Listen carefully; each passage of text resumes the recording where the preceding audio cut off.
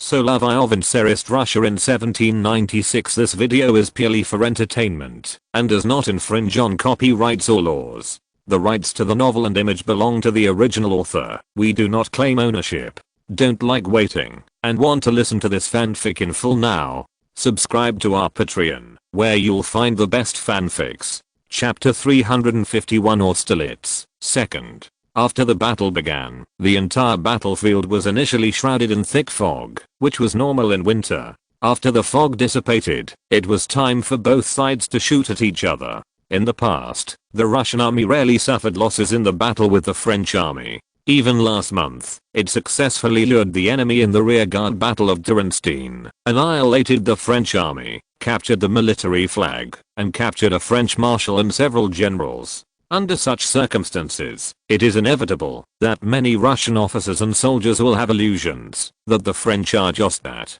But after the battle, it was obviously not the case. Soult now led the 4th Army to attack, and under the cover of artillery, the 2nd Division launched an attack on the Pratzen Heights. The Vandam Division has 5 regiments, and when they directly advance, their firepower is also very strong.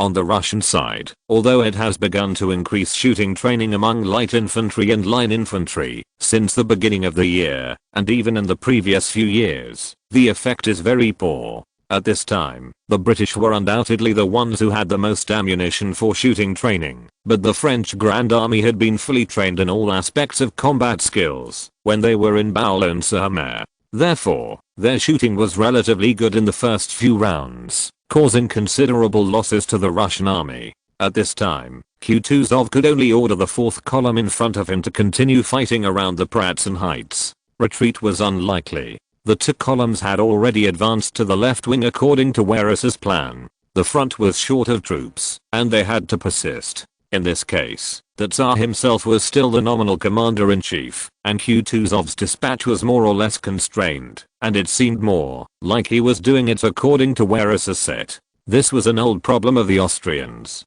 If the commander-in-chief and the quartermaster general disagreed, or due to other problems, the entire command system would be in disorder. The guards were in the rear at this time, and could not know the situation in front. After the fog dissipated, the exchange of fire between the two sides became more intense. But from the roar of the cannon, it could be heard that the situation was not good.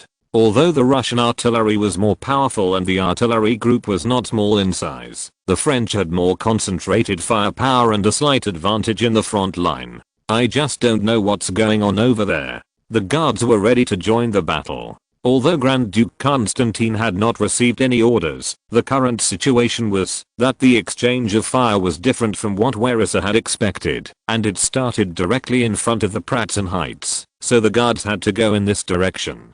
But the order had not come, and the guards still had to wait here. The 3 teams of the guards were ready at this time. The Guards cavalry and cavalry artillery were on the right, the Putin regiment and the Semenovsky regiment were on the left, and the Guards Chasseur regiment and the Izmailov regiment appeared behind them, leaving only the grenadiers and artillery in the position where Solovyov worked overnight. At this time, Grand Duke Constantine also quickly received the situation in front. When the two sides further exchanged fire in the middle, a huge gap appeared due to the collective turn of the 3 Russian columns and the attack on the right wing of the French army. After the French 4th Army had come up, the Grenadier Division, under the command of Duroc, inserted from this place. Solovyov was actually somewhat familiar with the Battle of Austerlitz, but he didn't remember the details so clearly. For example, Napoleon suddenly took out the Grenadier Division of Oudenet while filling the gap of the French army, and at the same time, rushed to the direction of Platzenberg,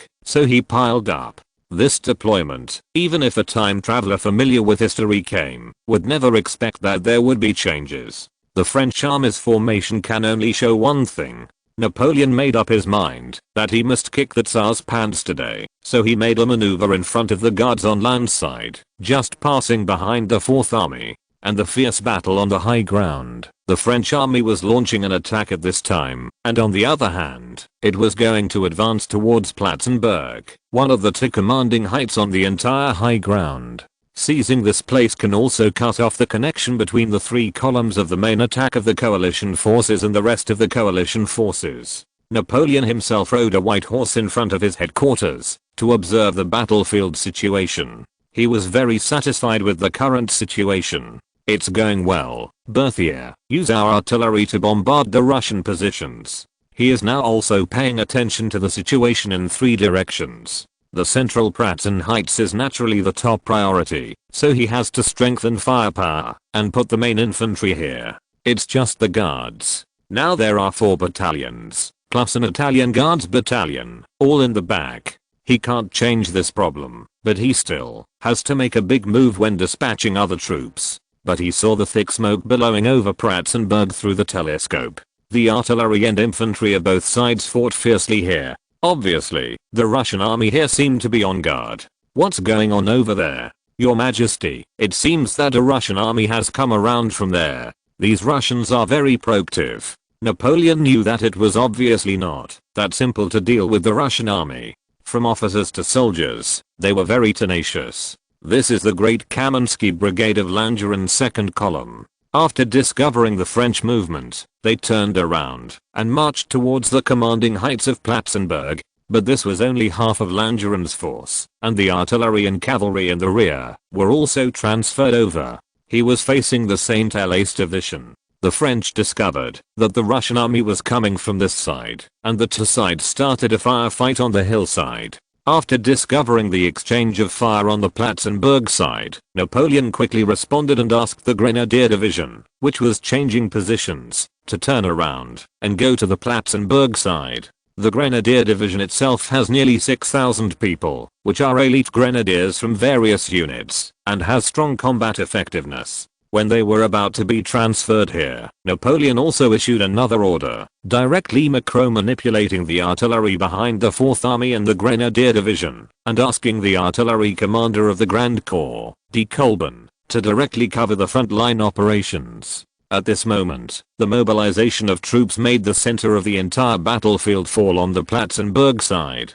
Of course, the battle was also very intense at the old vineyard. Solovyov rode to Grand Duke Constantine. At present, several regiment commanders and battalion commanders of the guards were waiting for orders here. The guards were really going to take action. It seems that we need to go up as well. Milutin, ask the Putin regiment and the Semenovsky regiment to prepare to join the battle. But Milutin led the team up and brought the artillery over, so the Izmailov regiment was still vacant. As for the cavalry, they also had to be mobilized at this time and pass through the road between the 2 heights. The French army had just come up here, and the battle was still going on. The subsequent reinforcement were now also advancing towards the Pratzen Heights. Even Bernadotte's 1st Army, which had always been slow in marching, was now coming to support the Pratzen Heights, especially in the very important Old Vineyard area. On the north side of the Pratzen Heights, a French regiment had already appeared here. Constantine also noticed the situation on the battlefield and found that, although the formation of the French line infantry regiment was in good shape, it was still a little far from the French infantry and cavalry on both sides. Damn it, this is giving us a chance to open a gap. He called an adjutant and asked him to pass on orders to the squadrons of the Guards cavalry to attack the French regiment. The 4 regiments of the Guards cavalry had a complete range of arms, except for the lancers, and the junior officers and soldiers in the Guards were generally equipped with new cavalry pistols. Those old flintlock pistols were obviously not as powerful as the new revolvers. When the Russian army charged, these new guns could even directly shoot the French soldiers in the hollow square formation on horseback. The Guards cavalry attacked very suddenly this time.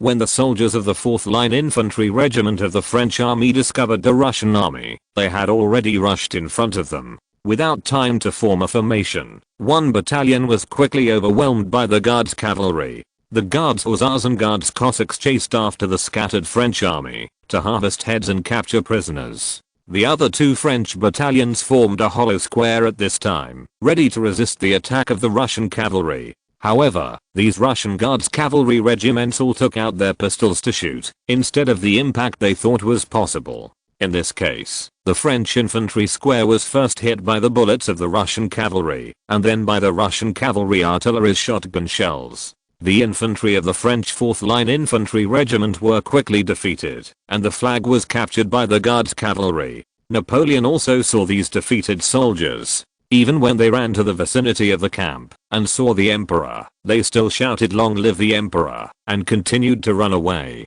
This is indeed a bit funny, and Napoleon was a little helpless. The next order he issued was that the French Guard cavalry should intercept the attacking Russian cavalry and bring the cavalry guns. The two sides' methods of action were basically the same. The French counterattack was to beat the Russian army back. The Russian army that launched the attack first suffered little loss, but they continued to attack the nearby French infantry. 2 of the 4 cavalry regiments were entangled, and the remaining cavalry had to face the French cavalry that had been waiting for them. The battle was very fierce. Now for the French army, their cavalry guns were in a better position. In this case, they fired a round of shotgun shells at the Russian army. The Russian artillery had not come yet. After the shotgun shells were fired, the counterattack of the French cavalry also forced the inferior Russian Guard cavalry to choose to retreat. The 2 Russian Guards regiments were assisting the 4th column, which was struggling in the battle. But the Russian army still suffered a lot of losses. As a last resort, these more combat-effective infantry had to retreat to reorganize, replenish ammunition, and reorganize the formation. The fighting power of the Austrian soldiers who were replaced has always made people anxious. Unfortunately, the Hungarian infantry and grenadiers with stronger fighting power are not here. As for the Austrian troops in front of them, each regiment is not only not fully staffed, but most of them are even a battalion. Not only are the staffing incomplete, but most of them are new recruits. The strength of a battalion is almost 1,000, and the strength of a battalion is only 400. After these Austrian troops came up, they soon couldn't hold on. In this situation, Kutuzov was somewhat relieved when he saw the Guards coming up from the flank. After all, Grand Duke Constantine had experienced the test of war, and he knew how to seize opportunities and come forward in times of crisis. Alexander himself has now begun to wipe his sweat with a handkerchief. He didn't expect that the battlefield is so tense at the moment. According to Weris's report, the coalition's left wing has the advantage. The French army in the middle has already attacked the Pratzen Heights, and the French still have some advantages. Bagration's right wing, as a feint attack force, was entangled with Lanner's troops. Under the flank cover of the 5th column commanded by Liechtenstein, the battle was fairly evenly matched. However, Murat, who was with Lanner, and his cavalry, namely Nansuti and Killerman, joined the battle, and some reserves had not yet been put into battle. The situation was not good, and he was under great pressure now, but he didn't know how much he was worth, and whether he could fight. After all, Weros looked good. However, on the Pratzen Heights, the Russian army attacked the 2 divisions of the French 4th Army from both sides, and the French Grenadier Division came to flank Great Kamenski. The 2nd column, a very proactive unit, could not resist, and was driven down to the Pratzenberg side by the French army. The battle at this time was not very good for the coalition forces. The battle on the top of the heights was still going on, but the French army was currently pressing forward, and it was already in a state of driving all the troops on the Pratzen Heights down. At this time, the 2 regiments of the Guards that had not yet been put into battle were behind the high ground and had not yet been put into battle. The problem of these 2 regiments at this time was that the 5 battalions of troops would obviously be a drop in the bucket if they were put into the Pratzen Highland. With Grand Duke Constantine and Malaukio both going to the front to command the battle, these 5 battalions needed a senior officer to command, and only Solovyov was suitable. When Constantine ran to the front, the command order was not determined here, but at this time, Solovyov took the initiative to stand up.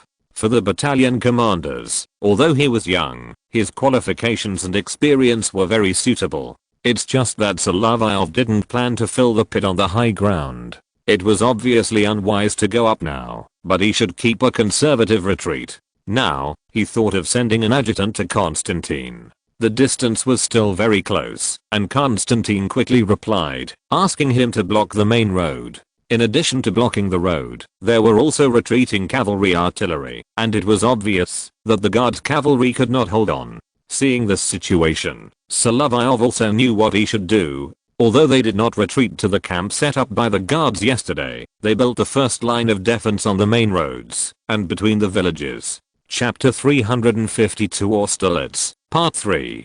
While the fierce battle was going on at the Pratzen Heights, there were also fierce battles on the north and south wings. Veroz's plan was naturally to defeat the right wing of the French army, so when deploying troops in this direction, 3 columns turned around to break through the few French troops here and then turned north. However, the terrain in this area is really not that good.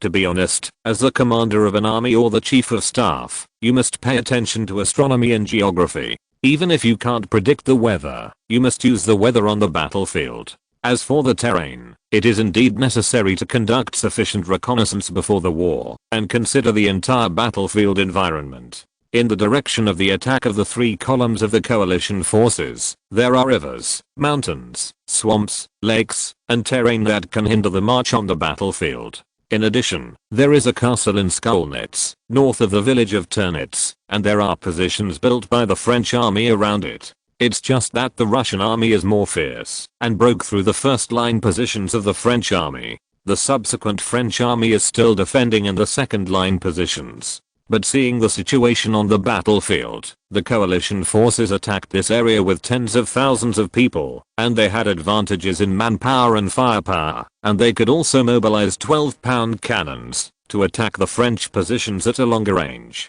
However, this progress was really not good, and they delayed the arrival of a capable guy. After receiving the order, Davout's troops, who were already on the road, marched to the battlefield in a hurry, and they didn't even care about so much. In addition to the guys they fought, they couldn't throw them away, and even threw their backpacks and the spoils of the previous battle on the side of the road. After all, if you win the next battle, you can still get the spoils. The previous battles were all small scale, and the villages along the way were almost looted by the 2 armies like locusts passing through. In this way, the French Freiant Division advanced quickly, with 5 infantry regiments and a dragoon regiment. Many infantry fell behind, but they still arrived at the place. The Freiant Division itself had good combat effectiveness. After they arrived at the battlefield, they lined up to meet the Austrian army in the front. This Austrian army was a defeated unit that had fled from Ulm. Like the Russian army on the Pratzen Heights, they suffered a lot of losses and had very low morale.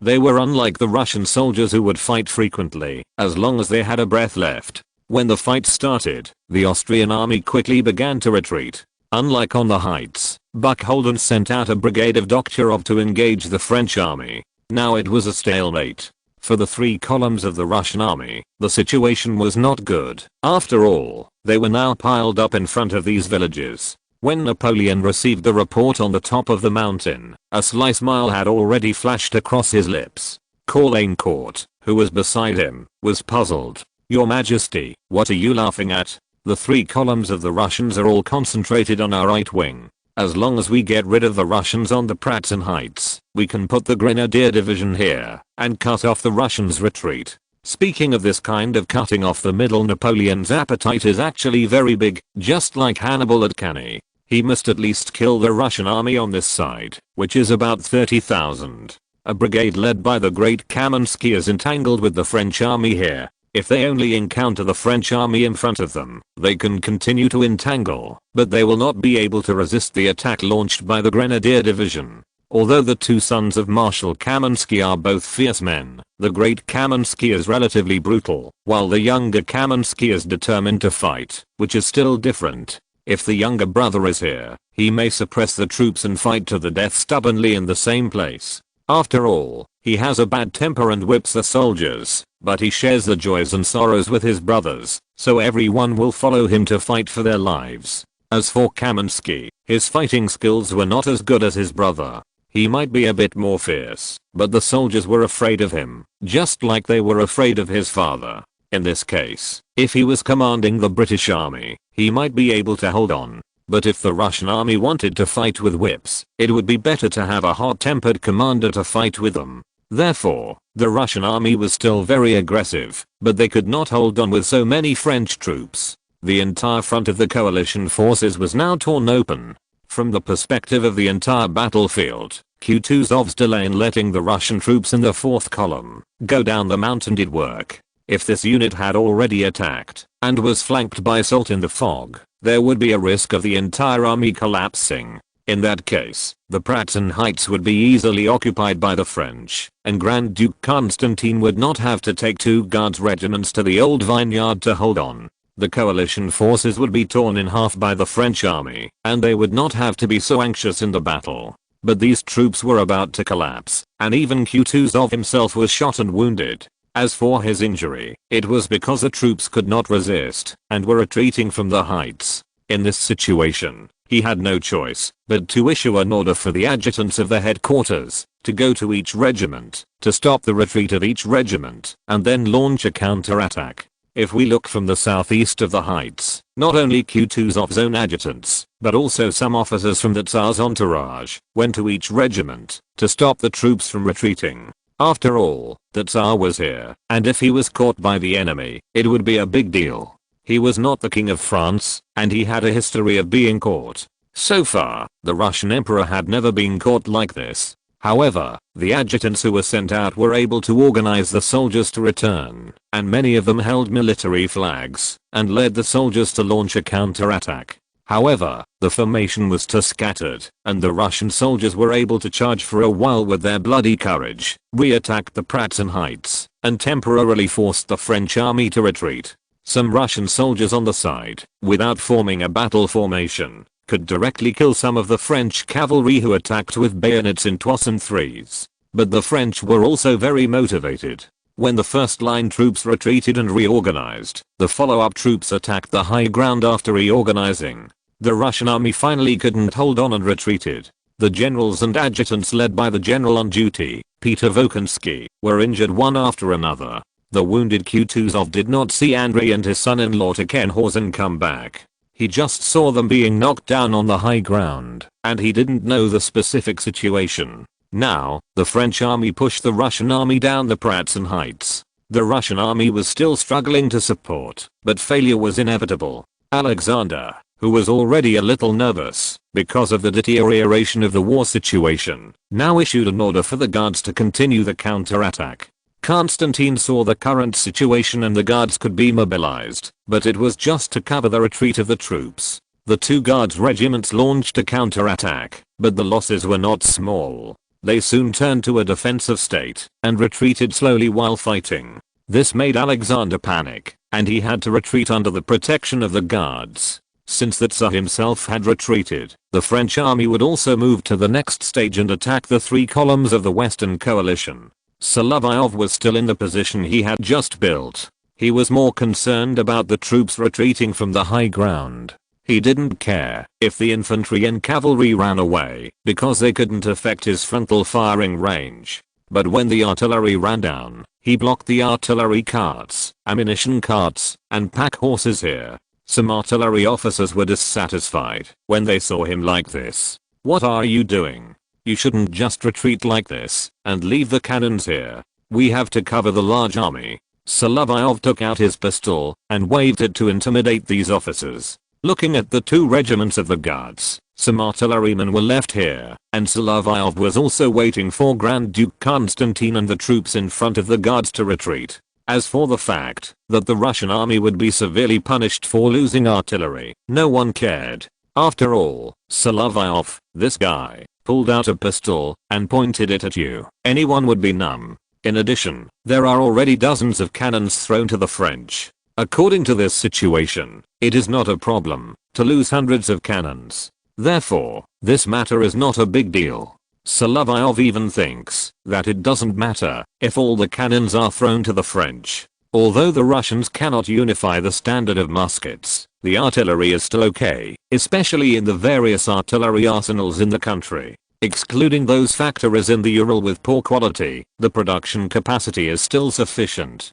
Therefore, losing the cannon is not a big deal. In this case, the Russian artillery is more powerful. After firing all the shells on the position, they are abandoned on the spot. In fact, the loss is not a big deal. As long as the artillery is destroyed and then retreated, it will be fine. The rigid artillery system of the Russian army should be properly changed after the battle. He didn't even need opinions now, because the generals of the guards who were in charge of command, except Lobanov who was still commanding the grenadiers in the camp, and Grand Duke Constantine himself who was hit in the face by French artillery shells and almost had his head chopped off by Napoleon's Mamluks, didn't even have a general who could command the battle here. Milutin and Repradovich were both injured and escorted away by adjutants and soldiers, but they were not in danger of death.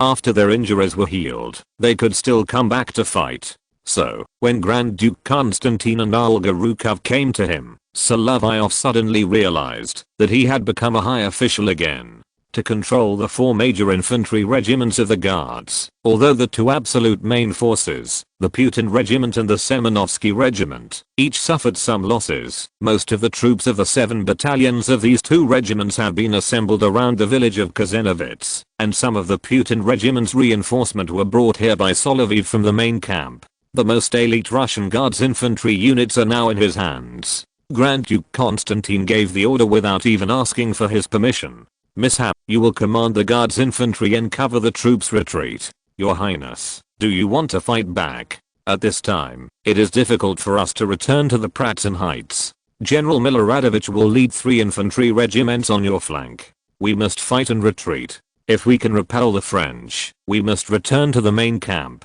On the other side of the Guards' main camp, there is a grenadier regiment, and some artillery that lacks horses. This position is on the high ground north of Austerlitz, and can block the main road to Austerlitz. As for the more than 30,000 troops on the left wing of the coalition, most of which were Russian troops, they could only leave it to fate. If Buckholden could withdraw the 3rd column now, and stop this meaningless attack, perhaps the troops could retreat in an orderly manner. However, the 3rd column was the farthest from his headquarters, and the Russian army was not all like the 2nd column. There was also a brigade led by Kamensky the Great, who took the initiative to meet the French army in Platzenberg. There would definitely be a disaster over there, and the Guards' task was simple. The Guards cavalry retreated, while covering the flank of Bagration's column in the north, while the infantry had to fight a tough battle here. Solovyov now hoped that the French army would not focus on going down the high ground to pursue the 4th column, but turn to the west to deal with the 3 columns. His frontal pressure would be less, although according to his estimate, he could force the French army back to the high ground here, leaving himself some time to retreat to the camp and reorganize on the 2nd line. Although it sounds a bit like a friend who dies, rather than a poor person, the French army's turn is also a great opportunity to encircle and annihilate the left wing of the coalition army. They have already captured thousands of Austrian prisoners on the Pratzen Heights. The capture of Austrian prisoners is also because the Russian army is reorganizing after the setback. These Austrians are in the front, but soon they can't hold on and almost disrupt the Russian army's just reorganized formation. The current situation of the Russian army is indeed very bad. Solovyov hoped that the French army would touch the 3 columns on the left wing, but he didn't expect that Vandame's 2nd division, with its morale high after winning on the high ground, came directly to him. Moreover, the French army's formation was still very neat. They also saw that the Russian army was the Guards, but they were afraid of the game legion left by Peter the Great, that is, the Putin Regiment and the Semenovsky Regiment. As for the Izmailov Regiment and the Guards Chasseurs, these 2 regiments were nothing to them, and they even had the confidence to attack and directly seize the military flag. Solovyov now used farmland and some village buildings to hide the 1st Battalion of the Putin Regiment behind him. After all, he used to be the battalion commander of this battalion and could still command some veterans. He could also launch a bayonet charge here as an elite grenadier. Of course, they had to hide to recover their strength. They had consumed a lot of energy in the previous battle and generally lacked bullets. The other 3 battalions and the Semenovsky Regiment were all in the hands of Grand Duke Constantine and were used as reserve forces to fight. Chapter 353 Austerlitz, 4th. The battle was going on very quickly. Afternoon, there were no soldiers of the coalition forces who could fight on the Pratzen Heights. Napoleon's own headquarters and the Guards were also moving towards the heights. It was still winter, and there was obviously no obvious smell of corpses on the battlefield. But after the fierce battle, there were still corpses everywhere on this core battlefield. After listening to the report of an adjutant from the north, Napoleon issued an order to Soult to lead the 4th Army to turn, to deal with the left wing of the coalition forces. The 3 columns, mainly the Russian army, were crowded there. The front was handed over to Bernadotte's 1st Army, with 5 regiments of Freyer's 1st Division and Raud's 2nd Division, advancing towards Austerlitz Castle and the village of Kozenowitz in front of it. The 1st Army had not experienced fierce fighting before, and its current state was also very good.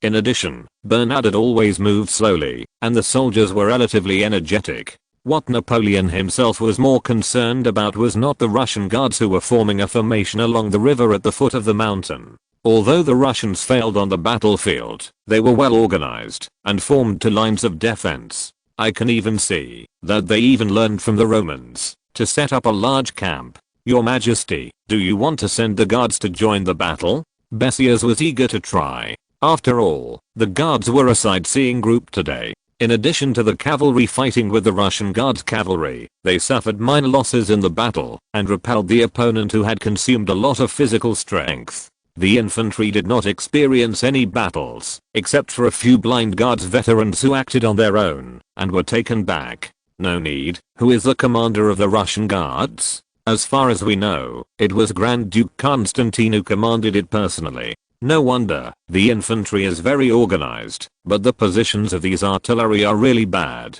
After hearing this, Bessiers knew that Napoleon would not be willing to send the guards after the victory of the battle was set in stone. Your Majesty. Seeing this, Napoleon took back the telescope clipped on Caulaincourt's shoulder and turned to Bessiers. The old guards have a more important use. We should let the 1st Army advance in this direction. If the 3 columns of the Russian army resist stubbornly, the guards may have to go in that direction. As for the Russian guards' current formation, it is obvious that they are going to use force. Even Napoleon only needs the 1st Army to confront the Russian army there and does not want to consume too many troops here. After all, the Russian army has suffered some losses before, and the 2 main regiments suffered heavy losses when they counterattacked the old vineyard. And if the fighting continues like this, if the retreating troops behind the Russian army and the combat-capable ones need to reorganize their formation, the battle may be delayed until night. Therefore, when he gave Bernadotte an order, he did not ask him to launch an attack.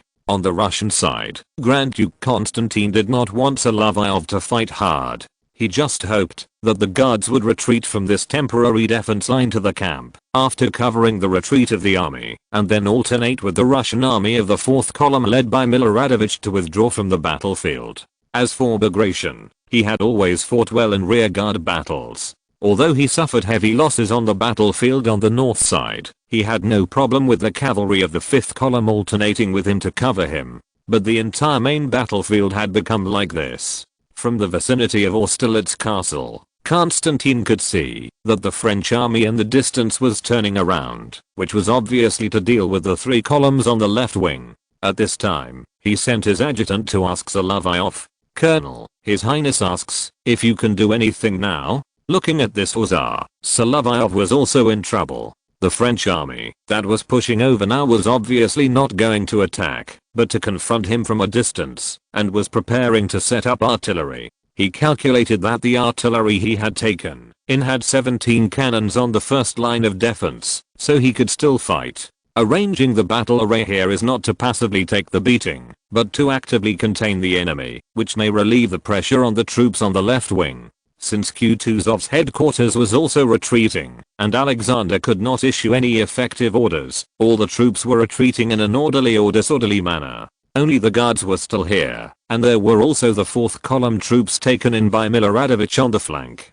Please tell His Highness that we will use the advantage of range to attack the enemy and lure the French into the trap. As for how to make the French take the bait, it is to use the accuracy of rifled guns and the artillery at hand. The artillery of the guards is mainly 12-pound guns, all deployed in the front, which is the area where the French First Army is advancing. His idea is simple, that is, to concentrate these artillery pieces and use solid bullets to attack the French formation that is approaching, but still trying to keep a distance, so that the opponent has to launch an attack. After all, the opponent's artillery is still deployed at this time, and in this era, there is no good anti-artillery means. There is no other way. This is the only way now. So he ordered the artillery to fire.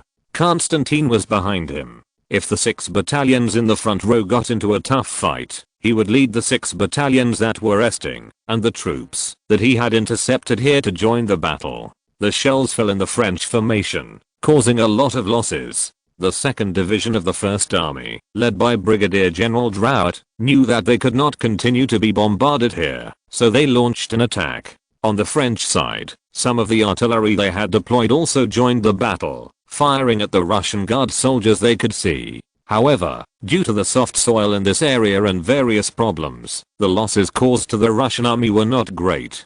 But the power of the shells is no joke. Even if most of the kinetic energy is lost in the soft soil, it can still smash any flesh that can be touched before losing kinetic energy. The power is there. But that was enough. Seeing this situation, Bernadotte also ordered the 1st Army to launch an attack. In addition to the infantry, they also had several hussar regiments under the Little Kellerman Cavalry Division that had participated in the battle before, as well as the Guards Cavalry that came from the side and rear, and Murat's Heavy Cavalry Division. There was also a group of special cavalry mixed in, the Mamluks of the Guards, that Napoleon brought back from Egypt. Some of them once boasted that they would cut off the head of Grand Duke Constantine and present it to His Majesty the Emperor. So when they saw that it was the Russian Guards, they attacked. Solovyov saw these cavalry rushing over, and he was secretly happy. These Mamluk squadrons, who were skilled in martial arts and could cut through the gauze with a knife, were still quite pure at this time, but they were a little brainless in fighting. It was not okay to fight like this all the time relying on personal martial arts. So he ordered a company of the Guards Chasseur Regiment that had been ambushing there, and the selected shooters in the Izmailov Regiment, to shoot these cavalry one by one. Of course, you have to shoot closer, so that the effect is better. Although the French army encountered Russian rifled musket hunters in Italy in the past, the number was too small, and the hunters always emphasized accuracy rather than firing rate. Even if they used breech-loading rifles, it was still the same. The loading speed was greatly improved, and they would not shoot quickly unless it was necessary. Therefore, when these hunters shot at the Mamluks behind the stakes and fences, the first reaction of these experienced cavalry was to snipe them, and the firing rate would not be fast. After all, the Ottoman musket hunters and the British rifled musket soldiers did not shoot fast, and were both known for their accurate sniping. At this time, it was experience that hurt people. If someone said that Solovyov did not have martial ethics and liked to use dirty tricks, this was a great injustice. After all, his soldiers could reload and shoot repeatedly, and there was no residue of paper shell bullets in the gun chamber, so the hunters only had to reload quickly. So the Mamluks, who were in the front, originally intended to use the chasseurs' poor firing rate to attack their opponents, but ended up becoming prey. Of course, for the Russian army, fighting them was somewhat a funny scene of racial conflict. After all, one of the main businesses of the Russian army was to fight the Ottoman Empire. The Mamluks' home base was in Egypt, but their hometowns came from many places in the Ottoman Empire, as long as they hung crosses and believed in Jesus. Well, that's what happened. Many Mamluks were knocked down with their horses. After all, they shot horses first before shooting people, and these war horses were still big targets. Although Solovyov wanted to say that it was a waste of money, these Mamluks' horses were very sophisticated, but this was on the battlefield, not when cleaning the battlefield to get spoils. Therefore, he stopped drooling over these good horses, but ordered the chasseurs to shoot freely. Although free shooting has always been inefficient, the breech-loading rifle is still very advantageous. Even Napoleon, who was watching the battle on the top of the Pratzen Heights, had begun to pay attention to the battlefield here. Your Majesty, the First Army's attack was frustrated, and the cavalry that outflanked the army suffered a lot of losses. Yes, I have seen it. It seems that they want to contain us, or serve as a rear guard for the retreating troops. Should we call Salt's troops back? No, Berthier, that would fall into the Russian trap. In this way, Bernadotte will continue to launch an attack. He has more troops than the Russian army, and the heavy cavalry division of the cavalry army will go around the Russian flank. Napoleon saw the camp of the Russian guards, but he didn't want to lose too much here. He just wanted to force the Russian army in front of him to retreat. So Murat joined the battle. After Solovyov repelled the Mamluks, he had to turn his attention back to Bernadotte's infantry due to the attack of the French army in front. If it is true, the French army has been mainly marching in the past few months, and the soldiers who fell behind can quickly return to the troops. Most of the troops are still intact. In fact, because of Bernadotte's previous slow advance, the losses of his army are almost negligible. On the Russian side, the troops that engaged in the battle were fortunately the Guards, so they were able to fight hard for a while. As for the high rate of fire hunters, Solovyov also considered that it was better to fight close. It was also because of this that Bernadotte's troops suffered a lot of casualties. In public, it was a fierce battle between France and Russia. In private, Solovyov had no time to think about it at this time. Even if Bernadotte became the king of Sweden in the future, he was only concerned with the frontal exchange of fire. The French army has now discovered that these Russian troops are tough and have caused huge casualties to their infantry. What is even more embarrassing is that in the exchange of fire, the 54th Line Infantry Regiment of the French army was defeated by the powerful firepower of the Russian army. The defeated soldiers even abandoned their regimental commander, Colonel Armand Philippon, and the flags of 2 infantry battalions, and just collapsed without order. This was a more thorough defeat than the friendly army in the previous Battle of Dranstein. This regiment had now lost its organizational order, which made Bernadotte shake his head. There was no other way. Solovyov liked it this way. He let the hunters squat in the grass and behind the stone walls in 2 rows at close range and concentrated their fire, which could cause huge casualties to the French army. However, the 27th Light Infantry Regiment in front of the 2nd Division did not suffer as much loss as the line infantry because of its loose formation. After seeing this situation, the rest of the French regiments began to disperse their formations to avoid being named one by the Russian shooters when they were arranged in 3 rows. This caused the battle to fall into a stalemate. The Russian army only had a slight advantage at the beginning, and then the French artillery fired back. Under such circumstances, Grand Duke Constantine ordered the Semenovsky Regiment to re-enter the battlefield to replenish the right wing of the Guards' position, which was hit hard.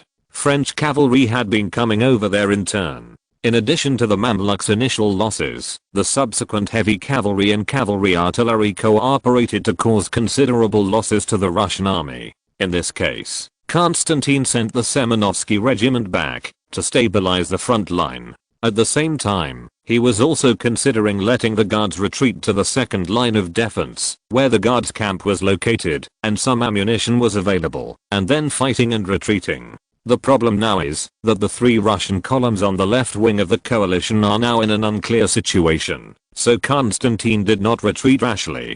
If he and Miloradovich retreated here, they would abandon 19 Russian infantry regiments and dozens of cavalry squadrons. If these troops were completely destroyed, there would be no need to fight the subsequent battles. Therefore, he also gritted his teeth and endured the losses here. Moreover, so far, the French army had never seen the Guards' chasseurs fighting style and was given a welcome gift. The French army even suffered greater losses, which led to a certain degree of reversal of the situation on the battlefield. However, this had no effect on the overall situation. Napoleon had already noticed the Russian intentions on the top of the Pratzen Heights. In this case, he had to first wipe out the 3 Russian columns and then come back to deal with the Guards. However, in this way, the First Army would be in trouble and would need to continue to suffer casualties.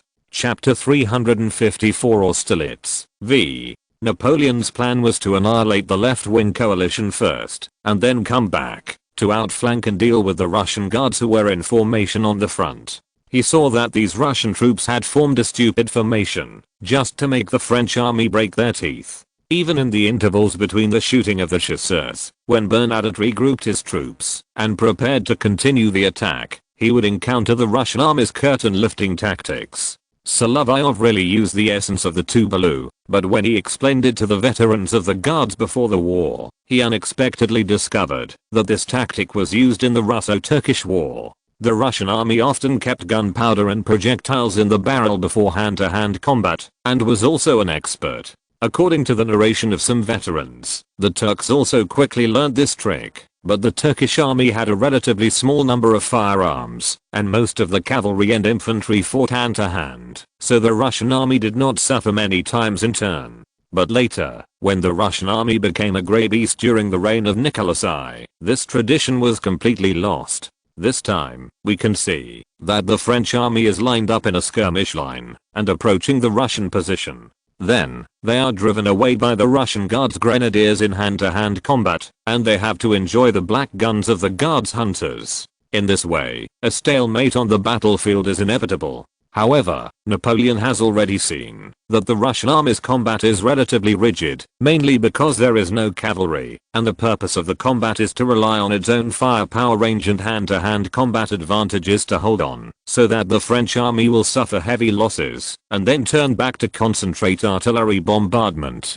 In other words, the French army has an advantage in the number of artillery, and when the two sides are pulled apart, they can still make up for it. However, in this way, many artillery were placed in front of the Pratzen Heights to suppress the Russian Guards, resulting in the weakening of the firepower on this side of the Fourth Army. However, Soult is not without a way. His 3 divisions are the main force of the French army in the middle. With the cooperation of Davout, they attack from both sides and launch an attack on the 3 columns of the Russian army. Langevin, who realized the disadvantage of this formation before the war, was somewhat cautious. The initiative of Kaminsky to counterattack Pratzenberg disrupted the deployment of the French army. Although he had to retreat due to the disadvantage of troops, this guy was still quite particular. He gathered the defeated soldiers near the ice lake, which was regarded as blocking the retreat for the 3 columns on the left wing. In this case, Langevin contacted Buckholden, hoping that he could lead the orderly retreat of the 3 columns, at least to occupy this passage. However, Buckholden, who was still drinking the night before, was in a mess. He had abandoned his troops and started to run away. It seemed that he was going to be doomed. Just when Langevin sent people to Buckholden, the French army had already rushed down from the Pratzen Heights. Even if it was an infantry attack, for the Russian army, it would be attacked from both sides, so it would be difficult to resist. The unfortunate 3rd column was directly attacked from 3 sides by the French army, and was in a mess. The Russian officers and soldiers were always tenacious. From generals to soldiers, even if they were fighting on their own, as long as you did not disarm them, they would still fight to the death. At this time, Langevin could not care so much. He sent someone to contact Dokhtcherov, the only one on the battlefield, who had made some progress in the attack, hoping that the 2 columns would take advantage of the French army's encirclement and annihilation of the 3rd column to quickly retreat and open a retreat route. After waiting for Langevin's messenger, Dokhtcherov also knew that the battle today would definitely not work, so he ordered his headquarters to start retreating. However, at this time, even if they wanted to run, they had to ask a guy with a shiny head. Davout and Friant found that the Russian army wanted to escape, so they took the initiative to pursue them. Even if they had run out of bullets, they had to hold their bayonets to act as an atmosphere group, just to entangle the Russian army that was about to retreat and expand the results as much as possible. He was so proactive that Napoleon frowned after receiving the report. Today, all the army commanders, except for the old guards who had been watching from behind, fought very well, except Bernadotte who was blocked there. Davout and Friant did a great job, so we can continue to encircle and annihilate the 3 Russian columns. He couldn't give any instructions to Bernadotte. The First Army had been slacking off most of the time on the way from Hanover, and now they encountered such a porcupine on the way to the pursuit. Yes, Solovyov's tactics can be said to be a pig's tactics, and it also has elastic defense, which made Bernadotte miserable. Napoleon didn't care about the losses of the First Army. Now he was going to target the 3 Russian columns, and put in the Grenadier Division. Ask Direct to pass between the 2nd and 3rd divisions of the 4th Army and attack the Russian army's rear. After the Grenadiers joined, the Russian army's originally orderly retreat column also began to fall into chaos. Langevin's troops were the first to bear the brunt. He only had 3 infantry regiments of Solovyov, and the losses were not small. He could not resist the attack of the French army. If it were not for Dokhtcherov who sent the Moscow infantry regiment to support him during the retreat, the 3 regiments would have all died here. However, the unlucky ones now became the Moscow regiment. They formed a hollow square to resist the French cavalry who came to kill them, and had to deal with the French grenadiers who pushed forward from the front. They could not hold on for half an hour. The commander of the Moscow infantry regiment was captured, and the military flag was taken away, but fortunately they were not completely wiped out. After being severely damaged, the 3 infantry battalions fled to the vicinity of the ice lake under the cover of the Kiev grenadiers. As for the ice lake, although it was hit by Napoleon's artillery, the losses in this small pond were mainly artillery vehicles and baggage.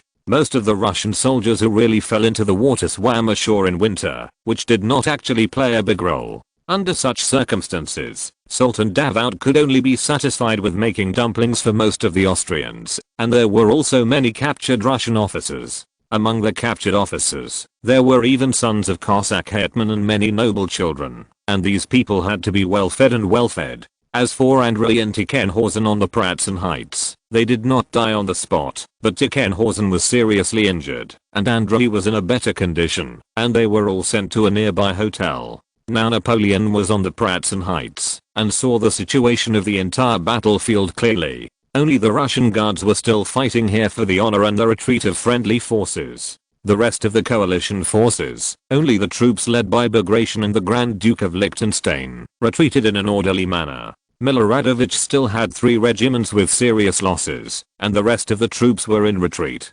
However, when Napoleon was about to order a strike against the Russian guards, he saw that the Russian army had abandoned the artillery and a large amount of baggage and was retreating. What are they going to do? This time it was not Solovyov's dirty trick, but Grand Duke Constantine saw that the situation was almost over and asked the troops to evacuate quickly. As for the cannons left behind, the shells had almost been fired, and now they had to destroy these cannons. When retreating, the artillerymen could still ride away on horses, abandon the things on the baggage carts, and drag the injured brothers to move together. But Solovyov in front was not willing to give up. He even wondered if he could counterattack if the French came to seize the baggage. But when he wanted to play like this, he needed at least a few cavalry squadrons. However, the Russian cavalry losses in this battle were too great. When he formed a formation here, he could not find a few cavalry nearby to launch a tactical counterattack. Therefore, he had no choice but to obey the order of Grand Duke Constantine and retreat to the guards' camp, which was the position dug out by the guards overnight. He could still rely on it to fight a battle and hold on until nightfall before withdrawing from the battlefield. Napoleon saw through these tricks and ordered the First Army not to rush to pursue. However, Bernadotte was a little too excited. Although not many were killed on the spot by the Russian army, many wounded soldiers were left behind, and several officers were captured.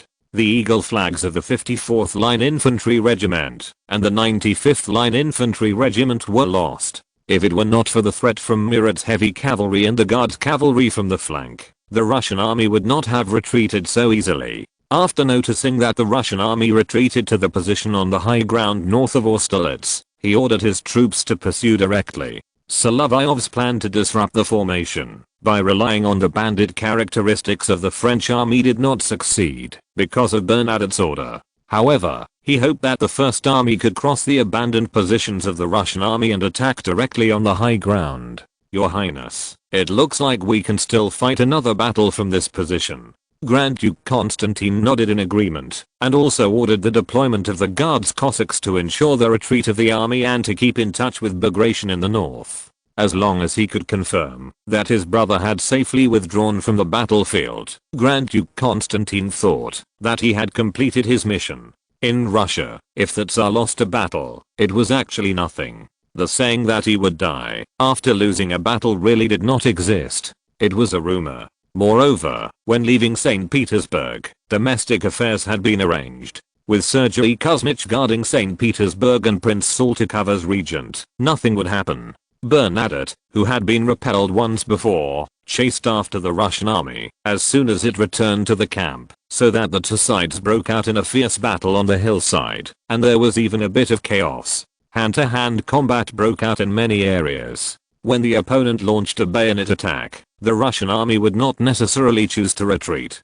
There had been a case before where the short French volters tried to charge the Russian grenadiers, but they didn't even use their bayonets, and were beaten back by rifle butts. At this time, the Russians fought back with bayonets, which was beyond the French's expectations. Solovyov himself also joined the hand-to-hand combat in the Guards' chasseurs, but his point of view was that within 7 steps, the gun was faster. In addition, he was only at a passing level in knife skills, and he couldn't play the knife flowers like the Cossacks, so it was more reliable to use a gun. The Russian counterattack repelled the French army, and cheers broke out all over the mountains, all shouting "Hurrah!" The French would not attack here for a while. After this wave of bayonet charge was repelled, Bernadotte could only stare at the Russian army on the high ground. When night fell, the French army had no intention of pursuing, and Constantine also issued the final order for the Guards to withdraw from the battlefield. For Napoleon, this victory can still be said to be brilliant.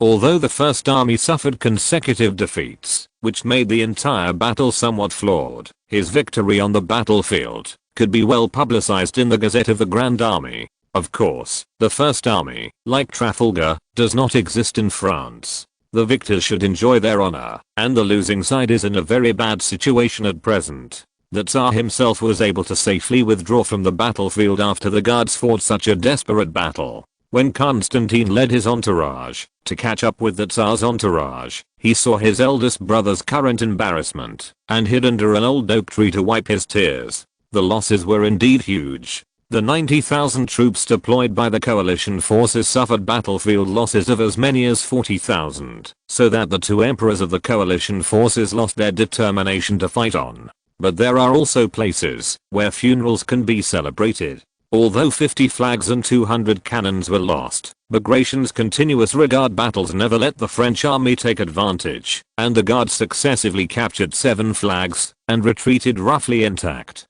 Especially the 4th Line Infantry Regiment, which was defeated by the Guards cavalry under the command of Grand Duke Constantine himself, was honored by Napoleon's elder brother Joseph Bonaparte. This matter also looks a bit funny. It's like, although I can't beat you, my brother can beat your brother.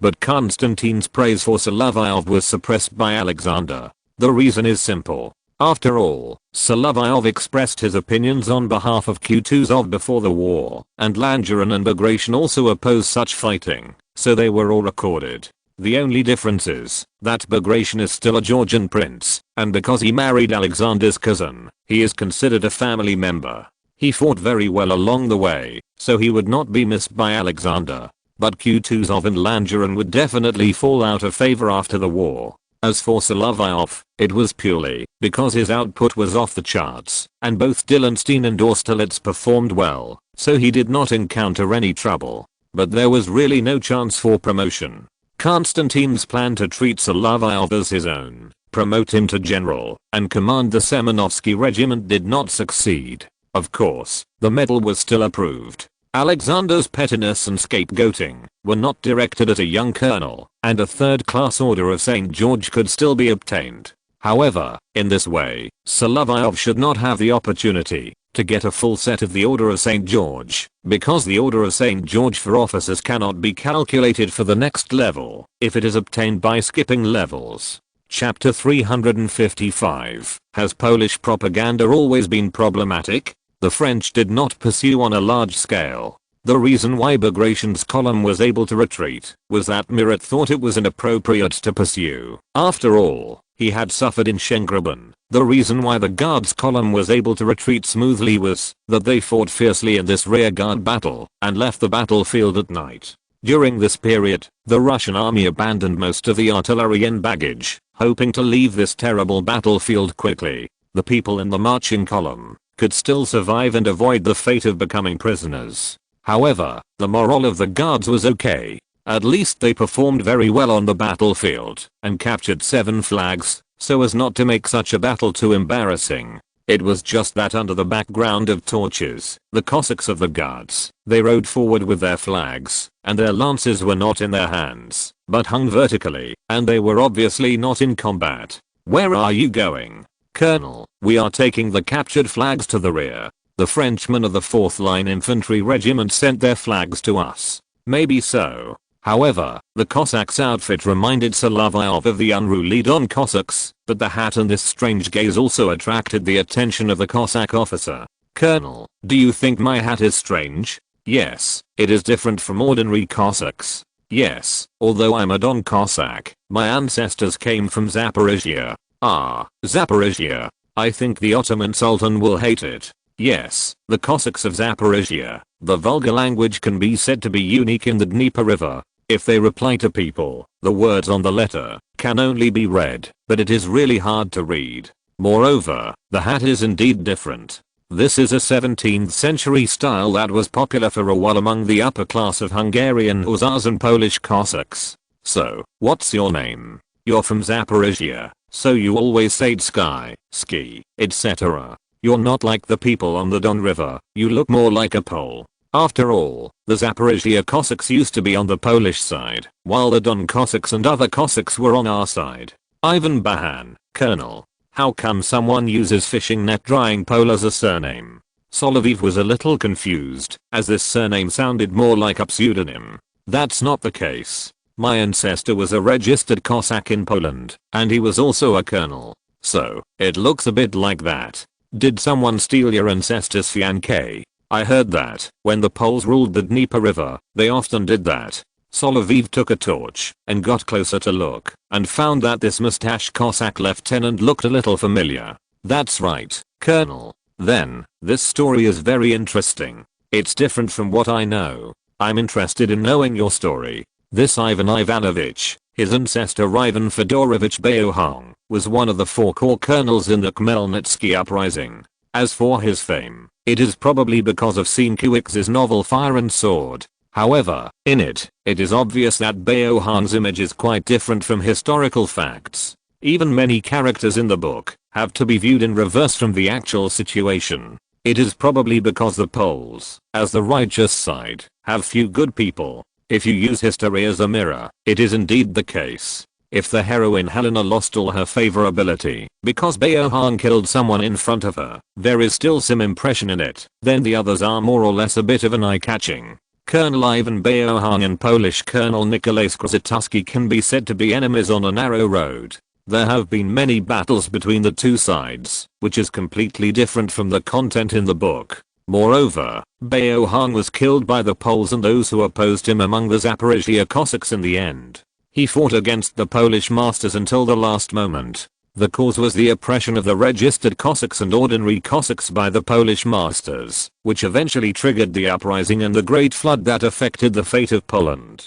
Then there was the decline of Poland, and there is no Poland now. That's it. I think you can have an accurate evaluation of what Limnicki did. Yes, Lieutenant. It sounds like the Pole who told me this story was told with a Polish bias. If you want to know, maybe you can look at the Polish archives and the materials we have now. Then we are afraid that we will go to Warsaw and Krakow. But now, we have no choice but to go back home and rest. The Austrians are afraid that they will not fight anymore. Yes, we should go back first. As for the story in Fire and Sword, Solovyov could only think so. If he believed the Polish mouth, he was afraid that there was something fishy. A person, a character, if it looks like marble and has no flaws, then it is meaningless. As for the current Poland, in fact, when Poland was divided, Prussia and Austria were the ones who took the biggest share without any shame. Warsaw is even in the hands of Prussia now. They heard that Russia and Austria were defeated by France together, and they should have the idea of restoring Poland. After all, the corps led by Dabrowski has always been in the battle sequence of the French army. Now that the anti-French alliance has become like this, it is better to go home first. Of course, on the way of retreat, knowing that he will receive the 3rd level Order of St. George is not a happy thing. As for the officers and soldiers of the Allied forces captured on the battlefield, they will have to find a way to negotiate and release them. But these things have nothing to do with Solovyov. Grand Duke Constantine quickly sent a herald adjutant over. Obviously, the Grand Duke still has something to entrust him to handle. Your Highness, do you have something important to talk to me about? Fighting with the French, we are inevitably facing diplomatic problems, and there are also the women who are married off during the marriage. Alexandra is fine. William wrote that they are free to move around in Stuttgart, and even Charlotte from England is not affected. Your Highness, do you mean to send someone to Mecklenburg and Weimar? Indeed, there is no one more suitable than you in the guards. My brother is in a bad mood now. He is preparing to return to St. Petersburg, and the army is also returning to the country. The task of bringing Alina and Maria back is left to you. Your Highness, you have to let me lead the troops there, and we can also provide escort on the way. However, it is obvious that infantry cannot be sent to Weimar and Schwerin. I will give you a squadron of guards Cossacks. Take these 2 letters and give them to the Prince of Mecklenburg and the Duke of Saxe-Weimar respectively. After Solovyov received the sealed letter, he had another question. Your Highness, I will do as you say. But there is still a problem, that is, Prussia has not yet confirmed that it will go to war with France. Is it too hasty to act now? In addition, there is another problem, that is, the weather is really not good. Her Highness Alina is in poor health, and Mecklenburg and Hanover are not adjacent. It is still safe at present. Should we wait until the weather improves before letting Her Highness set off? You are still careful. I'm really relieved to let you do things. So Constantine wrote another letter, but gave it to his accompanying adjutant. After returning to St. Petersburg, give it to Prince Christian August of Mecklenburg. When the Baltic Sea thaws and the weather warms up, you can let him go home to visit his relatives and bring Alina back. The adjutant took the order and went out. As for the next step, it was the question of which Cossack squadron was more suitable to be allocated.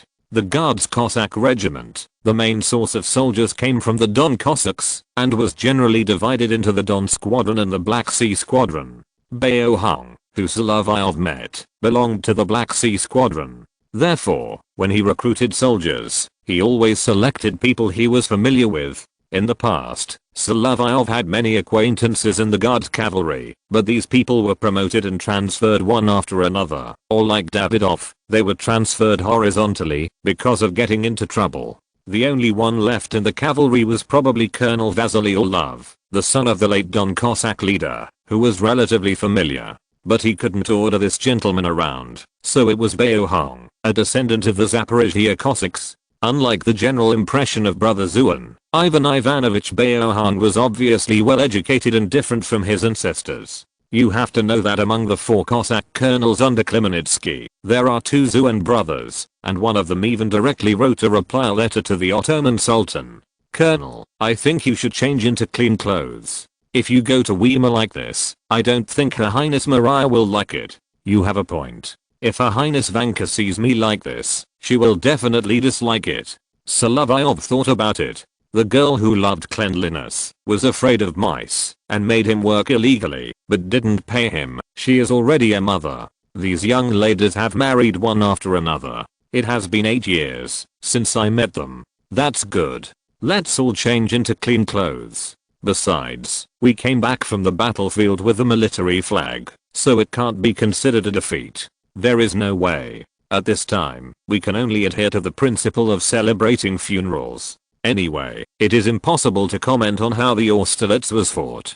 On the Austrian side, it is estimated that peace talks have begun. Although Archduke Karol and Archduke John are still leading their troops on the road, the situation on the battlefield has made Emperor Franz lose confidence. Now, it is the traditional art of Austria to sign a treaty after a defeat. But there may be another result, which no one has noticed. Solovyov has been here for a long time, and it is impossible for him to think of it. That is, the illegal organization of the Holy Roman Empire, from Charlemagne to Rome, will die in the hands of Napoleon after 1,000 years. It is not a natural death, because it is not disbanded by the title holder. This illegal organization has always been full of slots, and now it has come to an end. Solovyov always brings a set of clothes for change. He is not in a hurry to rush to Weimar with this team of Guards Cossacks. He will stay in Poland under Prussian control on the way. This detour will also pass through Dresden and Leipzig, but the people Solovyov met there have either gone to Italy or are in their own fiefdoms. Arriving at these 2 cities is to inspect the battlefield of the future decisive battle in advance. As a soldier, since he claims to be a theorist, he naturally has to use all the element that can be used as soldiers. But if he wants to take action, he will have to wait until the return trip.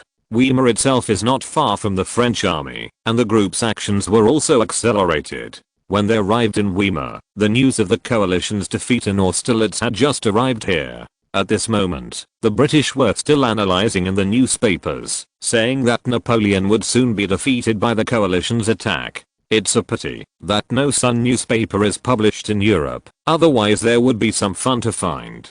As for Saxe-Weimar, since Russia sent troops here only to pick up people and serve as guards, it was not easy to say much, just arrange for them to rest. Only Solovyov brought Beohang to the court of Weimar, where they were received by the Duke of Saxe-Weimar. The Duke was here, also in military uniform, which reminded Solovyov of one thing, that is, he was still working part-time in the Prussian army. Mr. Colonel, I know very well what the Emperor of your country means. As a monarch who is a brother, how can he not love his sister who married far away? I think you can stay here for a while, even though the King of Prussia is willing to mediate. Maria has just given birth to a child, and is not suitable for long-distance travel. Even if there is something, it is not too late to leave when the weather warms up. The Duke had good intentions, but the King of Prussia, who was fierce on the outside, but weak on the inside, would have been even slower if Queen Louise had not stood behind him. At this time, it was too late to mediate. Moreover, after the coalition forces around Hanover learned that Austerlitz had failed, and France and Austria were about to make peace, the British army had already boarded the ship, and the Russian army and the Swedish army went to the Pomeranian territory of Sweden to garrison. He couldn't do this, and now the Third Anti-French alliance had actually failed. As for this squadron of Cossack guards, they would have to stay in Weimar temporarily, waiting for the result of the mediation of the King of Prussia, as well as some other matters. Solovyov knew very well that, if Maria knew he was coming to Weimar, she would definitely summon him. This lady was the most troublesome. Chapter 356 How could I not meet Goethe when I came to Weimar? Part 1. Maria gave birth to a son in September. The child is not even 100 days old. After her body has recovered a little from the birth, she came to take care of the child herself. Speaking of which, her physical fitness is indeed good. She is the one who inherited the most from Queen Mother Maria. Just when she had fed the child and coaxed him to sleep, a maid quietly came to the door of her bedroom. Maria was afraid of waking up the child, so she tiptoed to the door with her coat on. Your Highness, 2 Russian officers have come to the palace. They look like the guards' uniforms you mentioned. After hearing this, Maria knew from the recent news published in Weimar newspapers that they must be sent by her 2 royal brothers. Have you found out who these 2 people are? No, Your Highness. When I saw them outside the door, I only saw a short young colonel with a handsome face. The Cossack behind him was very masculine. Sophia, you are obsessed with love again.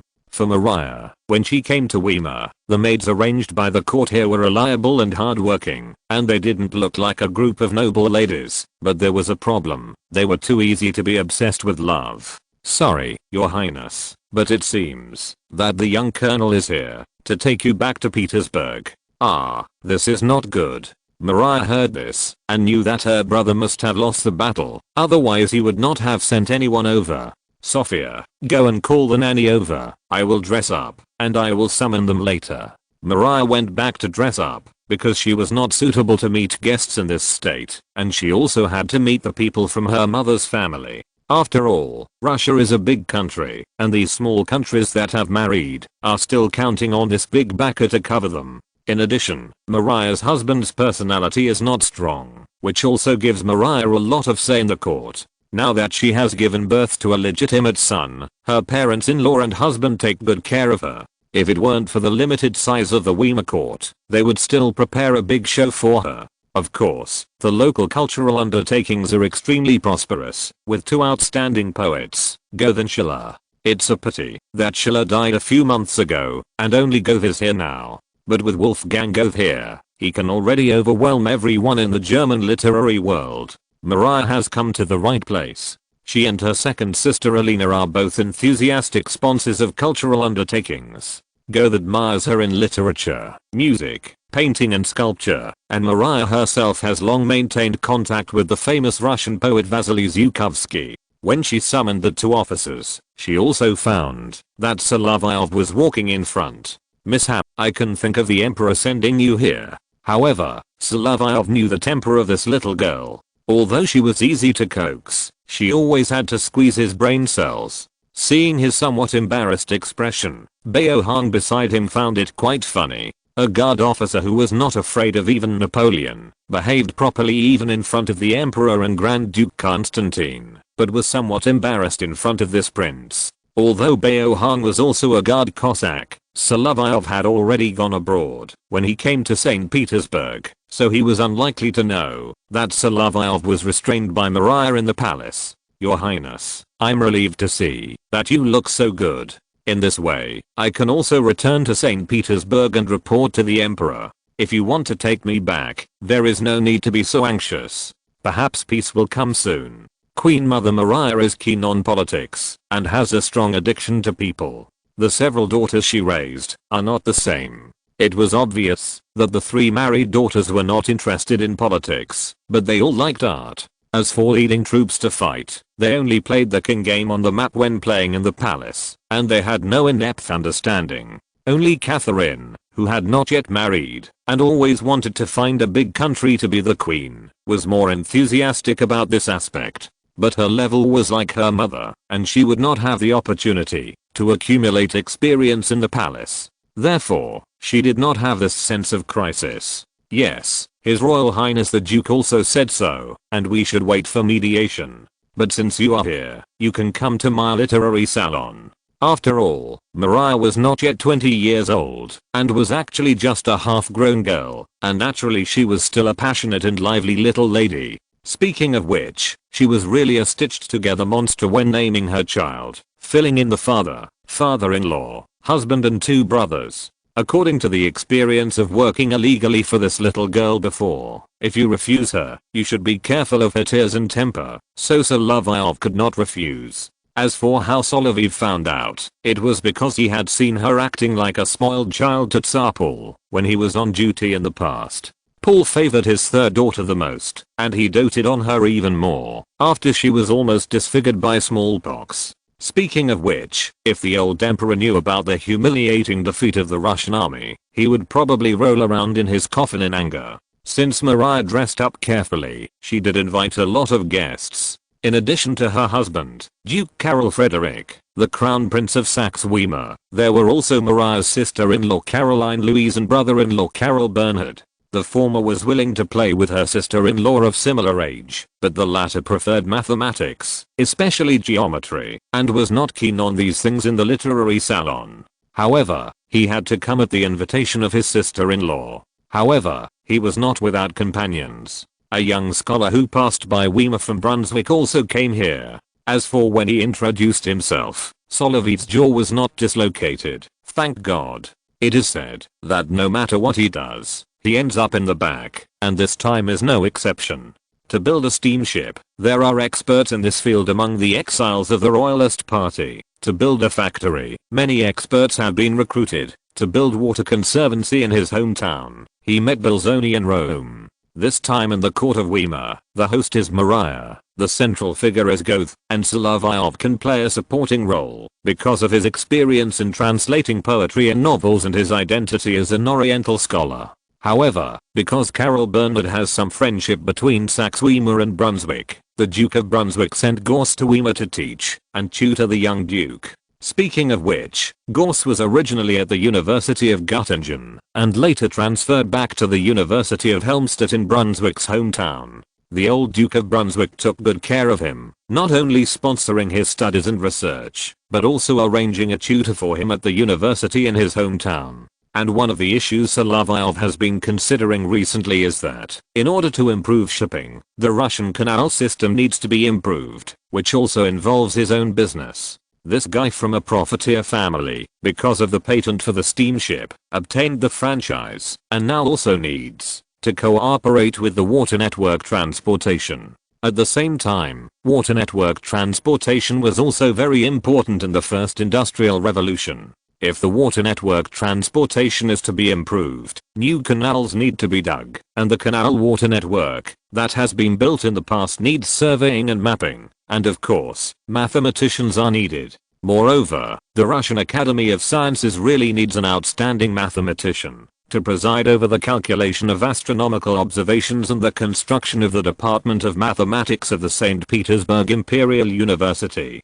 After Euler's death, the Russian mathematics community really needs a mathematician from Western Europe to assist in the development of its own mathematics. You must know that Russia's level of mathematics, physics and chemistry was very strong during the imperial period, and it was also very strong during the Soviet period. But now, experts are also needed. However, Gauss also rejected the invitation of the Russian Academy of Sciences in St. Petersburg because of the training and care of the Duke of Brunswick. Such a mathematician is really a great talent. If he is not poached, he will feel itchy and uncomfortable. But when he was greeting Gauss, Maria coughed here. This is a literary salon, not an Academy of Sciences. She looked quite cute when she was angry. Solovyov didn't realize that this girl was interested in him before she got married. His mind was on Larissa. Now, he didn't realize it either, and the people around him didn't feel it either. As a literary master, Goethe was very calm. Gauss's name as a child prodigy was known to the whole of Europe, and he was also a guest of the young Duke. As for Baron Solovyov, he had heard of him when he went to St. Petersburg. Now it seems that he is a young man who is both literary and martial. As for what he asked Gauss, it was a very interesting question. Is there a planet other than Uranus? Solovyov still has a basic level of advanced mathematics, so he was not too embarrassed when asking questions. Gauss's interest was also aroused. After all, the orbit of Uranus is a little offset, which is also the focus of astronomers' attention recently. However, it is difficult to explain it clearly for a while. Mr. Colonel, we can discuss this issue another day.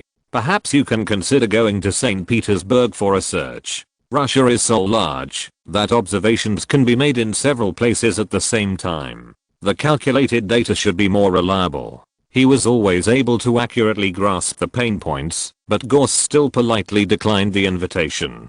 Thank you for your kindness, but His Royal Highness the Duke of Brunswick has been supporting me, and it is more convenient to conduct research in my hometown. Speaking of which, the old Duke has also given me advice, but we are both soldiers, and it is still a discussion of military theory. Although his approach seemed abrupt, it also made his identity clear. Gauss knew the relationship between Solovyov and the Duke of Brunswick, and his attitude softened. Solovyov grasped another key point. Prussia is likely to be doomed next year. By then, the Duke of Brunswick's principality will still be destroyed for a few more years. If the old Duke is unlucky, he will be on the battlefield. Although it is a bit fatalistic to say so, it is indeed worth worrying about. If the Duchy of Brunswick is gone, the observatory that the old Duke promised to build for Gauss will definitely be ruined. Then we will invite Gauss to St. Petersburg, since he can transfer from Göttingen to his hometown to complete his doctoral thesis. The treatment between Göttingen and St. Petersburg can be made clear. Of course, there is a small problem. Gauss has made great achievements in academics, but he hates writing books and teaching work. He hopes to focus most of his energy on academic research. No wonder there is a joke. When his wife, the second one, was dying, he was still working hard. When it comes to this, Solovyov thinks it is not a problem. There will always be a way in the future. As for Bao Hong, the Cossack, he was confused beside him. He couldn't understand mathematics, and he was not good at poetry. If he played the piano and sang, and performed the traditional Cossack lyric songs for Her Highness Maria and Mr. Goethe, he would have no problem. But mathematics, Cossacks, and cavalry, there are too many people who burn books and bury scholars in culture. After being asked a lot of questions by Solovyov, Gauss felt that the literary salon was not in vain. It was just that when discussing science, in addition to the two people who had just discussed enthusiastically, the little Duke Karol Bernhard, a diligent child, was very interested. You know, this little Duke is not in vain. He will make some achievements in geometry in the future, and have published papers on the construction of regular polygons. It seems that he will also be an artilleryman in the future. After all, the Emperor of Corsica who likes cannons also has some achievements in geometry. To be a good artilleryman, you must learn mathematics well, and be proficient in measurement. After some extreme pulling, Gauss can only agree that he can visit St. Petersburg in the future for academic exchanges, which is already a great success. Of course, the observatories of many universities in Russia can be dispatched for him, which is still a very tempting proposal. As for the next step, we still have to get back to the topic. After all, the literary salon hosted by Maria mainly discusses literature, not science. Gauss spent the rest of his time answering questions from the young duke. It was not easy for such a famous teacher to come to Weimar. Goethe wanted to bring up some topics that interested him, especially since Solovyov had a certain level of knowledge of Oriental studies. When Goethe was young, China fever was still popular in Europe, but not many genuine products were seen. Even Mr. Voltaire was a middleman. Solovyov had first-hand information and translated it by himself, which was obviously closer to the original appearance of Chinese literature. The distant East can still arouse the interest of this literary giant. Of course, when he was in St. Petersburg, he had already come into contact with the picture book of Romance of the Three Kingdoms. As for Solovyov, he has been updating his knowledge base all the time, and there is also content in other areas. For example, some dialogues with Oriental characteristics and the knowledge of Confucius in Shandong should be of interest to writers and philosophers. Chapter 357 How could I not meet Goethe when I came to Weimar? Part 2. However, when it comes to discussing literature, Goethe is also interested in those related to the mysterious East. Sir, I think this time, I have found the right person. Miss Ha is a rare expert in the court of Petersburg, and he must have something he hasn't told me. Well, Maria is always very thorough when selling out her teammates. Your Highness, although you say so, in front of Mr. Goethe, I'm just a firefly in moonlight. Solovyov said so, but Goethe smiled and said, but I have no fate with astronomy. Mr. Gauss is more familiar with the movement of celestial bodies. On the contrary, I prefer to study natural sciences other than mathematics. Goethe does have this hobby, and he also prefers people with a wide range of knowledge. Then you still like those things that can be touched, so that you can fully perceive them. Rather than the celestial bodies moving in the starry sky, it's just the universe. Sorry, if I mention this, it will affect my personal thinking and consciousness. Speaking of which, Solovyov himself is not very good at describing illusory philosophical views, he still prefers to do it. Then, young man, you should be very pragmatic in doing things. However, Solovyov heard that Goethe opposed the more popular optical theory. In the early 19th century, it was inevitable that there would be a certain degree of deviation due to knowledge problems. Gauss winked at Solovyov, but the person concerned did not understand what he meant, because it was the first time he met Gauss. Fortunately, Goethe himself was a master of both arts and sciences, so the atmosphere of the topic was relatively relaxed. Maria was a little confused. It was not that she was really stupid after giving birth to a child, but that she could not keep up with the pace. Goethe usually praised her, but in literature and art, as long as science was discussed, her brain had relatively little knowledge in this area. Most of the princesses raised in the palace received little education related to natural sciences. Louisa, who was interested in philosophy, history, and geography, was considered to be a bit out of the ordinary. As for her being inexplicably led astray by being with her lover and liking machinery and paleontology, that was another matter. Of course, Goethe inadvertently mentioned a question. Have you studied anatomy? Although I have killed people on the battlefield, I have also participated in some medical research, and even. Solovyov said this, and he thought of the fact that he delivered Louisa, which he could not tell, and the fact that he delivered his stepmother and took out his brother, which he could not tell. So he changed his words and said, but anatomy is not what I'm good at. In medicine, I have only done some research on disinfection and herbal medicine. Of course, herbal medicine must be based on botany. That's true, but animals and plants should all have original organisms. Speaking of it, this seems to be a simple understanding of evolution. Solovyov heard something new from Goethe. I do have this idea. After all, plants of the same genus always have similar structures. So, where does this origin come from? For the study of embryos. Although anatomy sometimes has some taboos, this is also the age of science, and we need to do research at some point. What Solovyov heard from Goethe was probably that among animals, similar structures can be found mainly through the dissection of various dead fetuses. Of course, Goethe's words were still very implicit considering Maria in the recliner. What's more, German is a rigorous and verbose language. Although it is not suitable in military orders, and always creates trouble in scientific research, sometimes it is useful to collage a bunch of words, at least it can be clearly defined. And this kind of understanding will still be popular in the future. After all, there is already a simple understanding. It's just a pity that I'm a soldier and I rarely have this kind of free time. Most of the time, I have to be in the army. Moreover, I'm not an artillery or engineer, so I can't have this kind of leisure time. You can take it as a hobby, Colonel, and you're so young. Yes, I'm only 24 years old, and life is still long. Young man, it's unlikely that you will always be in the army. There are still a lot of Russian nobles who retired in their 30s. But Solovyov thought about what he had done, and he might not have this opportunity before he was 50. Now he is one step away from being a general. Of course, the content discussed here by Goethe quickly turned from science to literature and customs. Especially for the mysterious East, many European nobles would still be interested.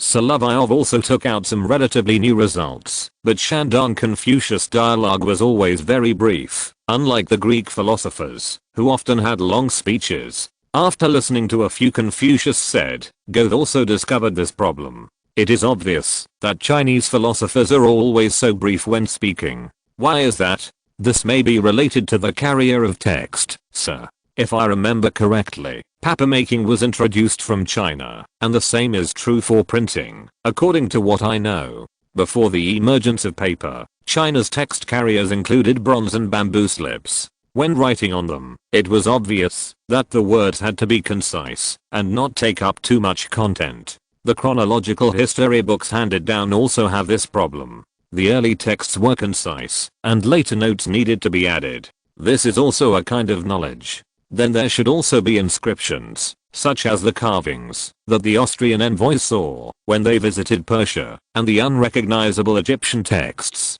But there are also parchment and papyrus. There are still such books today, but the history we see is generally not officially revised. It is always based on the records of scholars themselves, so it is inevitable that there will be some deviations. At the same time, there are indeed always some long discussions on the techniques of the ancient philosophers' speeches on papyrus, and future scribes may have to cover these contents. The profession of scribe, which appeared in Egypt 4,000 years ago, still existed in Europe in the 19th century. When Goethe was writing, he needed secretaries and scribes to help him complete some of the contents due to his age. At least the poet did not need to be busy with documents, and he always needed someone to help him reflect his thoughts.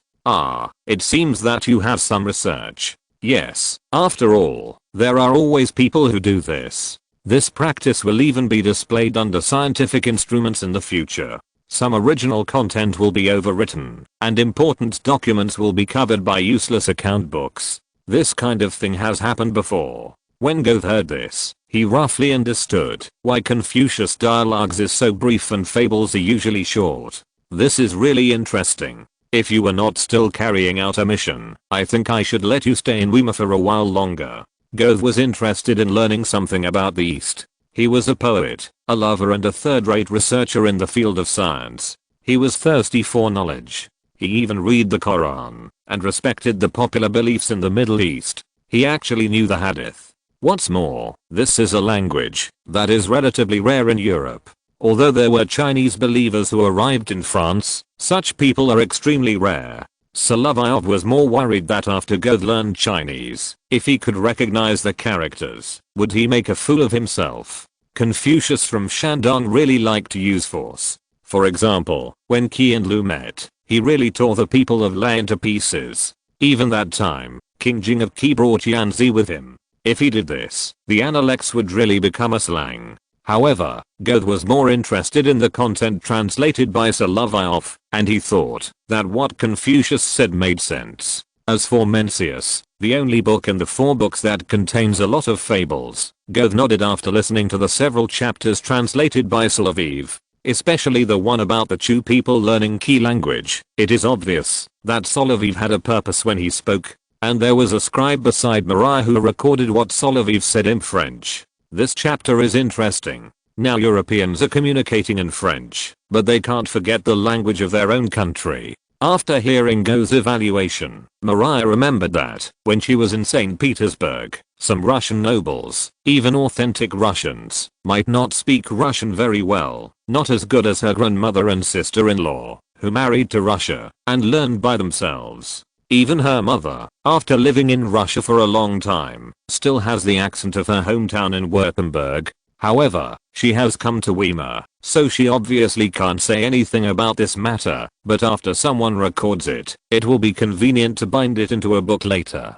Maria still has some ideas about Solovyov now, and it would be better if he could come to Weimar often. Unfortunately, the war in Europe is still going on, and peace is a luxury.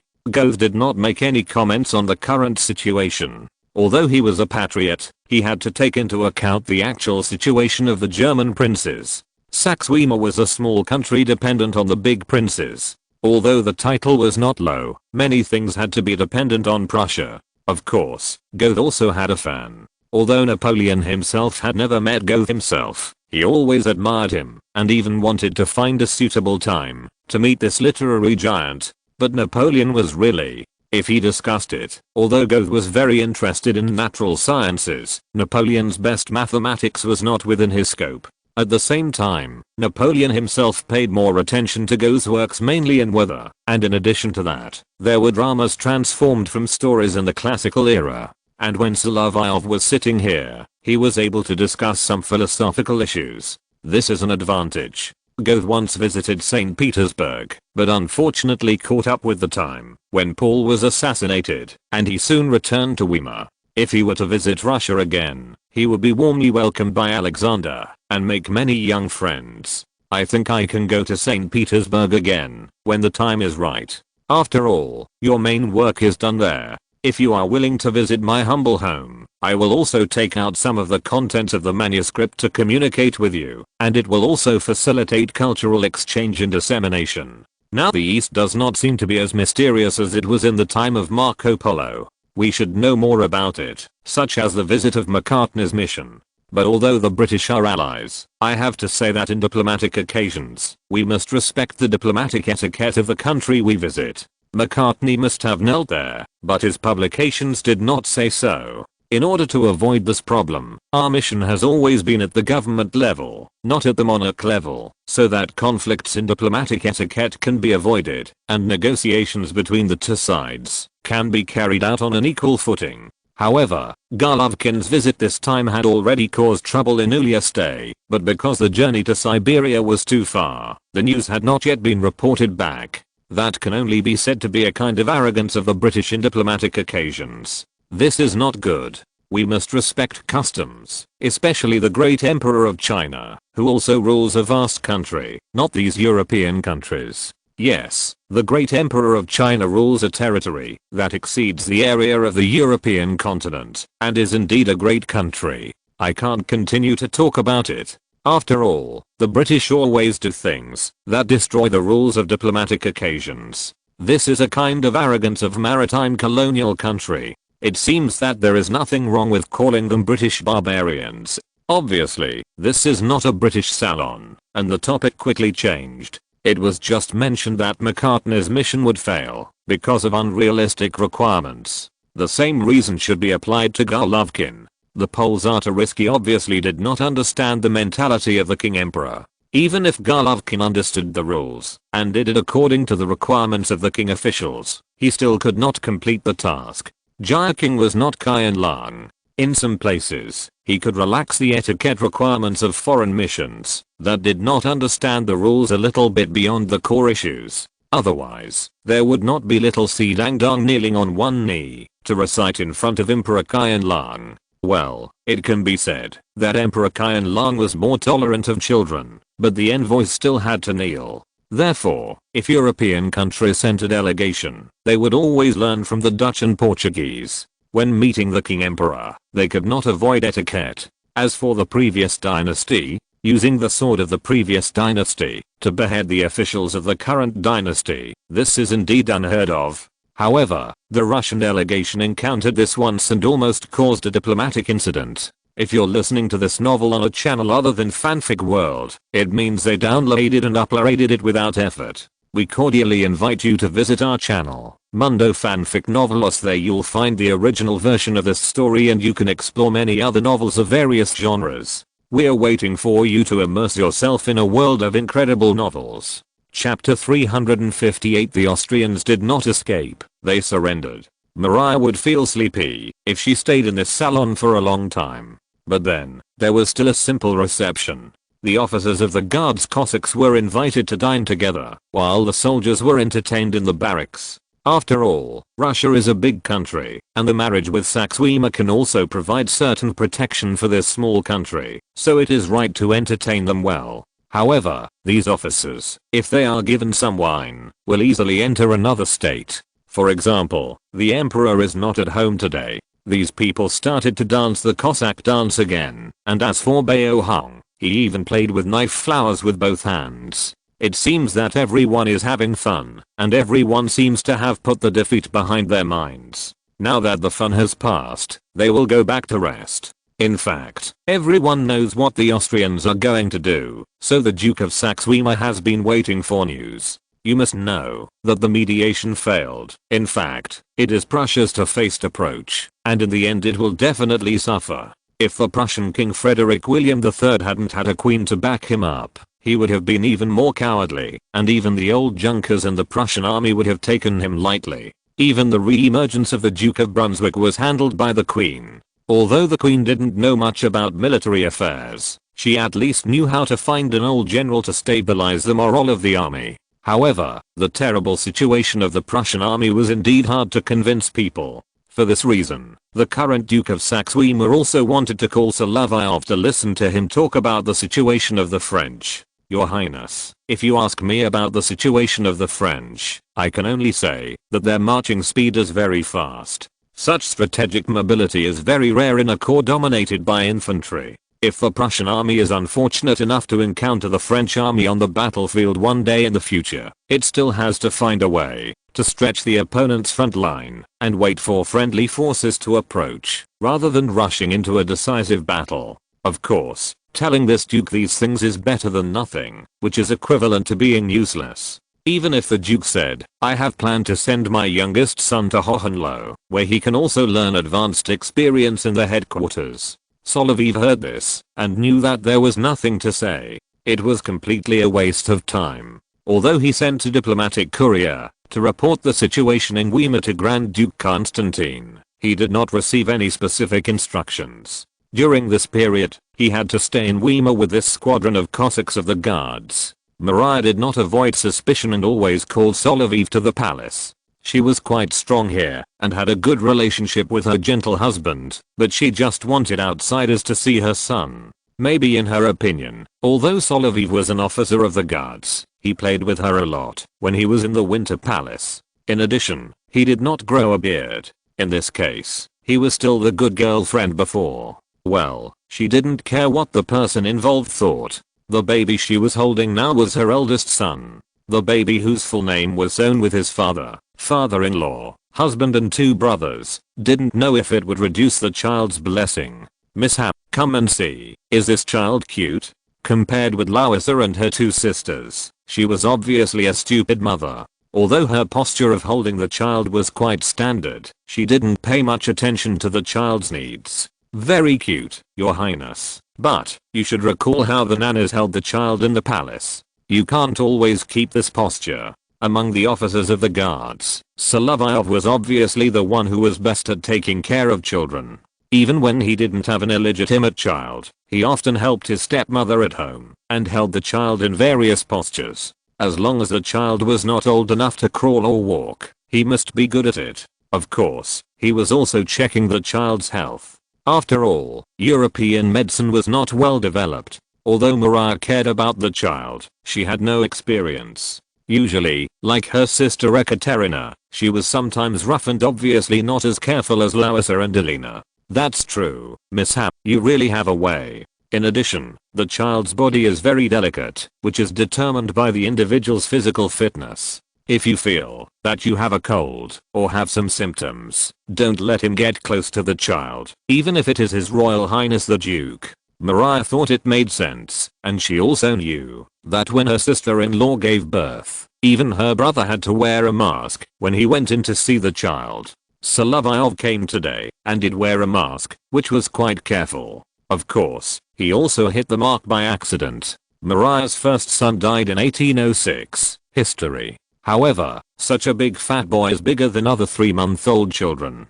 I guess he will be very healthy. It was also thanks to Mariah that her butt looked easy to give birth to, and she didn't suffer much. After listening to Solovyov, the inexperienced young couple really agreed with it, and ordered the servants and maids to rearrange Mariah's bedroom. But when the child starts to cry, you have to follow experience. Solovyov cannot interfere in this matter. Mariah probably thought that her son wanted to breastfeed, so she drove all the men out and undressed herself to feed the child. Taking this opportunity, Solovyov also got close to the Prince of Saxe-Weimar and found that he was a gentleman with no opinion. In this case, when the old duke was there, the old duke must have the final say in the court, but in the future, when he inherits the title, it may be Mariah who has the final say. The Queen Mother must have planned all this. William has his own opinion but not strong. Frederick Ludwig has a gentle personality and is a wife-loving maniac. This son-in-law's personality is not as good as the previous two. This made Solovyov a little curious, that is, who would be Catherine's husband? He was too familiar with Napoleon. Not only was he the uncle, but he also knew that after he had a child with the maid, he would not be so loyal to Josephine. At this time, his inner thoughts were, my poor aunt. You have to know that after Josephine married Napoleon, although she still had a lover outside, she also needed to do this to get intelligence for Napoleon in social occasions. She also brought a daughter and a niece. Hortense could give birth to an heir with Louis, while Napoleon and Josephine were married, and her ex-husband's niece had recently found a marriage target. Speaking of which, now that Stephanie de Beauharnais and Louis's brother are in marriage negotiations, Solovyov is about to become a relative of Louisa, although this series of operations is very complicated, and they have become relatives who have come back in twists and turns. But between him and Louisa, it was very straightforward. After all, in front of the Russian granddaughter, there was also a child of his, and it happened to be the one that Alexander loved the most. Even when Alexander was defeated, and on his way back home, he wrote to Louisa and the Polish girl separately, asking them to take good care of their daughters. As for Maria Antonovna, who was still pregnant at this time, she was also asked to pay attention to rest. After writing the letter, he also began to pay attention to the diplomatic situation.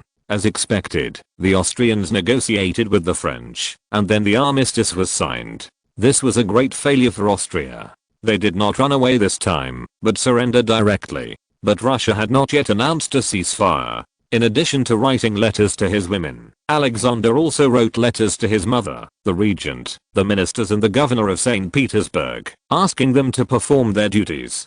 To put it bluntly, the court must stabilize emotions, government departments must fully cooperate in preparations for war, and the military governors of various governor-general districts must speed up training. At the same time, he also made a decision to pass the buck. Kutuzov undoubtedly took the blame and was temporarily unemployed. It was fortunate that he did not rush back to his own manor. Langeron was convicted for speaking out, and he was always a big mouth, madly complaining about his Russian colleagues.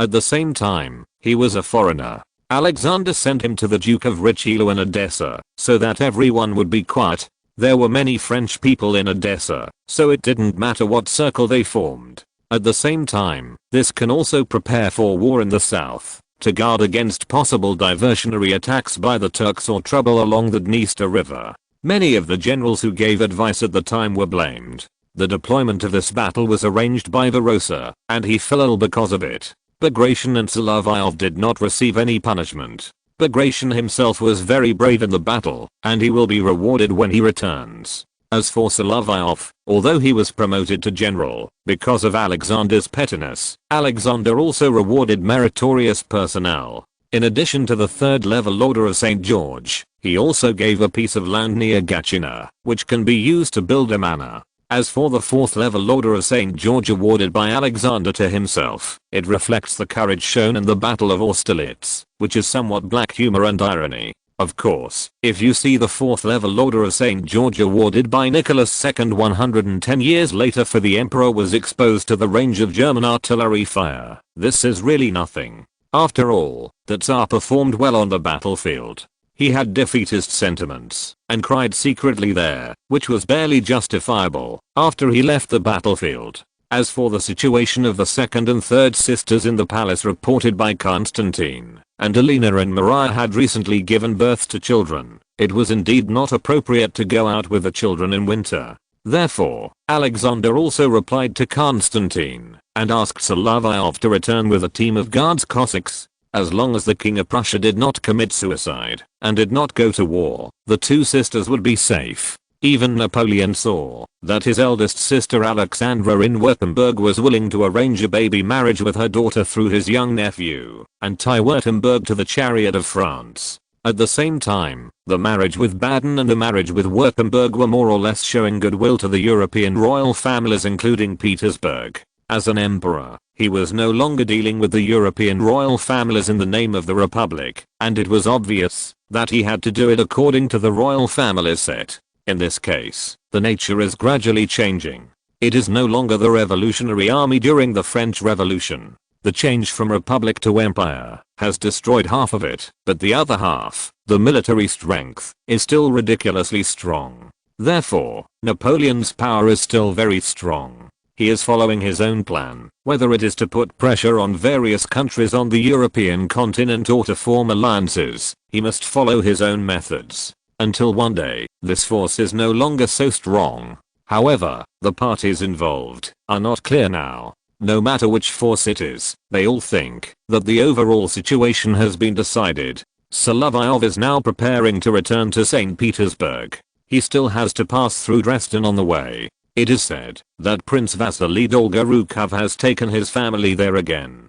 As for why he went there, it was because Naples joined the anti-French alliance. After the war, the French army drove the Naples army out of Naples, and they were retreating towards Sicily. At this time, many Russian nobles living in Italy, although their actions were not restricted, were definitely under secret surveillance. So Vasily Vasilyevich decided to take his wife and two daughters from Naples through Switzerland to Dresden. After all, the rear area controlled by the French was safe, and they were allowed to leave from here by the French. After all, for the more hostile British, the expatriates were only monitored and reported regularly, and personal freedom was generally still there. As for his two sons, they had left Strasbourg long ago, and were on their way back home through northern Germany. Solovyov's visit to the retired Prince Lieutenant General was also Vasily Yurevich's request, to ensure that the nobles and expatriates who were preparing to return home could safely return to Russia through Poland. You know, although Prussia did not join this anti-French alliance, they wanted to eat both ends, and the Poles in Warsaw always had their own plans. If the French came, they would cooperate inside and outside to take back Warsaw from the Prussians. They were even very confident that, since Russia had retreated back to the country this time, as long as France defeated Prussia, after all, it would be close to success if it came to Warsaw during the rapid march, and it would not be defeated quickly by the Russian army as in the third partition of Poland. It seems that they have figured it out, but whether it can succeed depends on the French. As for the last month of 1805, time is slowly passing, and when 1806 comes, the situation in Europe will be another situation. When the news is published on a large scale in London, the British will definitely break their defenses. In addition, the French Army's Grand Army Bulletin has always exaggerated the facts. It can be imagined how desperate William Pitt, who is already seriously ill, is. Maybe his death will contribute more than when he was alive. Chapter 359. Solovyov's marriage was shelved because of his low social status. When they passed through Dresden, it was already January 1806. The Elector of Saxony also entertained them. Saxony itself was also a de facto vassal of Prussia. When fighting foreign wars, the princes of Saxony acted together with Prussia. The intelligence that Solovyov got from them was obviously the latest version. The King of Prussia was tempted by the ownership of the Hanoverian territory. After the mediation failed, he had some ideas about Hanover under French control, while Napoleon, like teasing a donkey with a carrot, had already taken some measures. In the court, it is indeed necessary to pay attention to the fact that several branches of the Elector of Saxony also made some moves at this time. Since the plan to pick up the two princes was stranded, he also paid attention to what he saw along the way and returned to St. Petersburg to report. That's it, Miss Han. You want to get the news, but you can only get this much in Dresden. Besides, we have to prepare to return home. After leaving Naples, Vasily Vasilyevich did not take the route of the Balkan Peninsula or Vienna. He returned home from the south, because the Ottoman Empire was not honest either, but he had a manor in Dresden. Moreover, he did have something to ask Solovyov. Mishap, there are vacancies of officers in various units of the guards. Where is the best place to go? Vasily Vasilyevich, why are you asking me this? I have been abroad for many years, but Europe is not peaceful at all now, and our family is preparing to return to St. Petersburg. My sons recently went to Berlin to visit their aunt, so they are not here, but when they return to St. Petersburg, they will always serve in the army. Then the Guards cavalry is more suitable. Of course, it does not include the Cossacks. They have always recruited soldiers from the Black Sea Cossacks. Vasily Dolgorukov smiled and shook his head, but our family is all infantry, you know that. What the retired Lieutenant General Prince said was not wrong. After all, most of the Dolgorukov family, except Mikhail among the three brothers of Prince Peter, who was in the Hussars, were from the infantry. Except for Prince Krimsky's line, there were very few people with real power to lead troops.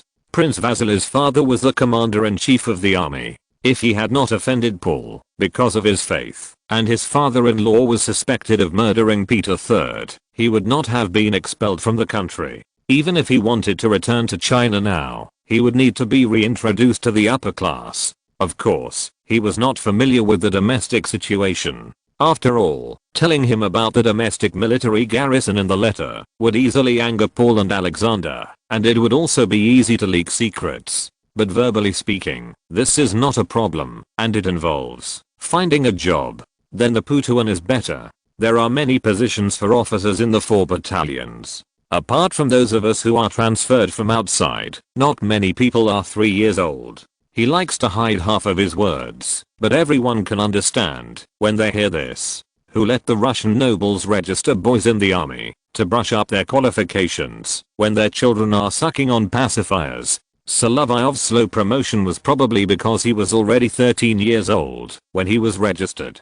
Obviously, he was at a disadvantage in terms of qualifications, and if there was an open reason, he would be at a disadvantage. If he had not brushed so many military merits, Alexander would have ignored his affairs because of his military merits when he was looking for a scapegoat for the Battle of Austerlitz.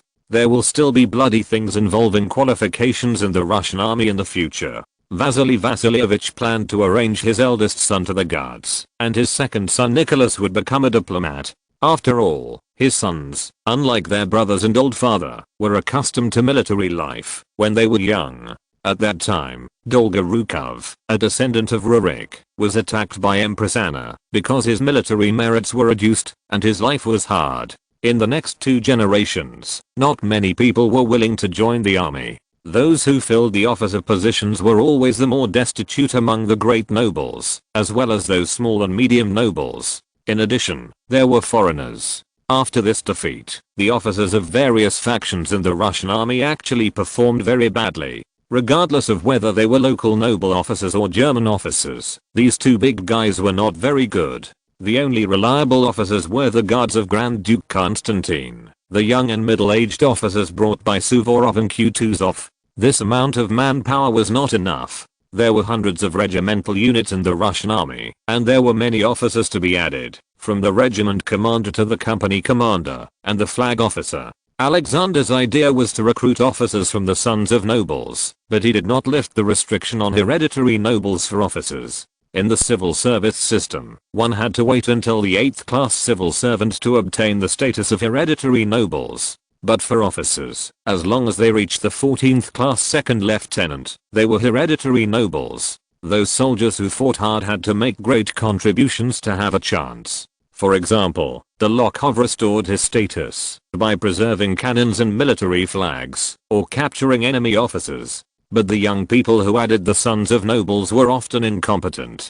Prince Vasily still wanted a familiar young man who could help his son in the guards, but there was no suitable person. Because of Prince Krimsky's relationship, their family is also a big power in the Russian army, and they also have a close relationship with the Moscow garrison. If Solovyov could get close to him, it would actually be very beneficial. But he didn't expect this. But when the old prince was in the country, he also took care of him a lot, because of his background.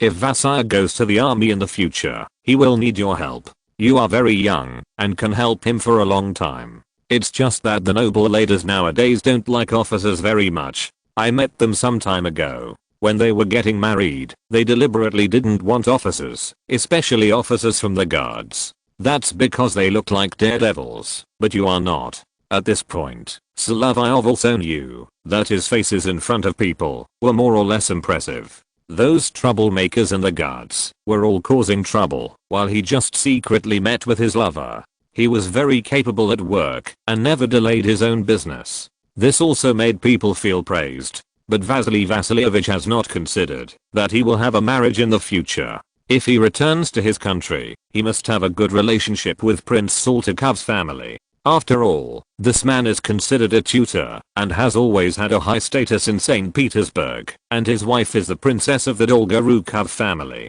Although they are from different branches, and this person is the aunt of Vasily Yurievich who was going to introduce a wife to Solovyov last time. And Vasily Yurievich, the wife he wanted to introduce to Solovyov happened to be Vasily Vasilyevich's eldest daughter Ekaterina. Speaking of which, this single nobleman, his intelligence work is very good.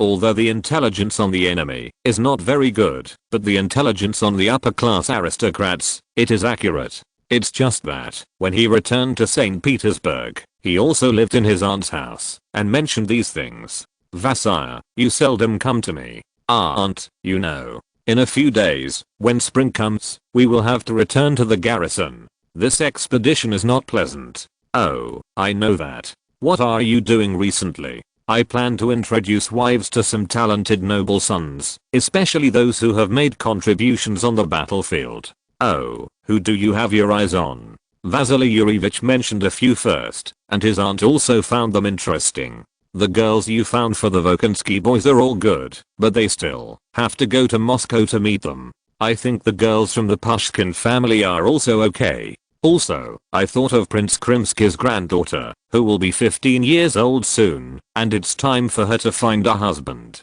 Ah, that child is a well-educated and good girl, and she is also very beautiful. When she was still a child, you can tell that she will be a beauty in the future. Now, I don't know what she looks like. In fact, the princess's wife wanted to choose a suitable daughter-in-law for her youngest son Sergei. Seeing the small portrait brought by Vasily Yurievich, she was very satisfied. Therefore, she also valued the Krimsky prince's family, which had a higher status in the Dolgorukov branch family, and matched her own status. After all, when the old prince was still alive, he left a large number of estates near Moscow.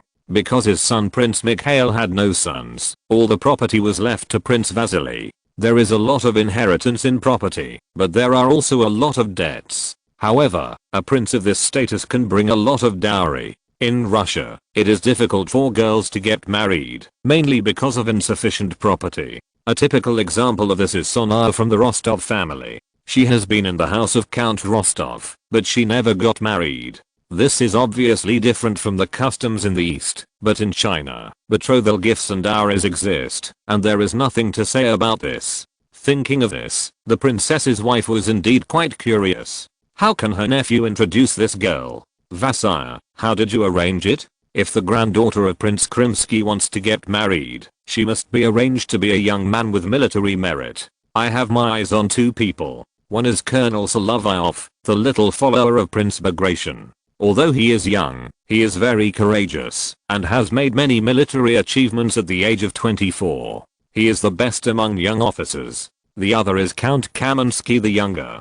He has a good status and is already a general. These two arrangements involve the two most powerful factions in the Russian army's local faction, the line of Marshal Suvorov and the line of Marshal Kamensky. The son of the former has married a girl from the Nereshkin family. He has many disciples, but the only ones who are not married are the charming middle-aged man Miloradovich and the last one to enter the door, Solovyov. But the former is obviously not suitable, and he himself has no plan to get married. It was Vasily Yurievich who asked it himself. Solovyov was very young, and Prince Gorchakov, Vasily Yurievich's brother-in-law, was Suvorov's nephew. He had mentioned that his uncle's last disciple was very capable. When he asked him about the expedition, he did not object, so he naturally wanted to arrange this marriage. Then, he continued, but Count Kamensky seems to be very interested in the girl from the Orlov family, so I'm considering Solovyov. Misha is very capable.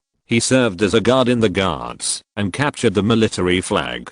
Although this kid is capable, his family background is too low, and he is the descendant of a smuggler. He only got to the top by relying on the Menshikov family. No matter how capable he is not worthy of little Katyr. Vasily Yurievich looked at his aunt and felt that it was outrageous. He couldn't guess what she wanted to do. But because the nephew was here, the aunt did not hide her secrets. This kid, at the salon, used a bunch of half-intelligible words to embarrass me. Vasya, if you arrange a blind date for little Katyr, your cousin Saryosha is also single. Aunt, this is not appropriate. I heard that Vasily Vasilyevich is very optimistic about Misha. Besides, he is the Emperor's aide-de-camp, and Grand Duke Constantine is also very optimistic about him. If it weren't for the Emperor's personnel arrangements, he would probably become the commander of the Semyonovsky regiment. His future is bright. Vasya, you have to listen to your aunt. However, Vasily Yurievich is still very good at arrangements. He didn't want to argue with his aunt about this, nor did he want to stand Solovyov up. Aunt, if you really want to arrange it this way, I can postpone talking to the young man about the marriage proposal. If you can arrange it, you can wait until Vasily Vasilyevich comes back. His family went from Naples to Lausanne, and they should be returning to the country via Dresden soon. By that time, you can make your own arrangements according to what was agreed upon before. I saw that Solovyov had a good future, and I had the idea of finding this young talent for my little cousin to marry, so I made this arrangement. The scent is indeed very strong. The women from the Dolgorukov family, although the young girls of the younger generation are all gentle and virtuous, but these aunts are not easy to mess with. Prince Saltykov's family is like this. No wonder people say that the old prince is a tutor and can take charge of the government when Alexander is not in the palace, but after returning home, he is a softie who can't even decide how many oysters to put on the plate. He can't help either, so he can only rely on Solovyov's own luck, but the person involved doesn't know it yet. Chapter 360. Maybe this is the ancestor of a driver? In Dresden, Solovyov could live in Prince Vasily Dolgorukov's house, but he was arranged to live in the bedroom upstairs. Several officers were arranged to live in the housekeeper's room that had been vacated before. The Cossacks, these guards Cossacks, set up tents, lit bonfires, and lived directly in the yard. Since they all had money, if they wanted to live comfortably, they could also find a place in the city to pay rent. Although they all said that the Cossacks were barbaric, they were more civilized when they really entered the city. It was just that when marching in the army, there were still some who preferred to steal, such as the military rations and personal belongings of friendly forces. But when they came out to do things with the salary increase, they looked very safe. There was a week of rest next, and Solovyov also asked these Cossacks to go to the city of Dresden. He had some time to sit down and was ready to take this opportunity to make some summaries of the current military regulations. The failure of the anti-French alliance this time, which was completely defeated by the French army on the battlefield, was not only due to Napoleon's cheating. Even on the battlefield, the coalition forces achieved considerable results, but the result was still a disastrous defeat. There are many problems here. In particular, the command structure of the coalition forces did not perform very well. However, it was unlikely that he would be able to calm down in Prince Dolgorukov's official residence. The prince and his wife also lived here, and they always had to entertain him in the reception room for coffee and dinner. At the dinner table, Solovyov had to deal with questions from the couple and their eldest daughter. After leaving St. Petersburg for a long time, they had to be reintroduced into the social circle after returning. Of course, Vasily Vasilyevich also wanted to know who had more weight in social occasions in St. Petersburg. You ask me this question, and I can only say that it looks no different from when you left. It doesn't look like when His Majesty Paul was here, but it looks like when the Empress was here. When the Empress was still here, you were still in Moscow. How do you know? Solovyov nodded in agreement after hearing this. But Prince Vasily's daughter Ekaterina said, at that time, Brother Miska was still a lieutenant. I remember Prince Vasily was also an old and wise man. Except that he was always constrained by his sister Praskovia. He could handle many things with ease. It's just that his daughter was sensible at that time. Solovyov remembered that he had already met this girl when he first appeared on a social occasion. Little Katya, what exactly did she think?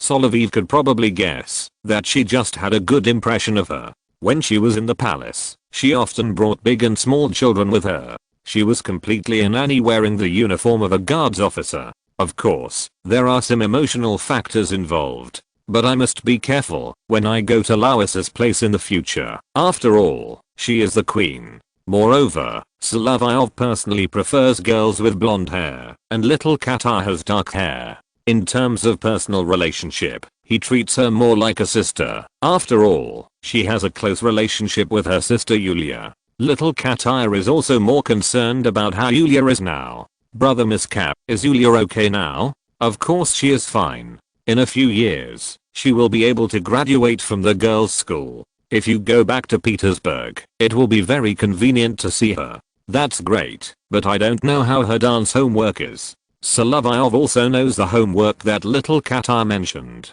This girl has a slender figure and is also quite flexible. It must be that when they were playing with Yulia, when they were young, the two girls liked to dance with their friends. If Tchaikovsky hadn't been there yet, I'm afraid the two of them could call their friends, not to mention the four little swans, even the Nutcracker, or some larger ballet clips, they could dance out. This girl has never been considered smart. Solovyov thought about it and realized that most of the noble ladies he had met had been raised at home for a long time. They were always innocent and naive and did not know the dangers of the world. Therefore, the things she mentioned were generally the same. Okay, Katya, you can go back in a few days. Then you can go and meet Yulia. She is Miss Has sister, so it is very convenient to meet. Prince Vasily wanted to bring the topic back. He also planned to have a good relationship with Prince Saltykov's family after returning. Fortunately, the wife of this tutor was from the same clan as him. Although she had a bad reputation in social occasions, the status of this family was too high, and he could not bypass it. Solovyov did not know that lady yet, because he had ridiculed her in person in a salon in Petersburg in the early years, and she had always been resentful and almost ruined his marriage. Of course, he did not expect that little Katya was interested in him, and who the little girl liked might change again after a few days. As for the guards, my son Vasily wants to join the guards. I'll have to trouble you, mishap, to say a few good words to His Highness Constantine. Vasily Vasilyevich, you think too highly of me. With the old prince's reputation and your own status, just talk to His Highness. But you have to find a good place to be an officer. Being an adjutant doesn't seem to have a future. We retired generals all know that. It is true. It is easy to be an adjutant in the guards. However, the lieutenants and captains who are actually awarded in the guards still need to be competent in the company. After all, in an army, the company is the basic management unit, and a basic tactical unit is the company. After the guards have fought on the front line, Grand Duke Constantine will only select experienced officers to supplement them first. The previous practice of transferring in noble children may not be so effective. There is no way. When they withdrew, everyone saw that the Russian army needed to be reformed to improve the combat effectiveness of the army itself. Well, Vasily Vasilyevich, this is not too difficult. If it is the guards chasseurs, I'm the commander there after all, so it is easy to handle. But after all, it is a new regiment in the guards, and I need your approval to join the old regiment. This is not difficult. In a few days, I will set off on the journey back to St. Petersburg. Prince Vasily was also very satisfied with this. This young man was still very honest in his words. He would do what he promised. So, he entertained Solovyov and the officers of the Guards Cossacks at home for a few days. In a few days, they will set off on the road back to St. Petersburg. Solovyov was quite good. He wanted to arrange the route back. After looking at the map, he also knew that he would inevitably launch military operations around Poland in the future. With the level of the Prussian army and the fact that the Russian army had not signed any armistice agreement with France, it seemed inevitable to fight with the French army in Poland. As for this journey, because there were Russian expatriates returning from Saxony on the road, they did not walk very fast. The journey was not fast, but it was convenient for Solovyov to survey the terrain along the way, especially the main roads. It was necessary for both sides to build traffic lines around these roads and towns. On the way, Solovyov and Beohang took a small team of Cossacks to conduct a careful investigation until they reached the vicinity of Warsaw. Speaking of which, the Poles did not refuse to entertain them, just because they were Russians. When Solovyov met Goethe, the great writer had proposed that it was not advisable to start a rebellion at this time.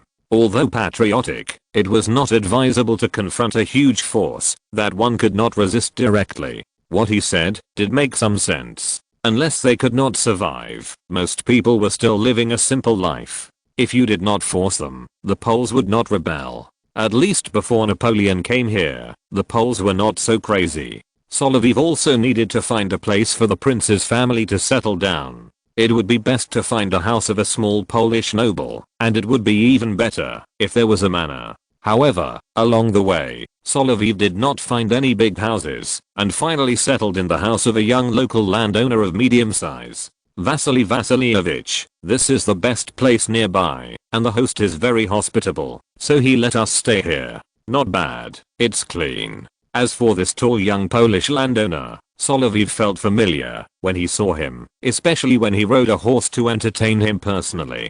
The way he rode a horse was also familiar, especially when he was wearing the uniform of a Polish lancer. Thank you, young man. As guests, we should also know your name. Prince Vasily asked this, and the other party answered very straightforwardly. My name is Joseph Rakosowski, the landlord of this village. Solovyov suddenly realized the surname when he heard it, but there was no further evidence. After all, he didn't know what his ancestors did, but there was a little black humor in that he was indeed of noble origin. Joseph was his great-grandfather, who was a small Polish nobleman with some land at that time. But when it came to his grandfather, he participated in the January uprising in Poland against the rule of the Tsarist Russia, and was eventually arrested and lost his land, which led to his decline. Then, when it came to driver Luo, it was the same. His family was a native of Warsaw, and 3 of the 4 generations opposed the Tsar. Then it was driver Luo who led the army to support the hometown army in the Warsaw uprising at the risk of his life. As for the Poles in the home army, I'm afraid that many of them are still obedient citizens of Poland and lackeys of the former Tsarist Russia. Driver Luo is a genuine loyal Polish man of generations, but his position and beliefs are very different. No wonder. You look familiar. Like an acquaintance of mine, Konstanty. He is as tall and strong as you. Aha, there are indeed quite a few people in our family. Speaking of which, our ancestors came from the village of Rokosovo, and there were ministers of the Kingdom of Poland in the past. We also have some relatives in Russia. Poles in Russia? Yes, even Russian nobles should have relatives in Poland, right? Speaking of which, our current foreign minister Czartoryski is a brother-in-law of our emperor. In addition, the Saltykov family also has aristocratic relatives in Poland. This is true. The Humfreyski once mentioned that among his relatives, there were indeed genuine Polish nobles, and some other Russian nobles also had relatives in Poland. Not to mention, even the brothers Alexander and Constantine had a pair of Polish sisters as mistresses, but Alexander's mistress was the younger sister, and Constantine's mistress was the older sister. And Poland's attack on Moscow was almost 200 years ago. Speaking of which, in this era, national hatred was not so strong, and most people still wanted to restore their country. If there were ethnic and religious hatreds, it was still a feature of the Ottoman Empire, and it was not so outrageous in Europe. Otherwise, looking at the Czechs in Bohemia, they all lived well. The Hungarian nobles did not show any signs of rebellion under the rule of the Habsburgs. The failed uprising 10 years ago was still the Jacobin of Hungary who wanted to come, but was quickly suppressed by the Habsburgs. Rokossovski in front of him did not hate the Russians. When Poland was divided, the Russians did not take much, and the Queen's past operations were also very confusing. In addition, Czarist has always been one of the more moderate ones among the restorationists, and he still has some appeal. The Germans, on the other hand, were more hated. After all, when Poland's ancestors were still very rich, they often fought with the Swedes and German princes. Moreover, Prussia occupied the area around Warsaw, and when they couldn't defeat it, they asked for the Russian army. Of course, that was also the dark history of Suvorov and Bagration. They launched a brutal suppression in the Braga district in the east of Warsaw, and the war was not very smooth. Solovyov knew about this. He also knew that when his senior brother was young, he was captured by Mansushik of Chechnya. It was Bagration himself who told him. Because he was a member of the Georgian royal family and a middle-level officer, he was released by the Chechens. But when it comes to these things, Solovyov also feels that people of this era are much more civilized than some extreme guys in the 20th century, and they are more martial. Whether it is the Poles or the Sheik of Chechnya, 200 years later, it is called a madman. Joseph Rokossovski's hospitality was quite warm. Although his village didn't have much land, he still used the highest standards to entertain the guests. This was indeed different from what was promised to the Poles. Chapter 361. The Prussians still have a way to deal with the Poles. Although Joseph Rokossovski was a minor Polish noble, he did not get much land and serfs. Yes, Poland also had feudal serfdom, which seemed to be more relaxed than the surrounding countries. Therefore, a large number of Russian serfs fled to the eastern part of the Polish-Lithuanian Commonwealth. However, it was the free veto of these Polish nobles that caused the country to stagnate, and even the government orders could not be unified. Why is this so? I'm not a great lord, I just know that the application of the free veto was expanded 160 years ago.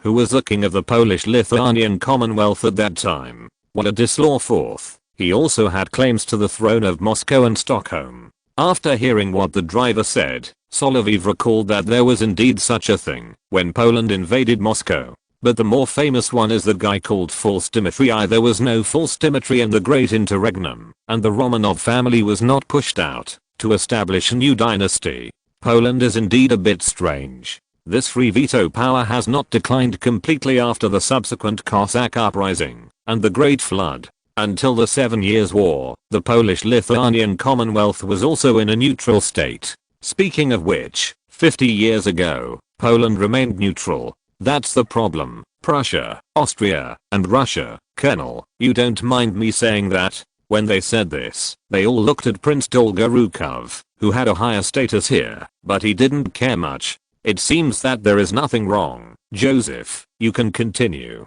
In order to make up for their losses, the King of Prussia began to expand eastward. Speaking of which, the division of Poland by Russia, Prussia, and Austria has now taken shape, and the one who has benefited the most is Prussia. King Frederick the Great is indeed an excellent robber. He used the division of Gdansk controlled by Poland, which is the Danzig in the war, to involve the grain trade along the Baltic coast. It should be taken into account that the development of the western part of Poland is obviously better than that of the eastern part. Moreover, the land here is fertile and is an important grain producing area. It is also an important source of revenue for the Polish-Lithuanian Commonwealth. Frederick's approach was gradual. Since the Poles remained neutral during the 7 Years' War and stood on the side of France, Austria, and Russia, the revenge action began after the war. First, counterfeit currency entered Poland, disrupting the social and economic order of Poland and causing price fluctuations in the country.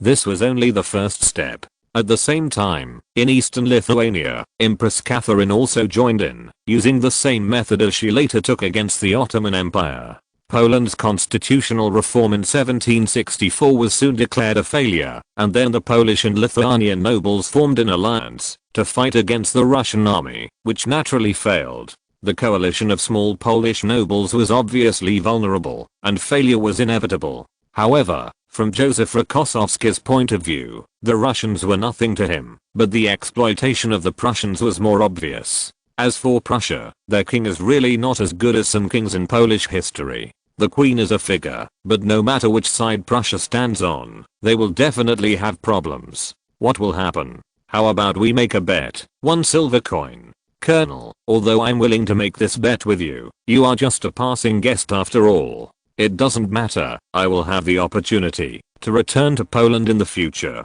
I just don't know in what capacity. I don't want this bet. I just want to know your analysis. Seeing this expression from the host, Solovyov did not hide it. If Prussia listens to the French, they will face Russia on the battlefield in the future. With their army that can only poke gun barrels with cleaning rods, they will not be able to defeat the Russian army, but will be blocked in front of the French as cannon fodder. If they choose to fight against France, they may suffer a tragic defeat because of underestimating the enemy and arrogance. After hearing this, he understood. You have been to Prussia, so you should be familiar with it. But for a relatively ordinary landlord, Solovyov would not say that he could even meet the Duke of Brunswick, and would only talk about more practical content. Of course, this is not very friendly to Lois's sister Mary. After all, she is the daughter-in-law of the Duke of Brunswick, and her belly is also very good, finally solving the problem of heirs that the Brunswick family has been worried about. But, what will happen to the son she gave birth to in the future? Let's not talk about the young wife for now.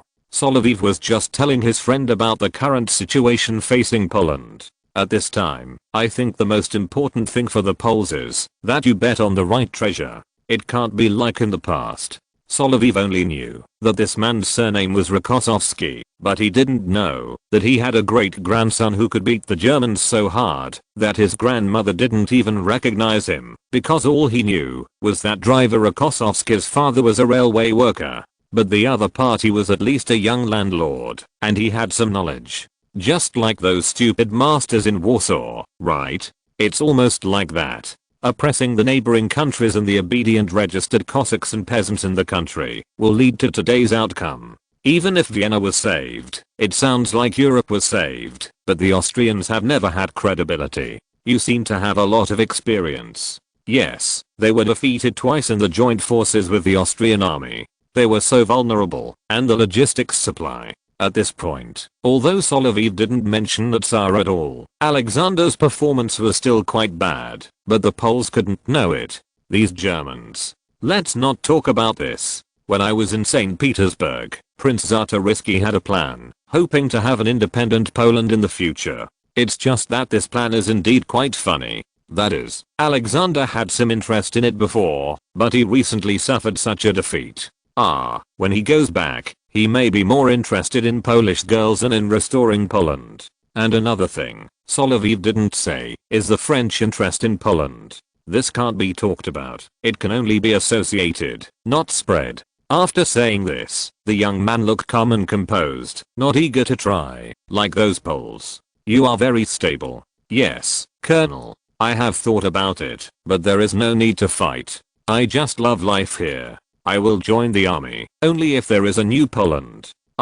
Here's a man of the day. This is good. After all, the Polish gene of seeking death is not just a normal way of seeking death, it is a very good way of seeking death. Then, Solovyov was also curious. After all, he had really seen a Rokossovsky beside the Queen's former lover, the last king of Poland, so he asked at this time.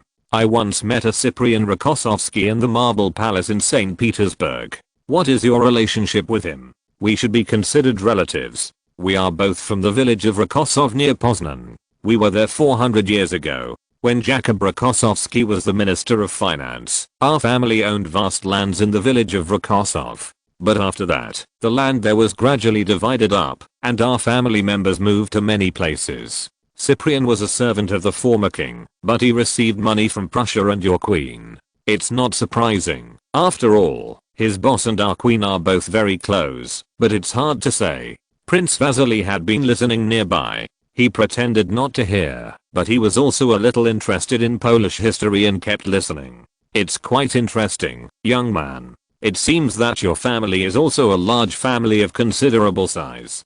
Indeed, it's just that our family is close to Warsaw, which means these lands. As for the later Polish nobles, they were also very clear about dividing up the lands owned by the great nobles before.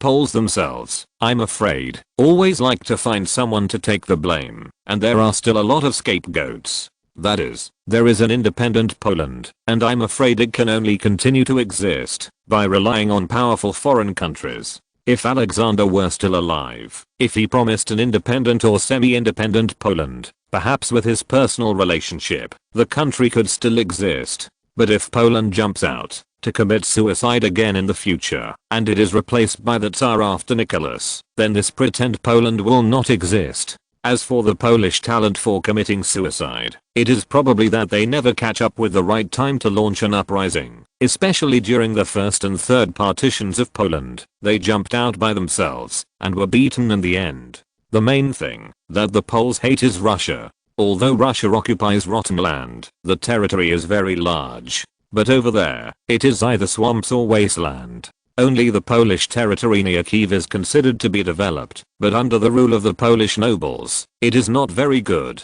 After all, what I know from Beohang and the stories I heard in Poland is that the protagonist in Fire and Sword is a famous bastard. To be honest, Prussia used a more brutal stick than Russia to oppress Polish landlords and common people, but no one hated them and only dared to fire at the Russians. To be honest, if Poles were officers in Russia, they would be selected based on merit, because Russia has always been a cavalry power and has a higher cultural level than Russia. Their status was even slightly higher than that of officers in Russia. In Austria, the status of Poles was also better than that of Prussia. Solovyov talked with Joseph Rokossovsky for a while and heard him say that Prussia's taxes on Poland were not light. This sustainable way of fishing in a pond could also bring a lot of financial income to Prussia. If Poland was separated from Prussia, it would be a heavy blow, just like separating northern Italy from Austria, removing the colony of Saint Domingo from France, and leaving Britain without India. But Prussia can do this, and when Frederick the Great was alive, he used the army that was assembled from young men everywhere to create a great reputation. He could use the big flag to hold on for a while. For Poland, it can be said to be a dimensionality reduction attack. Not to mention that 10 years ago, in order to deal with the Poles who resisted in Warsaw, the Prussians called Suvorov to come. The Poles also knew what their current situation was, but the Poles still hope to be independent. If necessary, they can use any means, including beautiful Polish girls. Regardless of whether it is Alexander now or Napoleon in the future, they are very interested in strong and charming Polish girls, and these young wives are expected by Polish nobles. There is only one thing that can be confirmed, that is, the Polish nobles expect to use mistresses to influence a monarch, which is somewhat funny. When they lived in Rokossovsky's small manor, the weather was also relatively bad, because the snow would delay a few days. After all, the women came in carriages, and sleds were rarely prepared in Poland. Solovyov remembered that, when he was escorting Louis's parents back to Karlsruhe in Sweden, they had a car accident in Sweden. Therefore, he also suggested that Prince Vasily stay at Joseph Rokossovsky's place for a few more days, and of course he had to pay more rent. However, this young nobleman was very simple. He believed that as a host, it was his duty to entertain guests warmly. If they were not followed by a cavalry squadron, he would not charge a penny. Joseph, if you marry and have children in the future, the offspring you educate will definitely be outstanding. I hope so, but I don't know where my future wife is. Me too. However, when they were discussing the issue of wives, little Katia led her sister Sonia past them. Solovyov regarded them both as sisters and imagined what kind of husband Katia would have in the future. As for Sonia, she was too young and was not yet old enough to attend the noble girls' school, so she was not within the scope of imagination. But at your age, I have to say that you are already a colonel at the age of 24. You should have a good future. In our Poland, a colonel is already a leader among military officers. In the past, those registered Cossacks were generally only colonels at most, and there was only one hetman. But now these Cossacks are all in Russia. Beohang's ancestor was a registered Cossack, right, Ivan? Ah, that's right, Mr. Colonel. My ancestor was one of the 4 colonels under Klimeniki, Ivan Beohang. who has always been causing trouble for Poland. My father and I were named after this. Although this is not very friendly to Poland, it is all in the past. On the contrary, it is the Prussians who have more trouble facing the Poles. Chapter 362 Meeting at the Jelgava Palace. When it snowed heavily outside, the temperature was not very low, but the snow would still remain in the yard. The group of people who were stranded here, because of the snow, were also preparing to go east. At this time in January, it was more convenient to use a sled. In addition, the horseshoes used by the cavalry must be different from those used in Western and Central Europe. After making preparations, the group continued to set off and embarked on the journey back to Russia. But when they arrived at the border post, Solovyov received an order. "Are we going to Jelgava?" "Yes, Colonel. The order I received is that the returning Guards Cossacks should return to the camp, and the returning masters and their families should go to the Jelgava Palace." What a strange order, but we have to listen to the arrangement. What is the Jelgava Palace? It was lent to Louis XVIII by Paul as a temporary palace. If they hadn't gone to England, this should be their permanent residence. However, Louis XVIII and the Count of Artois are not here at this time. They went to England and only come here sometimes. In addition, some old Bourbon ministers lived here, including some old Condé ministers who formed a court here. Solovyov has always despised the practices of Louis XVIII and Count Artois, but Louis XVIII is at least a man who knows how to compromise and has some political wisdom. As for the Count of Artois, he is a stubborn guy. Such a fool also wants to be king, and he relies on foreign forces. He doesn't have the ability to kill Napoleon with one knife. It would be inconvenient to borrow troops to ascend the throne by himself. At the same time, Solovyov, when mentioning Jelgava, can think of Louis XVIII, and then think of Count Artois.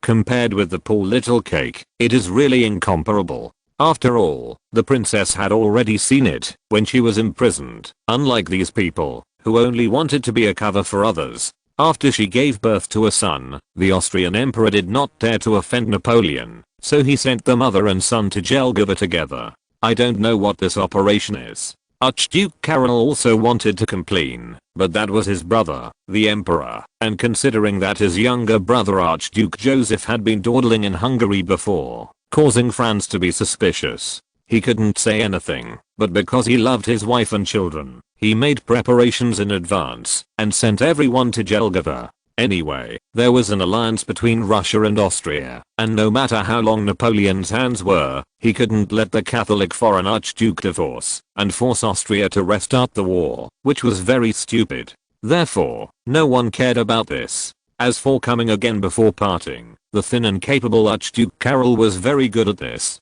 Obviously, his wife won the prize again. It seems that, unlike the rumors, this is really fertile land. Because she is an old acquaintance of Vasily Dolgorukov's family in Solovyov, she is also very happy here. After all, when she escaped from marriage, in addition to the tricks that the girls in Petersburg helped to come up with, it was the Dolgorukov family that covered her all the way to Dresden. Therefore, when these people came, she also warmly entertained them as the actual host here. But when they were about to sit at the table, Prince Vasily was talking about the current situation in Europe. Austria and France have made peace, so your highness will stay here temporarily. But in a few days, when Europe is at peace, you can return to Teschen. That being said, Prince Vasily, but Mary Tsarist looked at Solovyov and wanted to hear what he had to say. Since Solovyov helped Austria in the war for the second time, he understood the way of winking in the European court.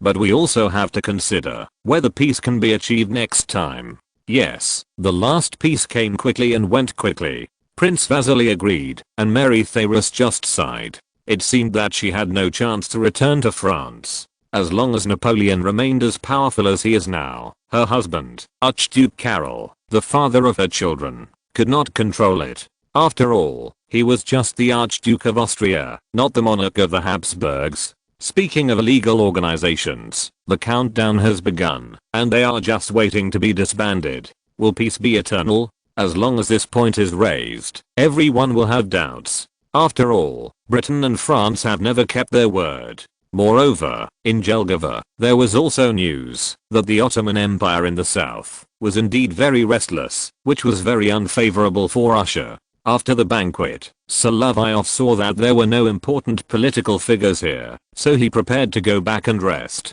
When he came out of the shower and was about to go to bed, someone came to invite him. Solovyov was also curious. These people in Jelgava were obviously nobles with no real power, and no one would talk about any political topics. Of course, he thought about political and military issues. He didn't expect that, after changing his clothes, he would see the governor of Odessa, the Duke of Richelieu. As for this person, Solovyov had only heard about Langevin, but had never met him. Your Excellency, Duke, I didn't expect you to be here. I came here to visit your highness, but it was already late at night when I arrived. But I heard Count Langevin mention you. I wonder if you have any idea about going to Odessa? I still have to go back to St. Petersburg first. After all, I'm still a colonel in the guards. Solovyov heard the news about the tense situation on the border of the Ottoman Empire at the table, but Duke Richelieu came to him here because Langevin, the big mouth, must have mentioned his performance.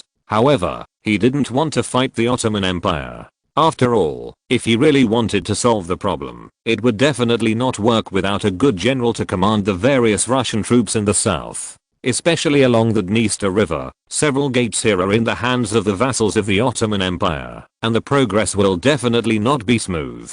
I know what you think. After all, being a regiment commander in the Guards, and making many contributions is still promising. In addition, there is a particularly important thing. If you go to the Danube front of the Dniester River at this time, don't expect to participate in the main battle of the Russian army in the 4th Anti-French Alliance. Moreover, many things are progressing at an incredibly fast pace. Shortly after the Battle of Austerlitz, the French ambassador to the Ottoman Empire, Horace Sebastiani, began to fan the flames. However, Sultan Selim III, the Turkish devil, was so quickly fooled that he was ready to depose several pro-Russian vassal monarchs in the spring. Since there was a rumor the Duke of Richelieu was going to St. Petersburg from Odessa. In addition to reporting it, he also discussed the selection of a group of officers to Odessa.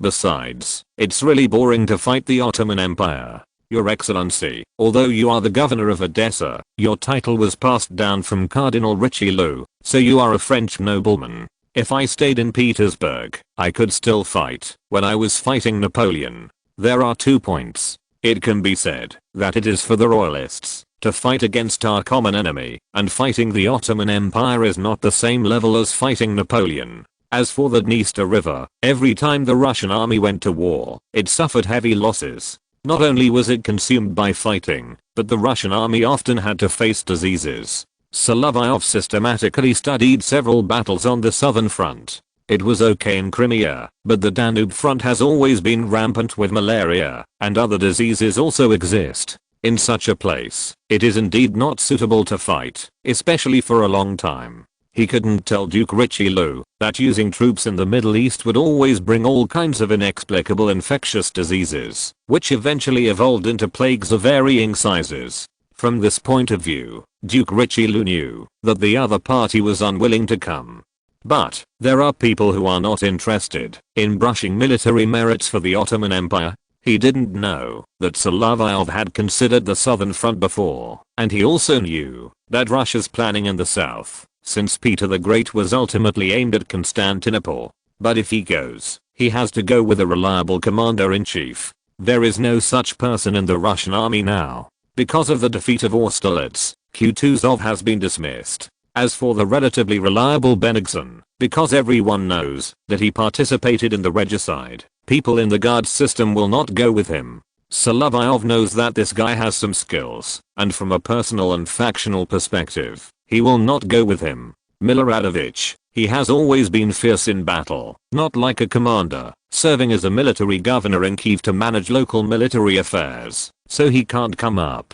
And young generals such as Bagration are not suitable now. Then, Alakachev would recommend some strange candidates, and he would open Alexander's eyes in the future. At this time, it was not appropriate to go to any front. Solovyov even thought about going to his hometown of Ryazan to do business, so that he could take sick leave from the army for a while. The battlefield of the 4th Anti-French Alliance was not a good place to go. However, He played well in the rearguard battle in Dierenstein, and it was unlikely that he would run back. After all, he performed well. Therefore, he would go directly back to St. Petersburg from Jelgava. What to do next? Who cares? Anyway, he can't be a general now. Being the commander of the Guards Chasseur Regiment is a good position. He is reluctant to go somewhere else. And the Duke of Richelieu, when he returns to Odessa, he must also strengthen the defense of this area and pay attention to contacting the Mediterranean fleet of the British Royal Navy and the Black Sea Fleet operating in the Mediterranean.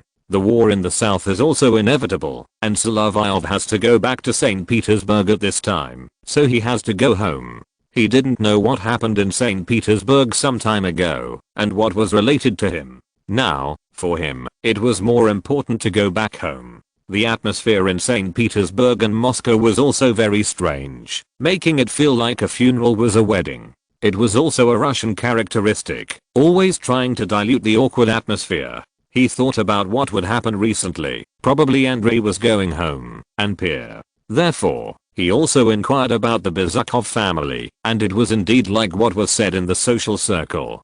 Prince Vasily Kurykin, he really loves money and always tries to embezzle other people's property. But in Smolensk, Maria was not fooled. After all, Anatoly was not only exposed in person there, but also Solovyov left Andrei with a small black book, so it would naturally not succeed here. And Pierre, an honest and simple guy, really couldn't avoid Helen, such a powerful socialite, and was tricked by Vasily. It was just that Solovyov was very surprised that Helen seemed to be a plug-and-play woman who could give birth to a child, but nothing happened. After all, there were some things in the book that he would not pay attention to, such as abortion pills. As for what he was more concerned about now, it was that Lisa should not get into trouble. After all, Andrei's life and death were unknown. The attendant generals and adjutants who participated in the counterattack at that time, Peter Volkonsky came back injured. Kutuzov's son-in-law Tikhonhausen was seriously injured and died, and Andrei was on his way home.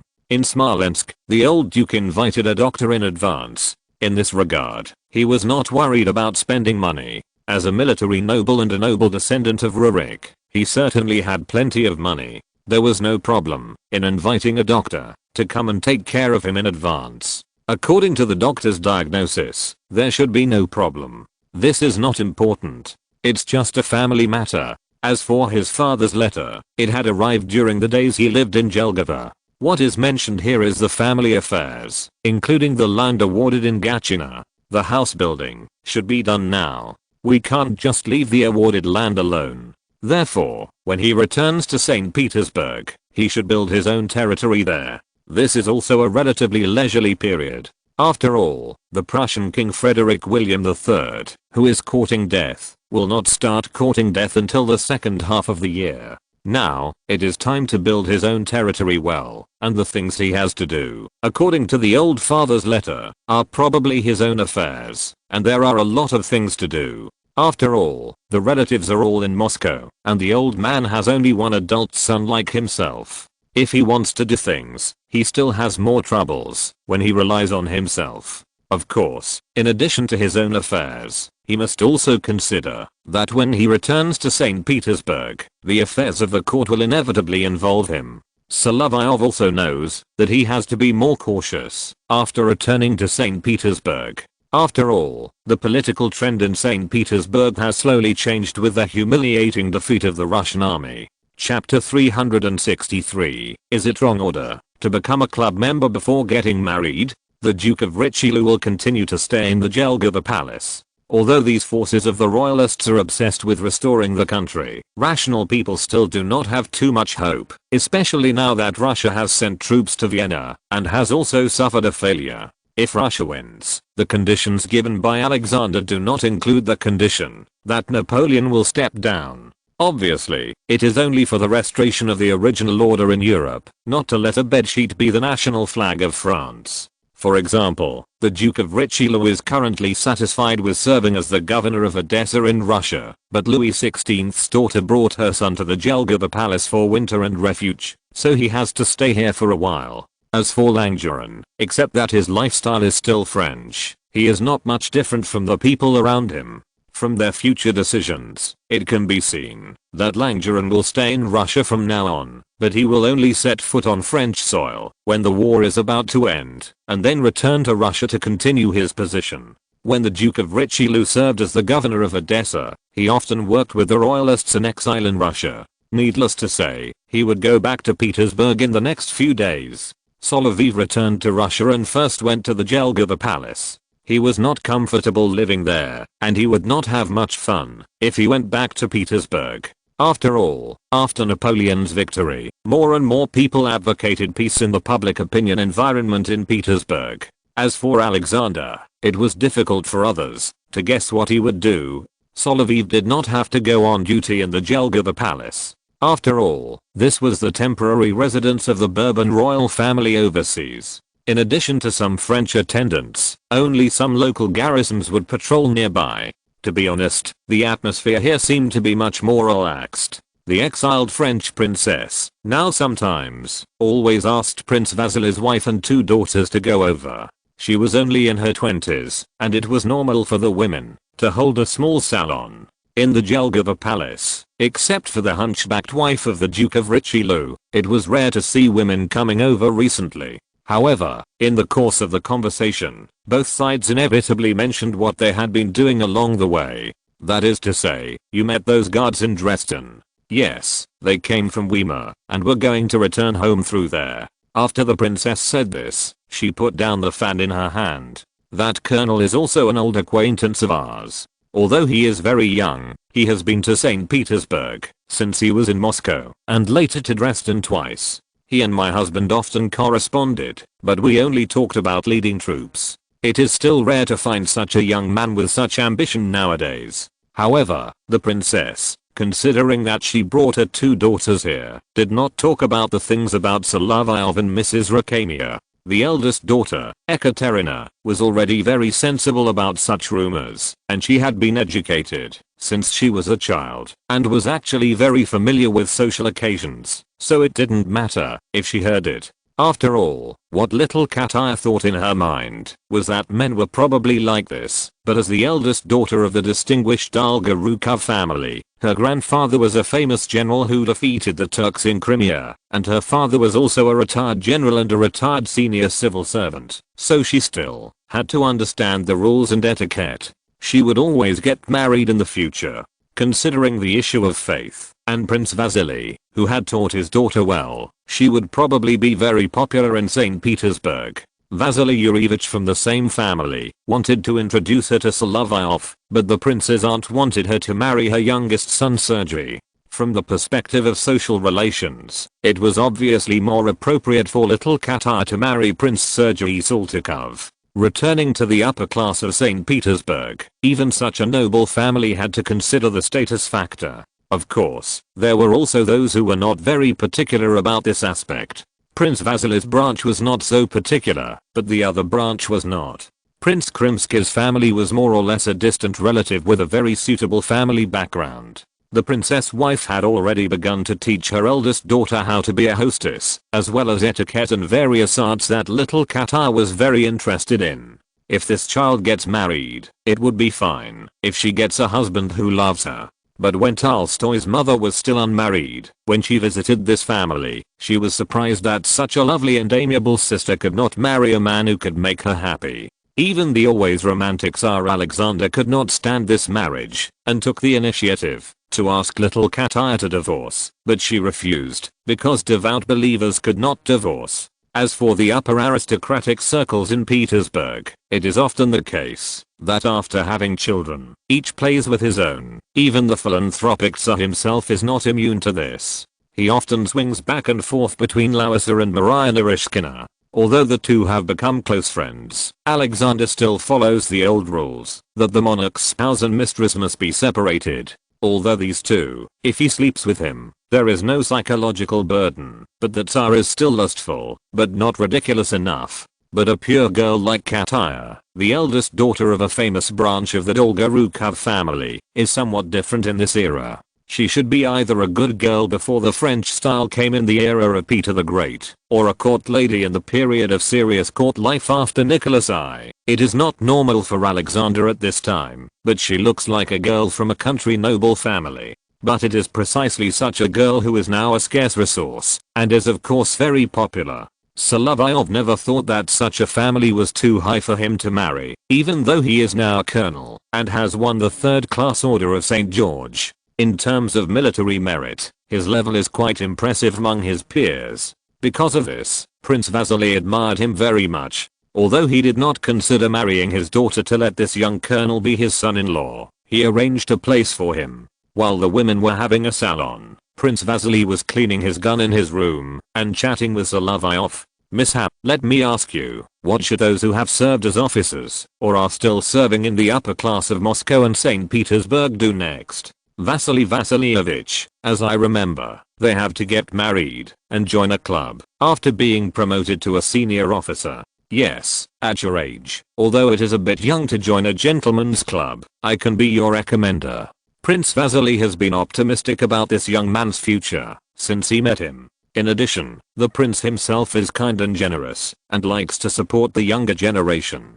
Since he can't help him in the military and political circles, he can provide some help in social occasions. And joining a gentleman's club, whether it is in Moscow or St. Petersburg, is irresistible. At this moment, Brother Bagration is probably attending the celebration banquet at the Moscow Gentlemen's Club, which is called the British Club by the Russians. The St. Petersburg Gentlemen's Club introduced by Prince Vasily is the only club that has been operating all the time, but its scale is slightly smaller than that of Moscow. He met his senior brother while investigating the secretary of the theater director there. When he was preparing to collect evidence, he accidentally saw someone cheating at cards and helped Bagration. According to the rules of the Gentlemen's Club, a secret ballot is also required to confirm whether a noble is qualified to become a club member. If he fails, he will not be able to enter for life. Under normal circumstances, club members can recommend a non-club member to enter the venue and have the power to make recommendations. Considering that Prince Vasily is going to return to the social scene, it cannot be said that there is no benefit for him to recommend himself. However, women are not allowed to enter in such places, even if they want to bring a maid. The Russian nobles have always been divided into 4 basic factions, but this is a living habit, not a political stance. That is, pro-British, pro-French, pro-German and local 4 major categories. The last category of people may be everywhere, while the first 3 categories of people mainly appear into large cities, namely St. Petersburg and Moscow. For Solovyov, who has been to Paris and Rome, and who is also a gourmet who likes to cook, but who strictly controls his diet, British food is better than the British chefs who cook French food.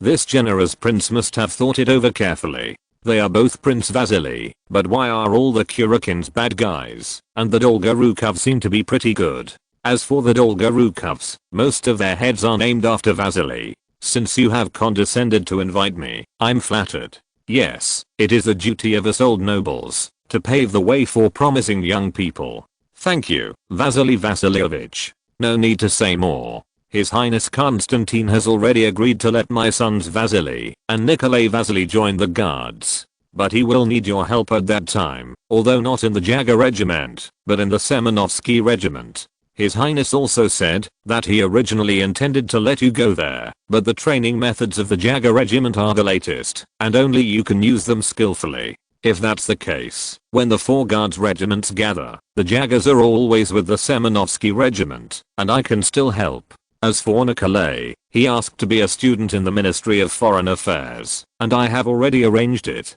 That's naturally good. Diplomats are very popular now. Moreover, Solovyov's friend Count Nasserod, although he holds a reactionary stance, according to normal development, he will become the Minister of Foreign Affairs in the future, and will later hold this position concurrently as the Prime Minister of the Russian Empire. Given the status of the young Prince Nicholas and the relationship between the Dolgorukov and Saltykov families, Alexander Saltykov must have been the one to guide him. I hope he doesn't teach another Humphrey. Nicholas is a handsome guy. If he returns to St. Petersburg, there will be many girls who are crazy about him. In addition, Alexander Saltykov obviously didn't teach a group of Humphreys. If Russian civil servants also chant like British civil servants, it sounds terrible. The news of Golovkin's failed mission has reached St. Petersburg. Although there is no news in the newspapers, I'm afraid that Solovyov, a serious China expert, will be drafted by Alexander. However, the Ministry of Foreign Affairs will not give him double salary just because he is familiar with this content. It's just a pity that Solovyov can only get the more basic analects, and the content of the annotations for easy learning is not available. Even if the photocopied version is published in St. Petersburg, if you study it in its original form, something bad will inevitably happen. As for what will happen, after Prince Vasily agreed to introduce Solovyov to the Gentlemen's Club, the latest order came. The Dolgorukov family can return to St. Petersburg, but they need a guarantor to introduce their family of 6 back to the upper class society, and they have to accept the court's questioning. Although it is all a process, it is also a good thing. As for some other nobles returning from Germany, there is also the family of Prince Menshikov, an old customer of the Solovyov family, but they did not care about Solovyov. Unlike the first generation of the King of Cakes, they were willing to rescue Solovyov's grandfather and confer a title to enter the upper class. Those nobles, unlike Prince Vasily who was expelled by Paul, after all, they went abroad voluntarily, and before that, they had returned to their respective estates one after another.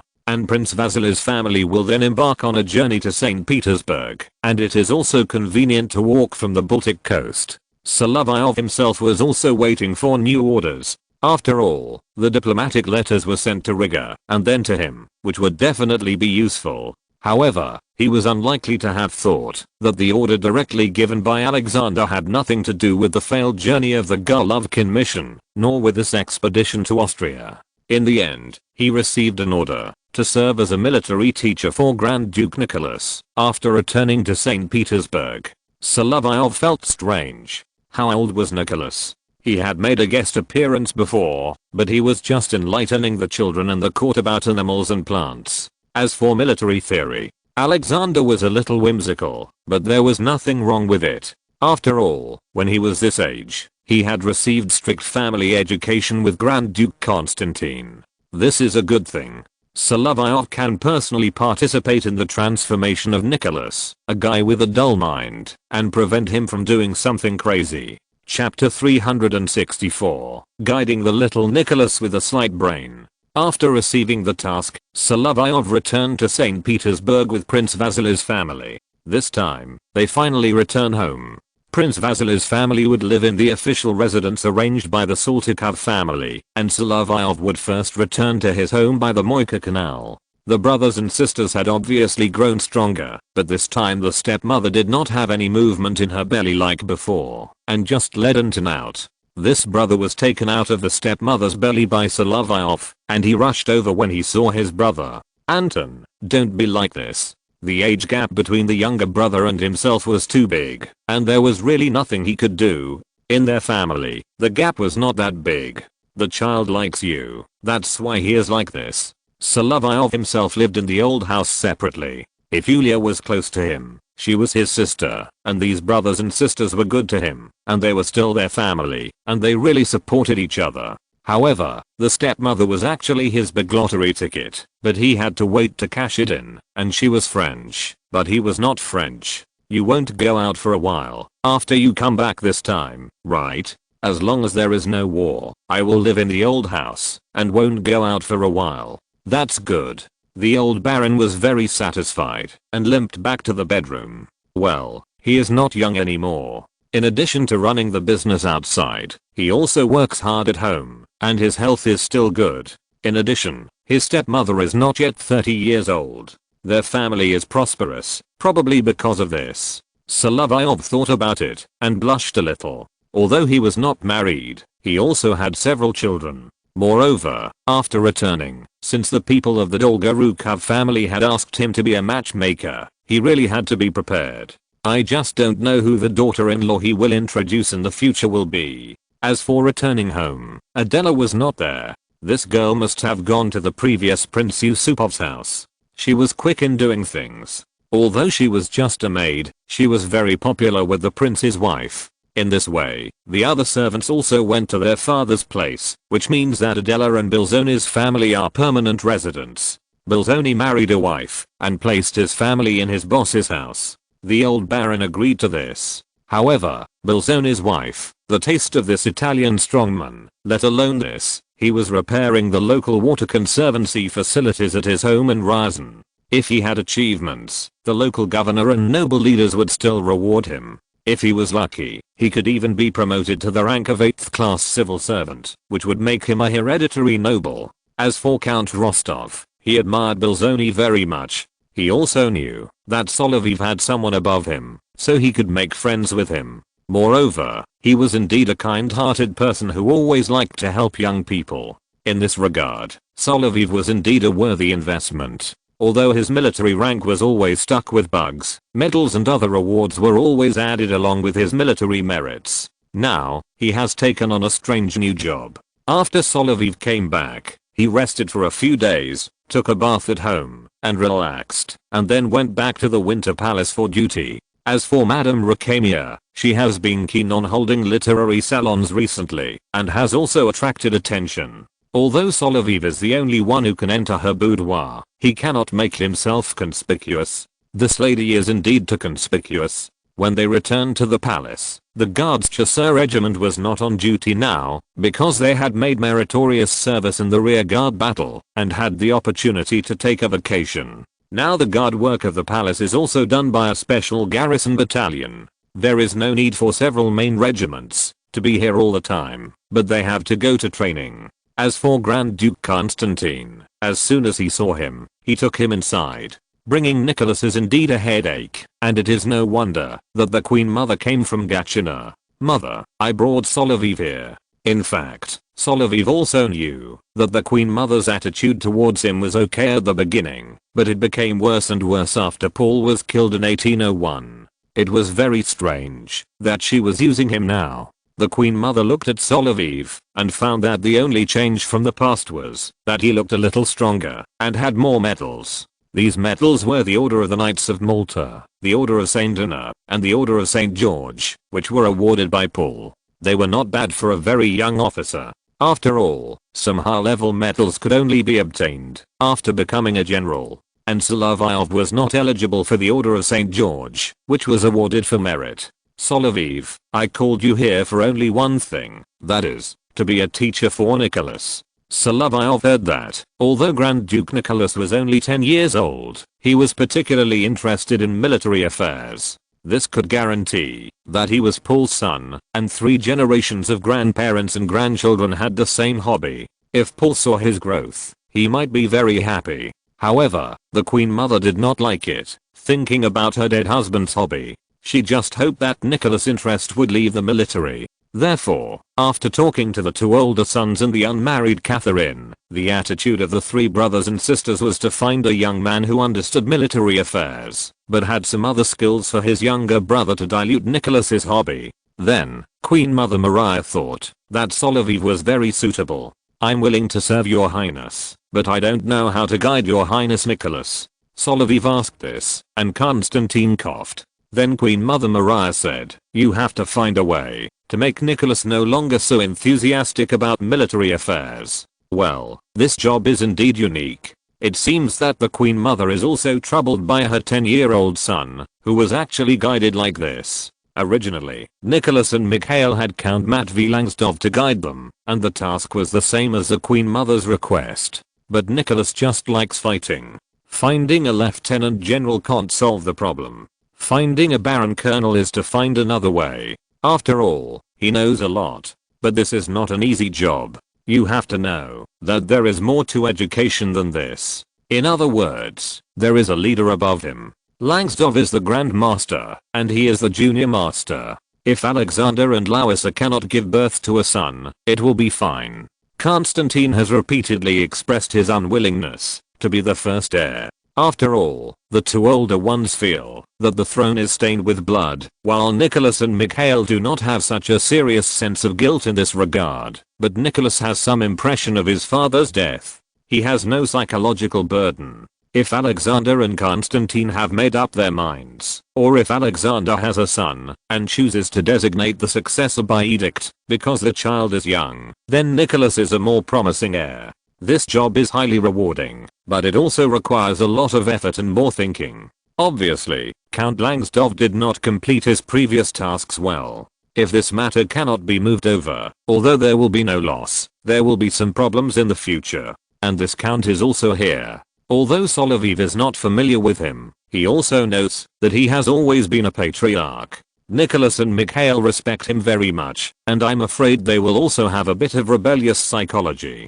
Coupled with the atmosphere in the palace, they could only think of other ways. Although the Queen Mother sometimes disliked him, she continued to talk when she saw that this guy was getting the point. I would like to hear what you, a warrior who is both civil and military, and has made great contributions on the battlefield, think. Your Highness, what I think is that this kind of thing cannot be stopped, but can only be properly guided. If you force children to do what they can and cannot do, it may cause them to rebel. It is the key to set an example for them. Of course, you can't be like Admiral D. Ribas, who is strict with Count Bobulinski, but quite indulges himself. There is some truth. My brother-in-law mentioned this before. Your father assisted him in business and he really understands it. Seeing that the Queen Mother was quite satisfied, Solovyov didn't waste any words. According to the situation Constantine had told him before, he came up with a plan. What are you doing?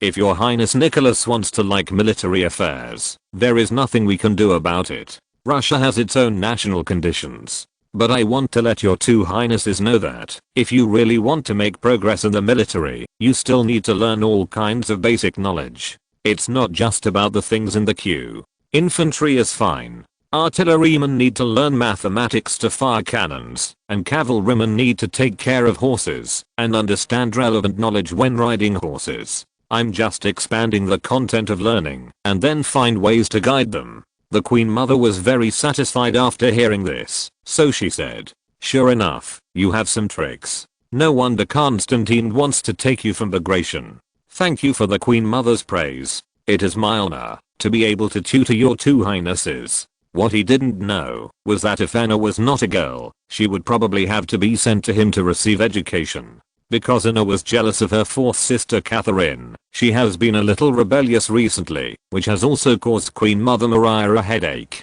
Originally, Anna was the second best behaved among the 5 girls, but now she is slowly starting to disobey, and sometimes doesn't follow the rules. Catherine dared to be presumptuous, but it was because she was favored by her mother and 2 brothers that she became like this, but Anna was purely because of her mother's partiality. But Anna was still managed by Mrs. Levin, and she also hired music and dance teachers. She was able to behave in front of the tutor. The Queen Mother agreed to Solovyov to be Nicholas's teacher, and Alexander also agreed. The only strange thing is that Larissa, who has always lived in the Tavrid Palace, also supports this. It must be said that the Russian court is also quite strange. Nicholas still respects the Emperor's sister-in-law very much. Because of the age difference, if Larissa had given birth to her first child earlier, she would be about the same age as Nicholas. In comparison, the biological mother, Queen Mother Maria, is not necessarily more influential than the eldest sister-in-law, Queen Elizabeth. No wonder all the gossip about Larissa was deleted by Nicholas. As for the destruction of Larissa's diaries, notes and some letters after Nicholas ascended the throne, it was more or less the Queen Mother Maria who was in charge. She could not interfere too much with her eldest son, but when the 3rd son became the Tsar, her words carried more weight. However, only the diaries and notes of Larissa that were carried with her were destroyed. Many of them were later found by Alexander II's wife, Larissa's niece. It is hard to say what role Nicholas and Mikhail played in it. Nicholas was very happy about Solovyov's arrival, but the opening remarks gave him a headache. Brother Miskap, you are very capable, and you are also the disciple of the Grand Marshal. You must teach me how to fight. Others have lost to the French, but you have always won. I want to learn from you how to fight the French. As for Mikhail, he looked at him innocently. Because it was winter, he was still running his nose, and he needed the servant beside him to wipe it for him. But learning how to fight is not just about marching, formations, or strategies and tactics.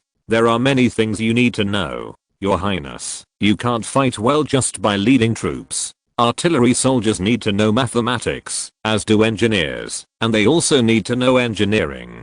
Cavalry soldiers need to know how to raise horses, and be familiar with animals. Yes, brother Miss Cap, no one in the palace knows animals better than you, not even your sister-in-law. Well, it seems that the child's early education class was not in vain, and he also knows that he knows animals very well. But Your Highness, you should also know that there are many things to know besides military science. As a general, you need to understand the right time, right place, and right people. Well, I will bring you an article about the knowledge of an Oriental philosopher today. The Queen Mother herself also attaches great importance to her third son. After all, this child is the son she raised by herself. Even though he is often placed with a tutor and a nanny, the relationship is actually deeper than that of her two adult sons. Therefore, she personally listened to Solovyov's first class at the door. At first, she was a little angry. After all, Solovyov was a young officer who had made many contributions and came here to take office with medals. Nikolai naturally had to talk to him about war, and he would point at the medals. But Solovyov was smart enough. He tried to guide Nikolai to distract him. Moreover, the first class was guided by military affairs, but in fact it was about philosophy and worldview. For a 10-year-old child, it was a little difficult to understand, especially the cross-language content. Fortunately, Solovyov was famous for his versatility among young officers, so it was relatively smooth. Moreover, it was not about fighting, but about winning the hearts of the people first. Point therefore, Your Highness, in addition to military exercises, if you want to be a general or a military governor, you also need to win the hearts of the people. To make the soldiers line up neatly and obey orders, you also need the hearts of the people. The most important thing is the people. The late emperor was loved by the people because he was willing to listen to the voice of the people. This class was considered to be Solovyov's passing of the probation period. If you're listening to this novel on a channel other than Fanfic World, it means they downloaded and uploaded it without effort. We cordially invite you to visit our channel, Mundo Fanfic Novelos. There you'll find the original version of this story and you can explore many other novels of various genres. We're waiting for you to immerse yourself in a world of incredible novels. Chapter 365. Nicholas's understanding of convincing people with reason. Solovyov's course was prepared very carefully, and he even made plans for every paragraph. Although Nicholas was a bit stubborn and hard-working, but not very smart, since he was a child, it was indeed troublesome. However, considering the future situation of Russia, he is really an important spare tire, and his education cannot be neglected. Otherwise, there will be no less jokes in the future. The Queen Mother was very satisfied with the new teacher, and then kept Konstantin for dinner. And Nicholas will go out with Solovyov today. The Queen Mother's idea is that, in order to dilute Nicholas's interest in military affairs, it is also necessary to distract his attention. But Solovyov's approach looks very strange, and he still takes Nicholas to the training ground. After hearing about it, Queen Mother Maria was not satisfied with this move. After all, when Solovyov's syllabus was taken out, there was no content in this regard.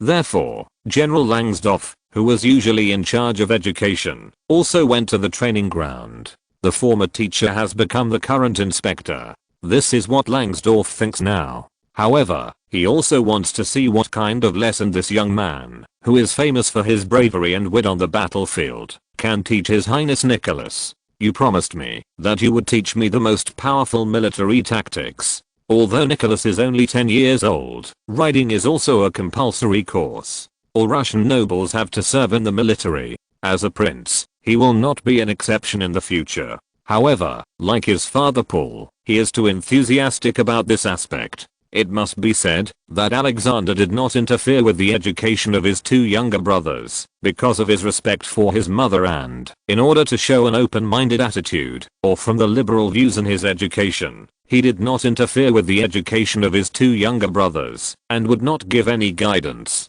However, Konstantin is the commander of the guards, and his appearance will somewhat lead his younger brothers and sisters astray. In addition to being obsessed with her brother, Catherine also likes soldiers, which is probably the influence of this.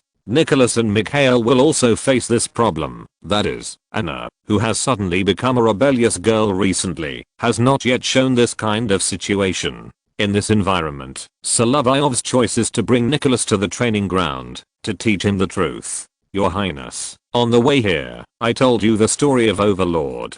Do you have any impression of it? Solovyov told you the story of Xiang Yu, who failed to learn anything when he was young. Well, this general, when he was young, he didn't learn anything, whether it was literature, swordsmanship, or military theory. Very good, you have grasped the core content of what I said, so why did Overlord fail in the end? You know, he, Hannibal, and Scipio Africanus are people of the same era. I accidentally discovered this fact when I was sorting out the Chinese chronology. Speaking of Hannibal, Nicholas was indeed somewhat interested. After all, he loved military affairs. When he didn't know that Alexander actually had high hopes for him to be a pillar of the country and even a candidate for the crown prince, he hoped to be able to gallop on the battlefield. Therefore, it was inevitable that he liked to listen to heroic stories, and General Langsdorff had reluctantly told him about Hannibal's journey across the Alps, his victory in the Battle of Cannae, his defeat in the Battle of Zama, and his personal final demise. So this invincible general ended up being defeated in the same way. There are always many things in the East and the West that have common development, either in the same era or mutually verified. Matvey Ivanovich, don't you think so? Yes, that's true, Your Highness. Although Colonel Solovyov is young, he is well educated, not only in military science, but also in other fields. Speaking of which, just like my sister-in-law, Nicholas' hobbies are obviously different from Lois's. What impressed him most about his sister-in-law was hugging and caressing. She didn't preach like his mother, and sometimes she was even very strict in discipline. If he wanted to relax, it would be the most fun to be with his nieces. Nicholas and Mikhail were only slightly older than them. The queen mother had given birth to 10 children one after another. When it came to Mikhail, Loisa started to have children again, so there was no age difference. Loisa took care of the children like a bourgeois housewife, and she looked naturally relaxed.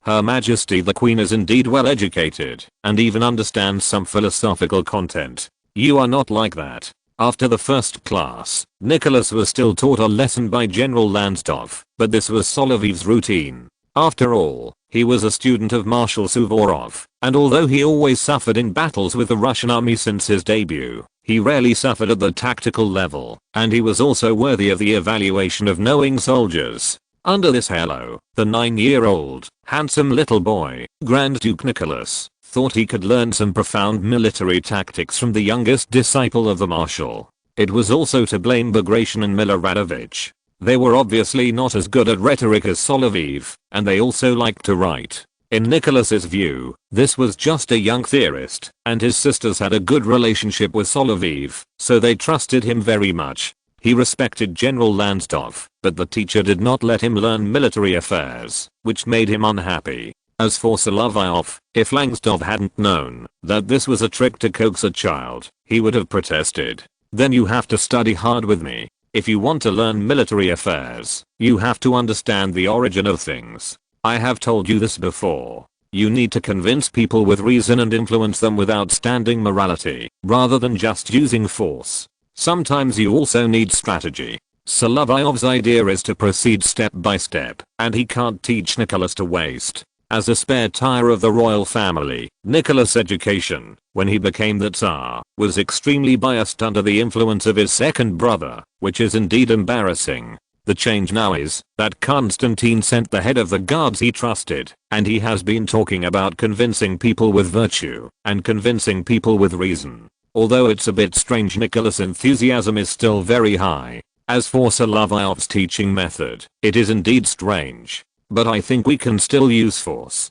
to make the opponent submit to our truth. When Nikolai said this, Solovyov had to hold his forehead to some extent. After all, this is the true meaning of, "But your highness, if I fight with you, will someone say that I'm bullying the weak?" Nikolai nodded after hearing this, and Solovyov knew that he could continue. A big fist cannot solve all problems. The victory that can be achieved on the battlefield is like your name, your highness.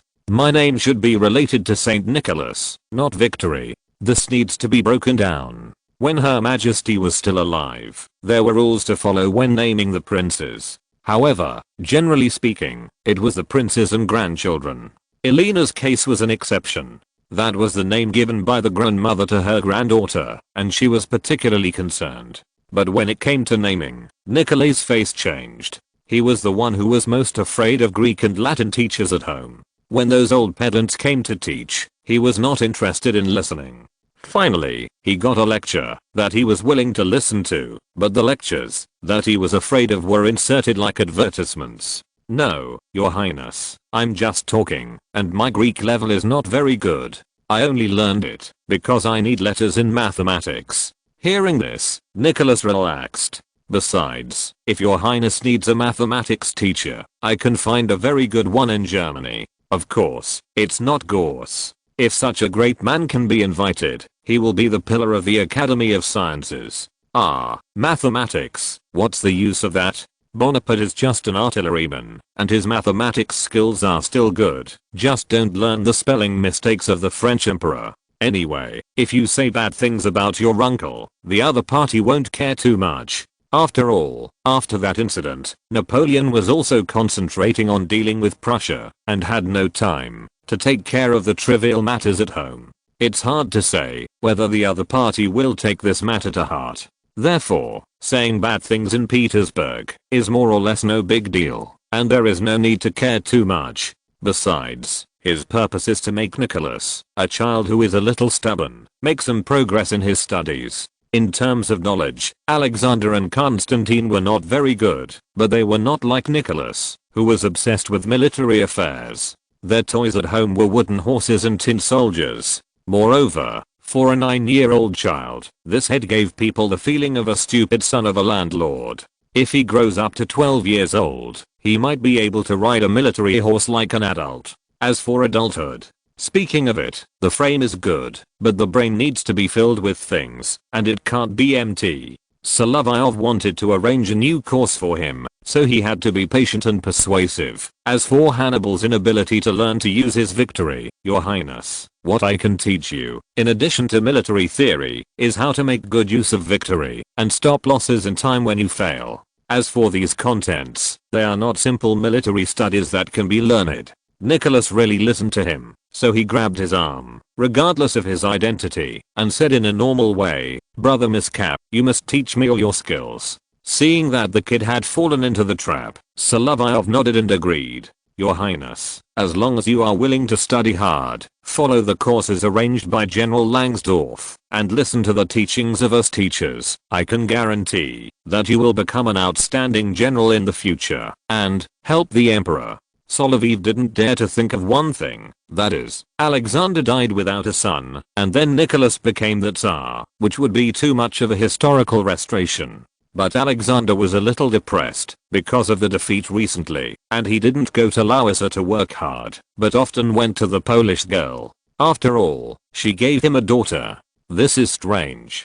Could it be that, if Alexander wants to have a son, he really has to do it all at once? He has so many mistresses. Solovyov knows that among all the mistresses counted, none of them gave birth to a son, but they have accumulated a room full of dolls. Although this makes Alexander, who is a daughter slave, very happy, but without a son as an heir, he can only consider among his 3 younger brothers. Considering the relationship between Constantine and his wife, only one daughter is left at home, and now Nicholas' education must be paid more attention. As for Nikolai's ability to listen to Solovyov so much, General Langsdorff was also amazed. He didn't know that Solovyov was always good at coaxing children, from letting Lausa's daughter sleep on the cat climbing frame in his arms to coaxing the big and small children in the palace to be obedient. Today, Solovyov didn't even arrange any Q training here on the training ground, but arranged some more interesting activities. Others might be mechanically practicing guns and cues there. After the lecture, Solovyov put 2 standard weapons used by the Guards Chasseurs, the 1803 Solovyov rifles, on the table.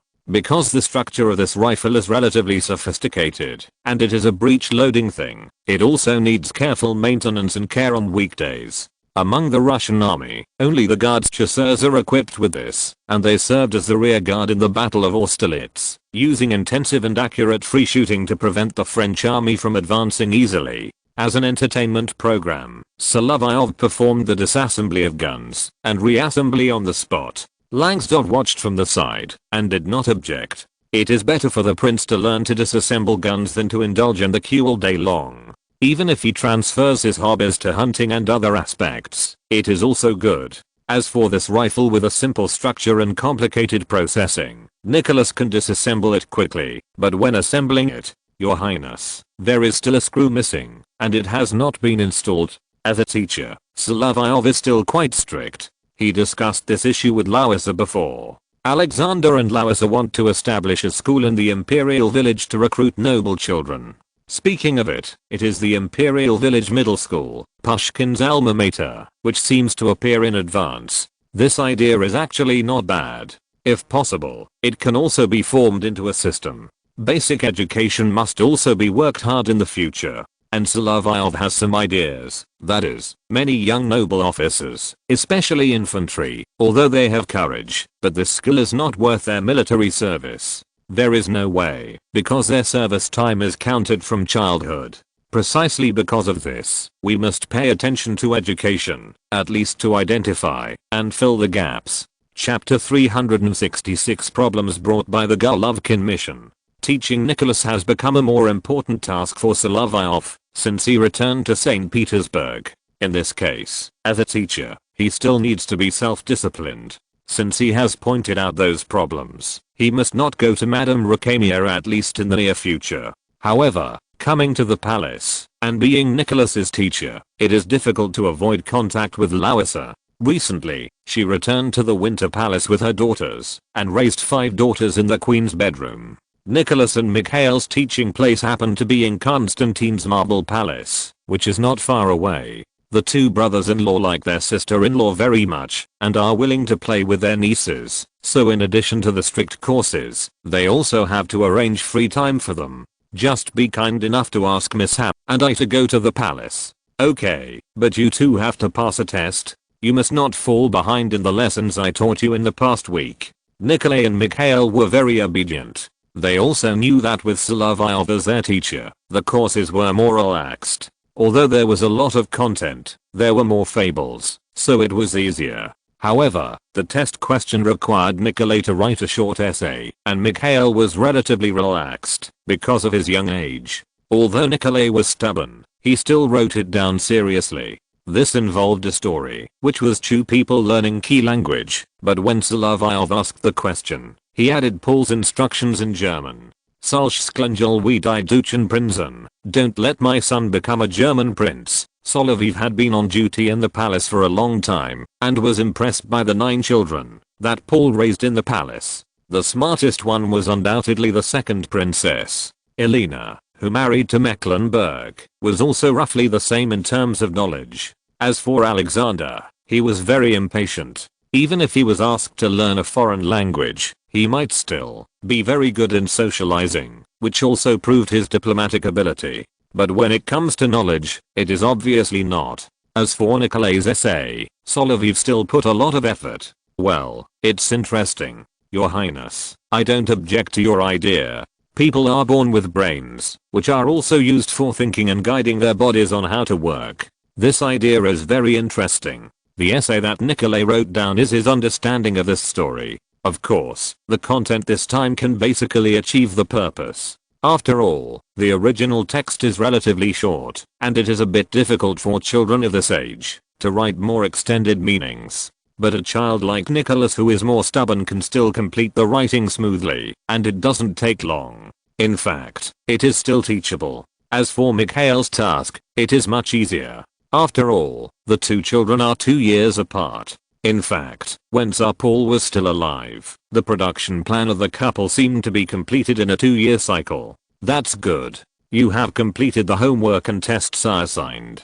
It just so happens that the emperor wants me to go to the little winter palace for advice, so I can give you a holiday in the afternoon. Then came the cheers of Nicholas and Mikhail. Children of this age are energetic and fun. Solovyov was summoned to the Winter Palace because of the Golovkin mission. Alexander had a bad temper, and he had always had a bad relationship with Alexander Saltykov. He was indeed very dissatisfied with the unfavorable results of the mission of this Humphreysky father-in-law. So he thought of Solovyov. After all, he was an expert on Eastern issues and a genuine China expert in Petersburg. He even completed many translations and writings. Even though he was young, he was only a colonel in the guards. This level should not be able to join the core decision-making circle. However, when it comes to Golovkin's failed mission to the Qing dynasty, he is also needed to analyze the current situation. As for the Little Winter Palace, he is also familiar with this place.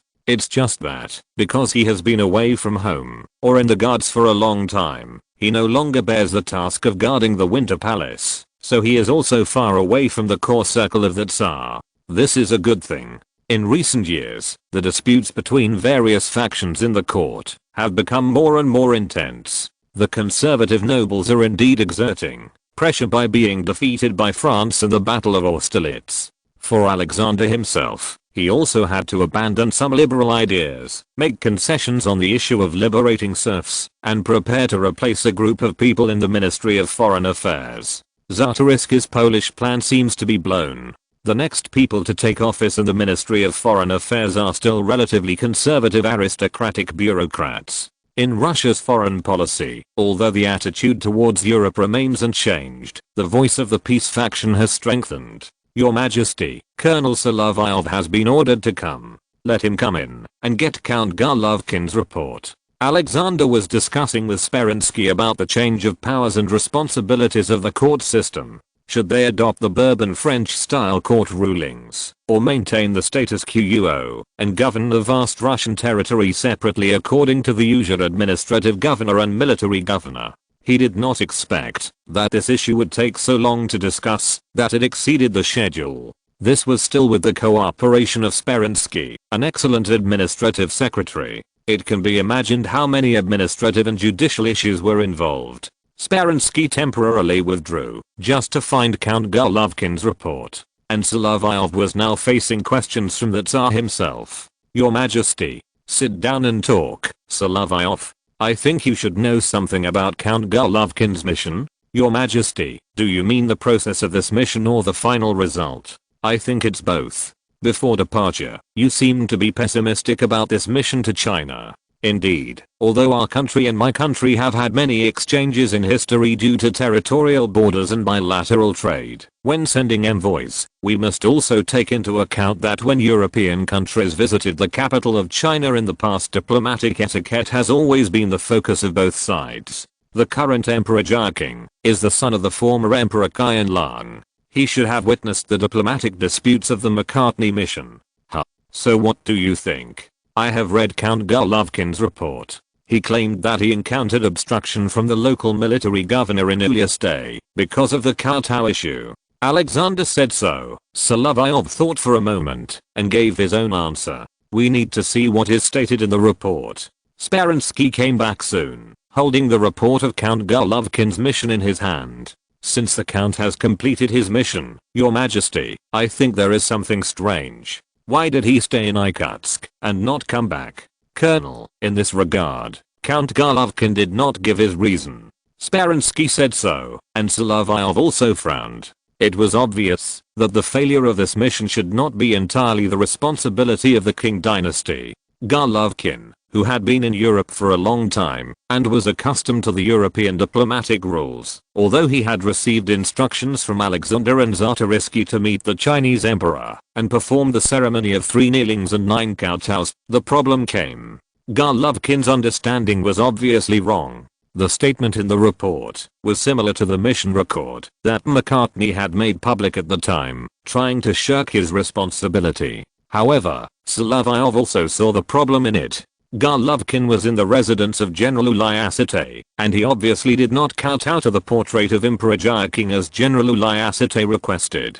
This is entirely a problem caused by poor communication between the two sides, Your Majesty. However, Count Golovkin's subsequent claim to mobilize the troops of the Siberian Governorate to take action in the Amur River basin is inconsistent with our current foreign policy. Indeed, our relationship with China is mainly to maintain bilateral trade. After Alexander made his judgment, he was very clear that he was unwilling to disperse Russia's military power when the situation in Europe was so tense. In particular, Russia has always been highly vigilant against the Ottoman Empire and the Persian Qajar dynasty. No matter whether Russia attacks or the Persians attack, or now the Ottoman Empire interferes in the internal affairs of the two Balkan vassal states, it will share Russia's military power. Not to mention that France is still in the West. Although Austria has succumbed to France, Russia has not yet had any intention of a ceasefire with France, let alone an agreement. These problems are relatively basic.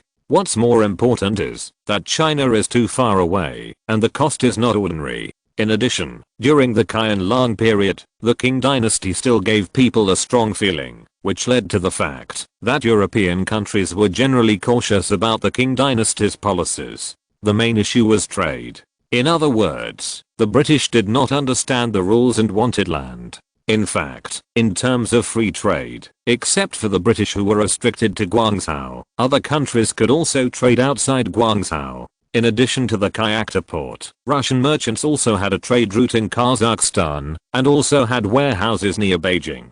The British were still very jealous of this last one. As for the current Qing dynasty's desire to control Russia through the Kayakta port, it was not that it could contain Russia's Siberian governorates in terms of rhubarb ante, but that these places in Siberia were relatively dependent on trade with the Qing dynasty.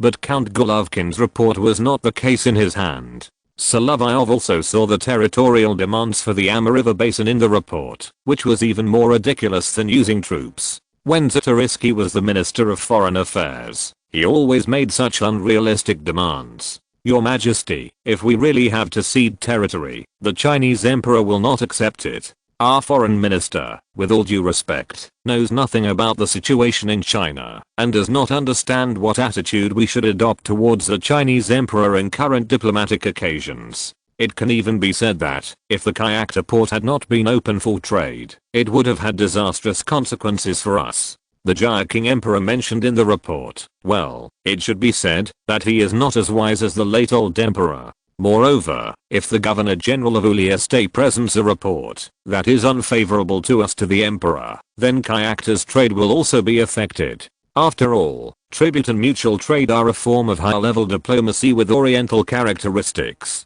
Solovyov's concerns are not without problems. The expedition team near Guangzhou, their business in Guangzhou was relatively smooth in the first stage, but the Governor General's office of Guangdong and Guangxi soon issued instructions not to allow Russia to trade in Guangzhou, claiming that this would affect Kayakta's mutual trade. At this time, Alexander, Solovyov and Speransky did not know about this situation, but Solovyov's analysis was indeed something that Emperor Jia and the Governor's office and the Provincial Governor's office could do. In addition, in Guangzhou, the British always did not follow the rules, which also led to the Qing dynasty's bad impression of the British barbarians, and it was inevitable that it would affect Russia and other European countries' trade with China. Therefore, Guangzhou was always strictly managed. As for the British causing trouble in Guangzhou, the Governor's office of Guangdong and Guangxi also received reports of related conflicts, ranging from provoking trouble, trade disputes, disputes over going to certain occasions, and the activities of warships and merchant ships at sea. In short, it was very troublesome. It seems that there is no way to solve this problem. If necessary, someone who knows the rules should be sent to China, but it will take some time. I think it is more appropriate to send an envoy on the 20th anniversary of the current emperor's accession to the throne. Emperor Jia became emperor in 1796, when Qianlong abdicated, so it would be more appropriate to place this time after 1815. After all, this time, the Golovkin delegation's explanation was even worse. The new emperors of both countries ascended the throne and came to congratulate. No matter how you look at it, it was a signal delay, which was indeed not very funny, and the reason was even a bit absurd. I really don't know how the Poles arranged it. Anyway, Czarist always attracted Solovyov's contempt. At this level, he is more or less unclear about the international situation. It should only be a matter of time before he steps down as the foreign minister. Because of Russia's series of diplomatic failures, the journey of Count Stroganov, the deputy foreign minister to London, should end here. Your idea is very good. The journey to China is so long, and Golovkin's mission was such a failure. We have to wait for a suitable time for our next action. Moreover, Alexander also had an idea. Solovyov, are you willing to go to China as an envoy at that time? This is a good job, and others should not be able to do it. As long as you don't learn from Shen Weijing, the big liar, it will be fine to follow the rules. Your Majesty, I'm willing to go to China as an envoy, but by then our country's foreign policy may have to undergo some changes. That's right, Solovyov. There is no war now, and your task is the education of Nikolai and Mikhail. Yes, Your Majesty, I'm happy to serve Your Majesty and all the highnesses. You may leave. The summons from Alexander was over, and they could finally move on to the next topic. Chapter 367. Lawissa's new maidens ask Oiselo's new teacher. What Count Golovkin did was somewhat troublesome. Solovyov knew that this was not an easy job. Moreover, the current attitude of the Qing dynasty would definitely not allow the expansion of the scope of trade, not to mention the land issue. Moreover, in the future, the position of the chief envoy to the Qing dynasty would not be too high or too low, but this problem did not need to be dealt with now. What should be paid attention to was the matter at hand. After leaving the Tsar's office, Solovyov had to go to Nicholas and Mikhail. Although the two children were given a holiday this afternoon, General Langsdorff, as the father, was not here today, so Solovyov had to take on the responsibility of guardianship. Lawissa raised girls, including Konstantin's daughter Sophia. The girls liked to play with their two uncles.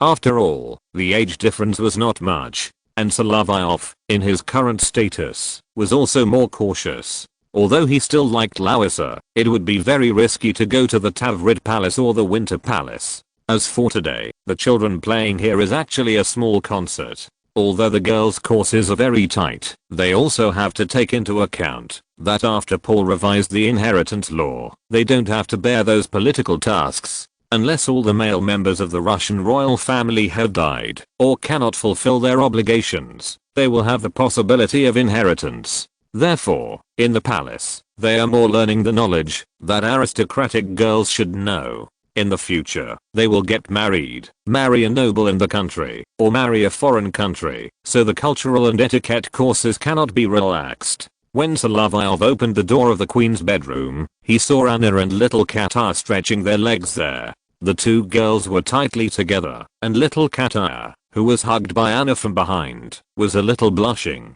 Ah, Baron, you came at the right time. Solovyov hadn't seen Lawissa for a while. The low-egg view is that she has gained weight, and the high-egg view is that she has become plump. Of course, this look is actually quite beautiful, much better than the skinny look before. If Lawissa had not been so thin that she could not stand the tossing, Solovyov might have succeeded earlier. Now she is actually quite tempting. I don't know why Alexander has not come back recently, so the queen's bedroom has become a children's playground. Solovyov is a little embarrassed standing here. Your Highness, I think. Ah, it doesn't matter, just sit here. After all, you are Nicholas and Mikhail's teacher.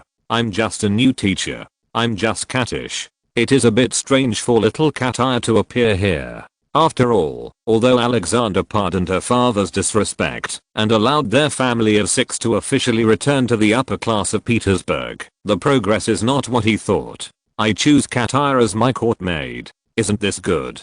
Anna always comes to my place, and the two of them can keep each other company. And speaking of it, after Mikhail, the age difference between these girls is not very big. According to the practice of the Empress in the past, they are raised in pairs. Although Konstantin's daughter Sophia and Alexander's daughter Sophia were released alone, they always had company. Sophia and Lawissa's second daughter Maria were often together, and Sophia was too young to worry about. As for these girls, their dance classes were still going on, but they all went to the outer room. Next, only Nikolai and Mikhail were left here, to act as light bulbs. Solovyov and Lawissa looked at each other, winked at each other, and understood each other. Your Highness, I think there are ways to arrange the courses you want. We can set up a preparatory school. I knew you would do this. Even if you set up a middle school, you would do it this way. When I arrived in the United States, I met some local gentlemen who actually received education at Louis the Great Middle School. I think at this time, we should refer to the private schools opened for nobles in Petersburg and build a new school. As for the address, Your Majesty has already considered it. It will be placed in the Imperial Village. The side hall of the Catherine Palace is very suitable. It's just that the number of people to be recruited in the first batch has not yet been determined. This school is different from ordinary middle schools. It is a school for the children of the Russian Empire's aristocrats. To be honest, the quota of students recruited in each session is one class, and the teachers are also screened, and can even be said to be carefully selected. It's just that the list that Lauser took out was drawn up by Alexander himself, which is somewhat surprising. How come the French teacher is Merit's brother? Ah, you found out. This is personally selected by His Majesty. Well, Alexander, even though he has been the Tsar for 5 years, he still can't change the attribute of spiritual Jacobin. The list of teachers currently selected by the Imperial Village Middle School is as follows. Professor of Political Science, Alexander Petrovich Kunitsin, but he is preparing to go to Göttingen for further studies, and has not returned yet. Professor of Aesthetics, Russian and Latin, Nikolai Fedorovich Koshinsky, a doctor of philosophy and an expert in rhetoric. Professor of Mathematics and Physics, Yakov Ivanovich Karzov, an outstanding graduate of St. Petersburg Teachers College. Professor of Music, Ludwig William Tepperdy Ferguson, a Scotsman, conductor of Russian court music, and also a permanent music teacher of the royal family. Professor of Russian Literature, Alexander Ivanovich Galich, who is still studying in Germany, and has not returned yet. Professor of Military Science, Baron Fedor Bogdanovich Elsener. If you only look at the Russian list given by Lauser, you can't tell that he is of German descent. It's just that his main research field is military engineering, and he has no experience from the front line. Of course, the students of the Imperial Village Lyceum are not all officers like those of the military academy. Professor of French, David E. Baudry, that is, David Marat, Marat's brother. He is also a very famous French professor in St. Petersburg. He has worked in the St. Petersburg Lyceum for a long time, and wrote a standard French grammar in Russian.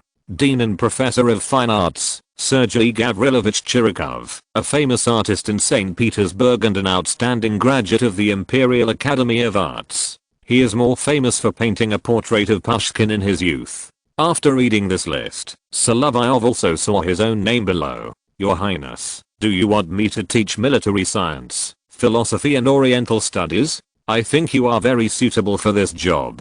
But I'm self-taught and received military school education. I have not attended any courses. But you are still very good at self-study, Mikhail. Lauser felt very tired when she said this. The two of them always had to hide their close relationship in front of others. She felt a little stuffy in her chest. It might also be a congenital deficiency. As an officer who has not studied in a military school, my academic qualifications do not look very good. If you are willing, you can take advantage of this period of time to go to the teachers' college for further studies. I think the professors in the college should welcome you. Prepare a paper. Yes, brother Miss Cap, you have to prepare a paper. Nikolai, this stubborn child, is very good at agreeing with others and looks a bit like a little adult. Moreover, considering Nikolai's identity, Solovyov cannot retort like General Lansdorf and can even implement stick education. He advocated guidance, and seeing that Nicholas admired him, and he was good looking, no wonder the Queen Mother was reluctant to spank him. However, this kid couldn't be too proud. Your Highness, if you can publish a paper, I will treat you to a feast in the most luxurious restaurant in Paris in the future. For Russians, even the princes who were well dressed and well fed would have some expectations when they heard about having a feast in Paris. Nicholas had no concept of money, but Lauser's lifestyle since childhood,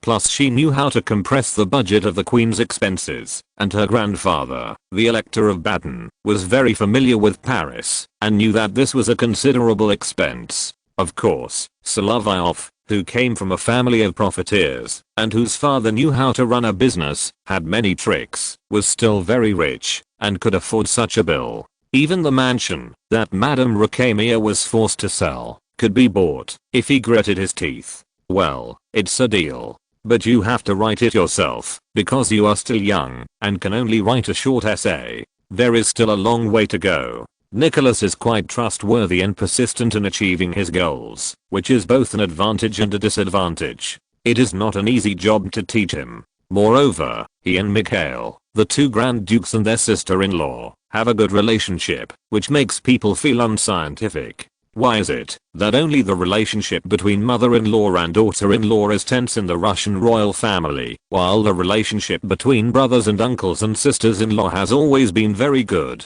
Solovyov couldn't figure this out, and he was not interested in getting involved in these issues. After all, the family was harmonious, so there was no need to worry about it. He was not considered to be someone who destroyed the family atmosphere. After all, Alexander himself did not do anything to those who coveted his wife's beauty, but Tsarist's term as foreign minister was coming to an end. As for the appointment of the Imperial Village School, I'm afraid we will have to wait for a while, because many of our professors have not returned. And with this teaching staff, I think, we can set up 4 colleges. Solovyov said that the layout of the 4 colleges in a Scottish castle was actually very scientific, and it should also be considered that this can also form a confrontational form to promote competition between colleges. But you also have to consider how much space the Catherine Palace can provide. After Lowissa said this, Solovyov remembered that the Smolny Palace Girls' School was able to recruit so many girls because the place was large enough and the girls were easy to manage.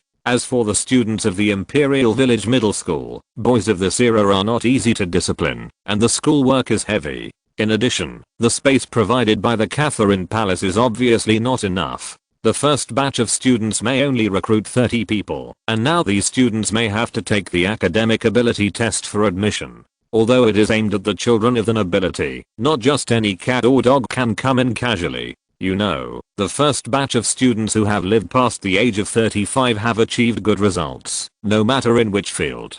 It is difficult for the troublemakers in the Guards Cavalry to enter the selection range of the Imperial Village Middle School. So, this is a thorough elite education. Now it seems that Solovyov really needs to cheer up and pay more attention to education. The students of the Imperial Village Middle School more or less represent the elites of the future Russian Empire. Being a teacher to them is also beneficial to his future career. Solovyov is different from other professors who have been selected. He is not a pure academic talent and still has to return to the army. Alexander himself is not in a hurry to promulgate the charter of the new academy. For Russia, 1806 itself is not a good year. There are too many problems to face. Due to the failure of Austria, after the armistice agreement was reached, Russia had no reason to directly hostile to France, and the two sides had to enter a new round of negotiations. At the same time, Russia's war with the Khaja dynasty in the Caucasus continued, and even made some progress, destroying some Azerbaijan khanates and besieging Baku. When Alexander planned to build the Imperial Village High School, reform the education system, and redeploy against France and the Ottoman Empire, the Russian army had already surrounded Baku. It's just that the Khaja dynasty of Persia and its vassal states always fail to abide by diplomatic norms, even when they are preparing to surrender. When the Georgian prince Tsarist, who was commanding the Russian army in the Caucasus, accepted the surrender of Baku, he was assassinated by Husein Kili Khan, the last Khan of the Baku Khanate, and his head was cut off and sent to the monarch of the Khaja dynasty. The Persian Shah was overjoyed and sent the Crown Prince Abbas Mirza to the front after the Russian army retreated.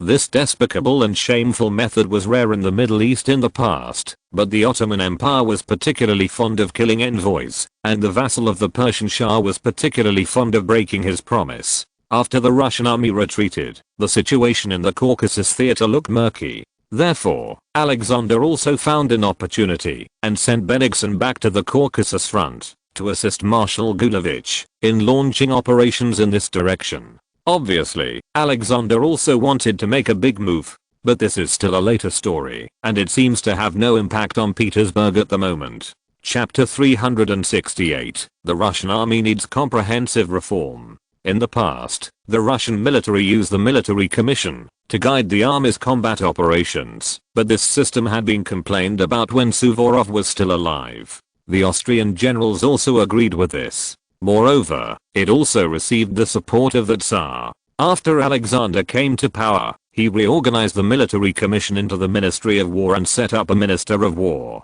But Sergei Kuzmich, according to multiple sources, is not very suitable for both positions, and the overall military department of the Russian army has problems in this regard. As early as the time of Peter the Great, the Russian army had begun to build a staff system, but the results were few. Even during the Paul period, there was a serious degradation. Now, it is indeed necessary to re-establish the system in the entire Russian army. Because of this problem, Grand Duke Constantine called a few old partners from the Guards. The commanders of the Guards, Peter Volkonsky, and some staff around Alexander, have gathered at the Guards headquarters to discuss this issue. Solovyov was more curious about the fact that Constantine also called Nikolai and Mikhail. Your Highness, I think we have to consider this at this time. After all, he is still one of the two Grand Duke's teachers, so he has to consider it carefully. What do you want to consider? Although it is a military meeting, and the two highnesses, as the commanders of the Izmailov regiment and the commanders of the Guards artillery battalion, have the right to attend the meeting. After Solovyov said this, Constantine understood.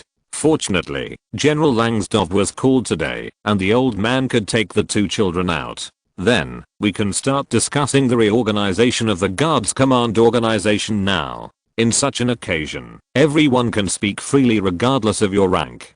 Solovyov didn't want to speak in advance, although he already had some plans in his mind, and he and Volkonsky had already studied solutions separately before. But because the two of them had to serve as teachers of the young Grand Duke, and as senior staff members of Alexander, this led to a problem, that they could not focus all their energy on their work at hand. At the same time, Peter Volkonsky had a wife at home, and if he had a young and beautiful cousin as a wife, it would indeed involve more energy. Solovyov was fine. He had recently corresponded with Madame Rakhamia, and explained his current situation. Madame Rakhamia was considerate as a big sister, and could understand his busy military affairs. Anyway, one thing was certain, that was Madame Rakhamia had always been like that. She would not easily go to bed with anyone. She and Solovyov had a spiritual exchange first, and then a physical connection. It was a bit difficult for her to complete this process. Solovyov was qualified to do so, only after translating a lyric poem that satisfied Madame Rakhamia. As for the first ones to speak out, it was still the commanders of the Guards cavalry regiment. Anyway, they were all impatient. Constantine said that they could speak freely, so they all mentioned the problems encountered in this battle. The Russian Guards had indeed not participated in combat for a long time. Although the problems encountered in training could be solved, they were obviously not completely consistent with those encountered in actual combat. It was just that the common problem of cavalry officers was that, like the examples they often boasted about in the tavern in front of women, they were somewhat one-sided. As for what can be reflected, it is also the problems encountered by the cavalry in the charge. The Russian cavalry has performed very well, but their disconnection from the cavalry artillery in the battle has led to the failure to stop the enemy as much as possible in local battles, and the overall command problem has not been able to play out. But their discussion did soon introduce a key issue. The orders of the command organization cannot be effectively conveyed. The bloated organization, the chaotic orders, and there is one thing that even Constantine cannot say casually. That is, every time at a critical moment, you have to interfere with the command, and you can't win this way. But in this war, the main scapegoats are still the command organization headed by Kutuzov and a group of Austrian foreigners. The problem is here. We have also thought about it. In the past few years, our army's command organization has always used the Austrian staff organization during the expedition. The problem brought about by this is that the orders issued are inefficient, and the problems in it. Everyone will agree with this. After all, there are many problems with the German orders issued by Weyerhaeuser, but this cannot be entirely blamed on the Austrians. The plan that General Schmidt initially formulated was very useful. Oh, Solovyov, you were not in the Guards at the time, but in Kutuzov's headquarters. That's true, Count. I was there at the time. I worked with both General Schmidt and General Weyerhaeuser. I even worked with Weyerhaeuser in Alexander Vasilyevich's headquarters, when he was still there. Ah, young scholar, if you keep talking, I'm afraid you'll have to write a paper. but I already had a monograph before, and the problems we are looking for are all in it. Solovyov couldn't continue to argue with Count Peter Tolstoy about some details. What he wanted to focus on was not the summary, but the reorganization of the command and administrative agencies of the Russian army in the future. Now is the critical time. For the Russian army, there was no large-scale war in early 1806, and the relationship with the Ottoman Empire was only tense. The battle on the Persian Empire had not yet been concluded because of a murder that had just occurred. There is still some time to make preliminary adjustments. If possible, we should not continue to be involved in the war in Europe, but with the relationship between Prussia and France, and the relationship between Prussia and Russia. It is hard to say what will happen, but this is not something they can decide, and even the Tsar cannot decide. After all, with Napoleon's ambition, he has to do much more than what he has now. In the Fourth Anti-French Alliance, I'm afraid that Russia will be forced to fight because of its own pig teammates. So, what have you written? Peter Tolstoy said so, and Solovyov had to fight. In the military theory textbooks published in the past, our country's War Department should be divided into the Army Department responsible for military construction and administrative dispatch, and the General Staff Headquarters responsible for military command. In addition, there should be supporting military academies. In addition to those in St. Petersburg and Moscow, there are also various military governors' districts and military academies in the army. Although the military academies have not been clearly established, they have been reflected in the tradition of our staff since Peter the Great. Indeed, adjutants and staff in the Russian army can often reflect this role. Then, he paused for a moment and continued. In the army, the headquarters should also be under the jurisdiction of the general staff. The chief of staff should assist the commander-in-chief in his work. It is best to arrange this staff agency in the corps, columns, brigades and regiments. But it cannot imitate the Austrian quartermaster general. Instead, it should be divided into the following points. Solovyov started to say this, and everyone was interested. After all, it made some sense. With the tacit consent of Grand Duke Constantine, he could continue to perform. Under the command and staff organs, there need to be military staff, intelligence staff, logistics staff and reconnaissance staff, each with its own duties. Military staff are mainly responsible for assisting the command, completing map operations and the final execution of military orders. Intelligence staff are responsible for collecting and analyzing all aspects of intelligence, and providing effective intelligence for the commander-in-chief of staff to analyze. Logistics staff. This requires the supply of materials for the army, as well as the replenishment and deployment of troops. The reconnaissance staff is responsible for pre-war reconnaissance, and its functions overlap with those of the first two types of staff, but reconnaissance operations are still very critical. That's a lot better. Milutin's injury had not yet healed when he was called by Constantine as the infantry commander of the Russian Guards in the Battle of Austerlitz. He also expressed his support for Solovyov. After all, he had read Solovyov's report after the war, and the issues involved therein. This kind of institutional adjustment can indeed play a role. I think it's possible, Your Highness. What about you? Bagration also agreed, and after analyzing the pros and cons, Grand Duke Constantine also thought it was feasible. However, this can only be set up at the regiment level and the guards level. The Grand Duke himself also considered that the Austrian-style staff organization was very bloated, and the Russian army's own structure, regardless of whether Paul's military reforms were in place, had actually been imitating Prussia and Austria in terms of the regiment-level command structure. The command structure should also be adjusted.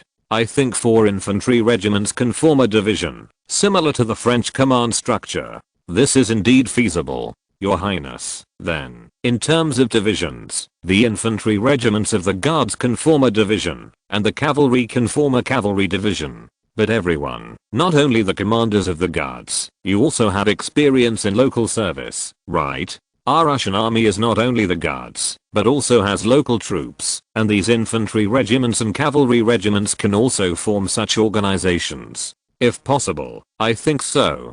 Seeing that Solovyov still wanted to say something, Constantine also gave him the right to speak, and asked him to continue.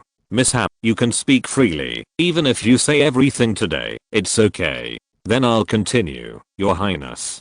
Solovyov actually had his own ideas, but they were more radical. We can cancel the brigade level command structure. Each division can have 3 infantry regiments and 1 cavalry regiment, as well as an attached artillery unit, which can be a battalion or a regiment. Well, it's interesting, but with such a structure, I'm afraid that all the generals at the brigade level will be unemployed. For the current era, it is still feasible for a division to have 2 to 3 brigades, and each brigade to have 2 regiments. After all, the Russian infantry battalion structure is not as bloated as the Austrian one, and is relatively flexible. A more appropriate Russian battalion level unit, which suffers losses in battle, often maintains more than 400 people, so that it can maintain a certain combat effectiveness. The general battalion level unit, according to the earliest infantry phalanx arrangement during the expedition of Alexander the Great, is generally between 500 and 600 people.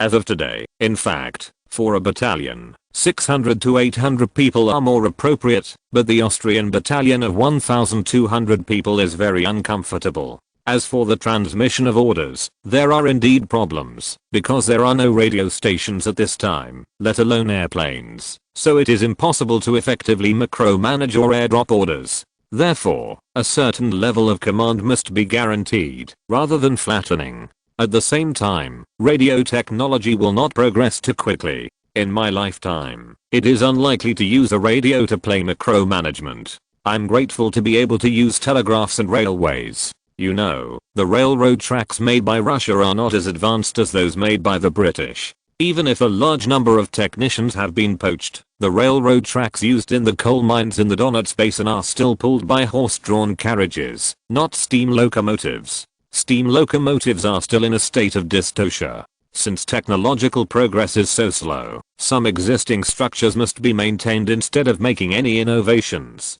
However, Grand Duke Constantine also agreed with Solovyov's view, but the 5 infantry regiments and several cavalry regiments of the Guards could not be adjusted according to this formation. The problem is that the Guards Cavalry Regiment will form the Guards Cavalry Division, and the expansion of the Guards itself will also increase the Guards Militia Battalion, and then expand to the Guards Finnish Regiment.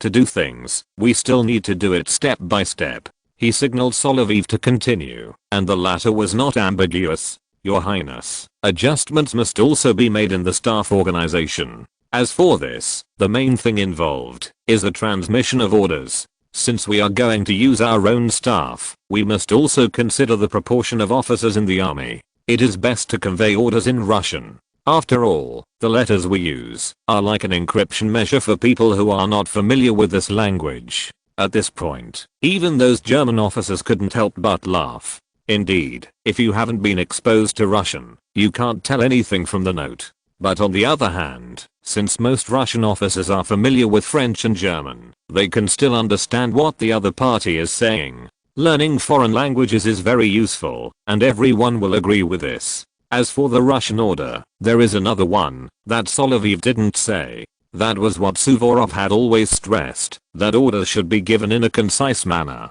However, many of the Guards officers present had some relationship with the Field Marshal, so they also tacitly agreed to this. Chapter 369 Nicola's homework. The Guards discussed military reforms and proposed adding staff officers to the command structure, which was quickly supported by then Quartermaster General Johann Peter van Zuchteren, chief engineer. His previous work included mapping, communications, engineering, and logistics. The organization of the Quartermaster General was built in the style of Austria and Prussia, so the scope of work was also very wide. When he heard the news, he had just completed the surveying of the map of the Russian Empire. That's right, Your Highness. I think this is feasible.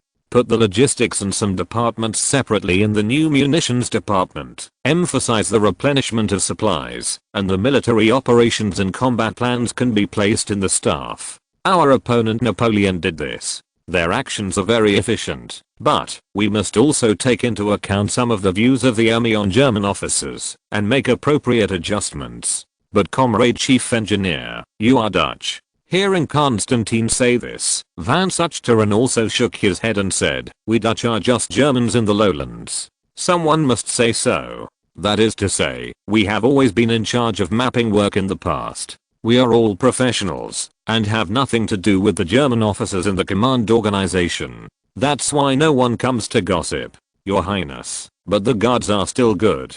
They have never had much prejudice and have done a lot. As for, don't touch that book. It's a manuscript I just bought recently. It is a small part of the complete collection of Aristotle's Latin manuscripts published in Strasbourg in 1469. Obviously, Van Suchteren was well educated and fair. He considered many issues, but he didn't like others, to touch his personal collection before it was sorted out. But Solovyov was there, and he also touched your manuscript. It doesn't matter, Your Highness. That part was sorted out, and it's different from the new things. You know, this is my only hobby, collecting manuscripts everywhere, as well as various precious books and maps. As for what Solovyov saw, it was a bit difficult for him. After all, his Greek level was not enough to support him to read some content. But, Mr. Chief Engineer, my Greek is really not very good. People who learn that language well are probably just living fossils. But I also thought of one thing, that is, military education must keep up.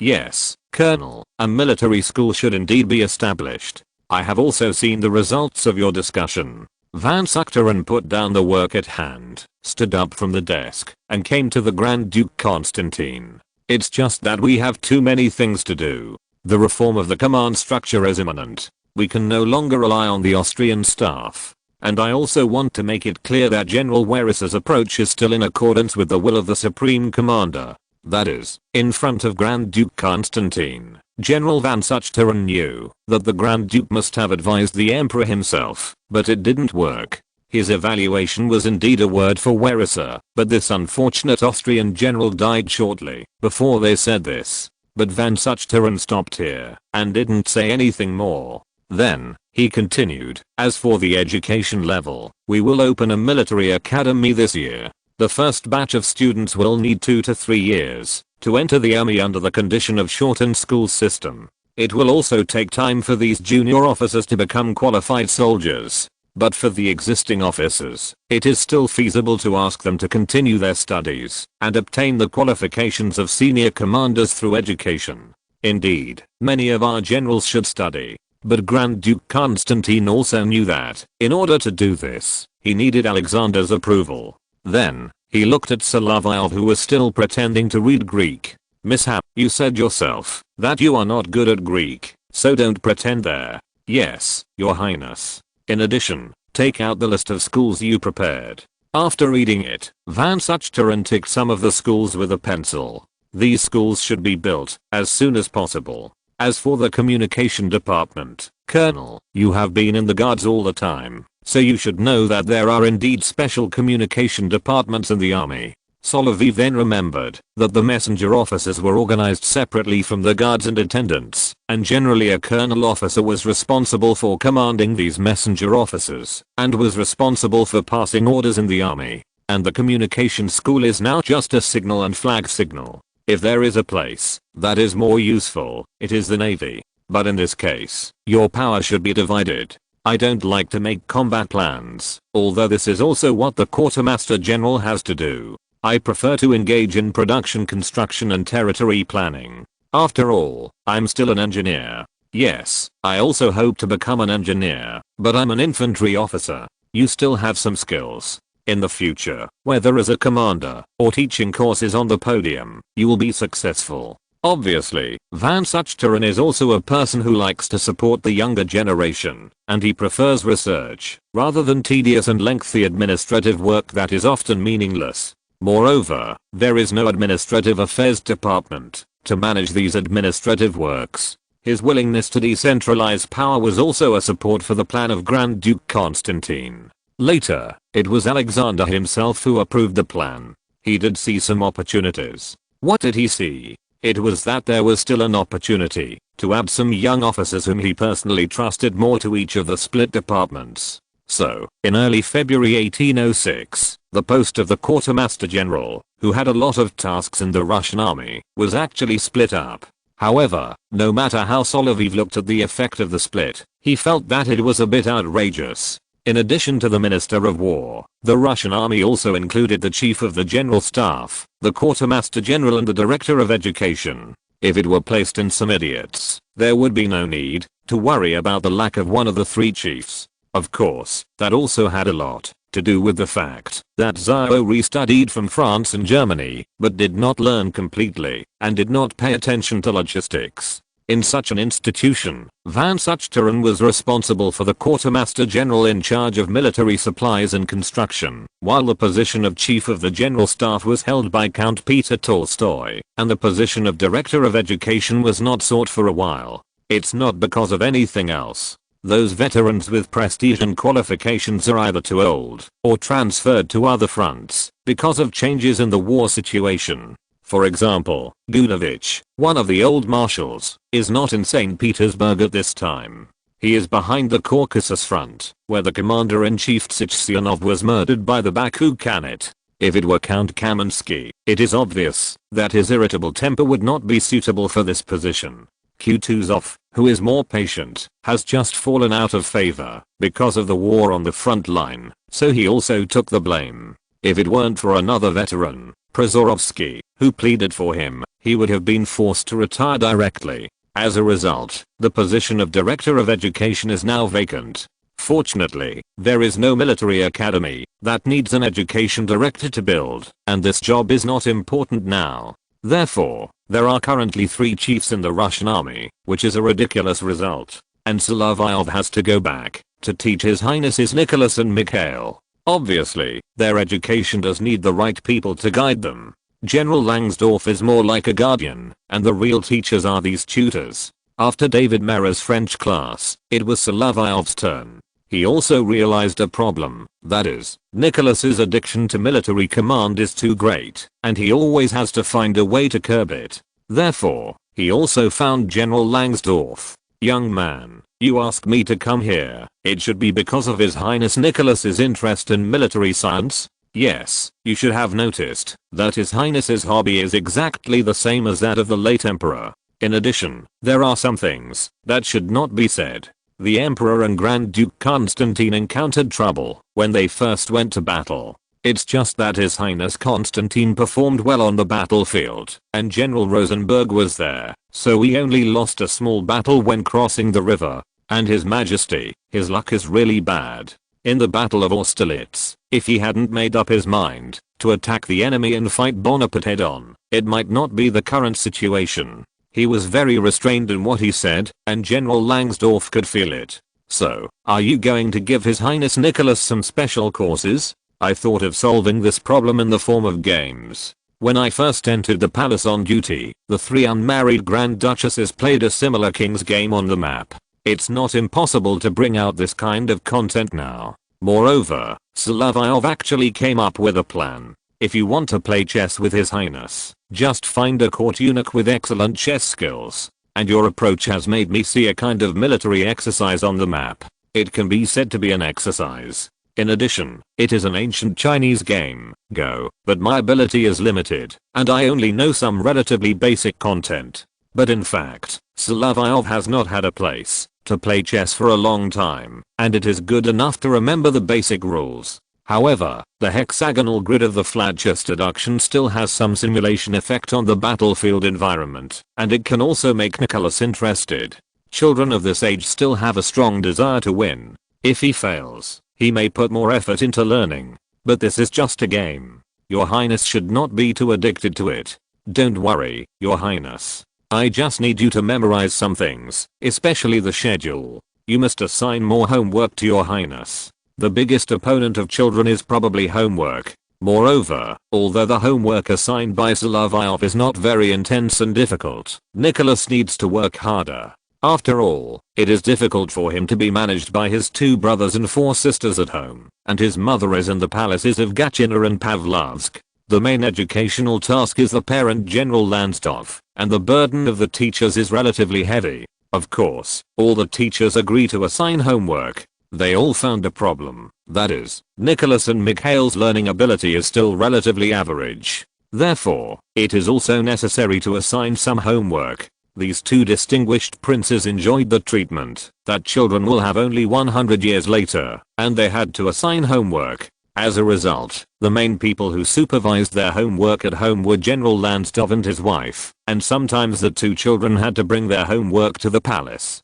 As a result, Nicholas and Mikhail were treated with advanced treatment while enjoying a distinguished status. Even their homework, when brought to Larissa, aroused her curiosity. You know, if the sisters-in-law of these two Grand Dukes wore glasses, they would look like teachers. Then, the job of supervising homework at home was handed over to Larissa. In other words, their sister-in-law always had a good image in their minds, so it was nothing to let them do their homework in the queen's bedroom and be watched by their nieces. Larissa even wrote a letter to Solovyov, who gave this idea, saying that homework should also be arranged for the Grand Duchesses, but considering the inconsistent educational levels of boys and girls schools, and the younger age of these children, the intensity of homework should also be adjusted. It seems that it is not without effect. Solovyov is still very satisfied with the current situation. At least Nicholas's stubborn character will make him work harder when facing a lot of homework. In this way, he should be able to hone his temper and not be like Alexander. Speaking of which, the teacher that the queen hired for Alexander was not low in level, but the educational effect was not very good. This was also due to the limitations of the times. Nicholas caught up with the right time. In addition to assigning homework, Solovyov was also making test questions and standard teaching materials. Nicholas and Mikhail will have to bear the brunt of it in the future, and they are now giving it the utmost. Moreover, according to the education model discussed by Alexander and Larissa, children should be divided into several stages to receive education, and royal family members and noble children should generally be admitted to schools. In addition to being divided into boys and girls schools, the school system of the aristocratic girls' school has been fixed, and the boys' school is based on the Imperial Village High School and St. Petersburg High School as a template. At the same time, primary education and higher education must also be included. The Imperial Village High School itself is equivalent to the junior high school level, and university education is the final stage. In this way, the more than 900,000 rubles saved by Larissa each year also have a place to go, which can be said to be a happy ending for everyone. Chapter 370. Meeting Larissa alone can be done under the pretext of a home visit. Nicholas and Mikhail's study plans were quickly handed over to General Langsdorff. After reading them, the general was very satisfied, especially the homework part. He had the power to discipline the two princes, but he was not the parent after all. If there were any academic problems, he still needed to talk to the parents. At this time, we have to talk about the strange structure of the Russian royal family. There are actually only 4 adults in the family, namely Alexander and Larissa, Grand Duke Constantine and Queen Mother Maria. As for the parent in charge, Solovyov also found out, after discussing with Langsdorff, that it was the young queen who was in charge. It was okay for others. Although the things between Solovyov and Larissa had always been very secret, it was inevitable to go to the parents at this time. But he had to go. After all, Solovyov was now Nicholas' teacher. And Larissa also had a problem. After the Battle of Austerlitz, Alexander returned to Petersburg, but rarely came to her. If he ran there too many times, it would be a small problem. But now, Solovyov had to go. If he went, something would always happen. At this time, he needed to prepare in advance. For this reason, he still had to prepare carefully after returning home. After all, when talking in front of his parents, he always had to prepare content, not just the love words in the past. As for after returning home, he saw Adela studying something there. This girl is really studious and likes to keep accounts. Solovyov really assigned her homework and asked his father to invite business partners to help. Any progress, Adela? I think this is a trick. Although I don't know how to use it, I can also detect who is making false accounts. This girl is indeed smart, and Solovyov thinks she will be a good housekeeper in the future. When you become a mistress, I think these skills should be enough. Brother, you haven't got married yet, and you still say this to me. What about that Cossack? You mean Captain Beohan? Although he is much better than other troublemaking cavalrymen, he doesn't meet my requirements. Solovyov was a little helpless after hearing this. He couldn't figure out what the girl's standards were. This might be because she was too impressed by the officers who let the bear carry the police. Oh, Adela, what can I do? But I have something, and I hope you can help me. Brother, your business is my business, Adela wanted to say something. If she wanted to marry her brother, if the two of them got married, even if Solovyov's title was low, he would still be a noble with a title.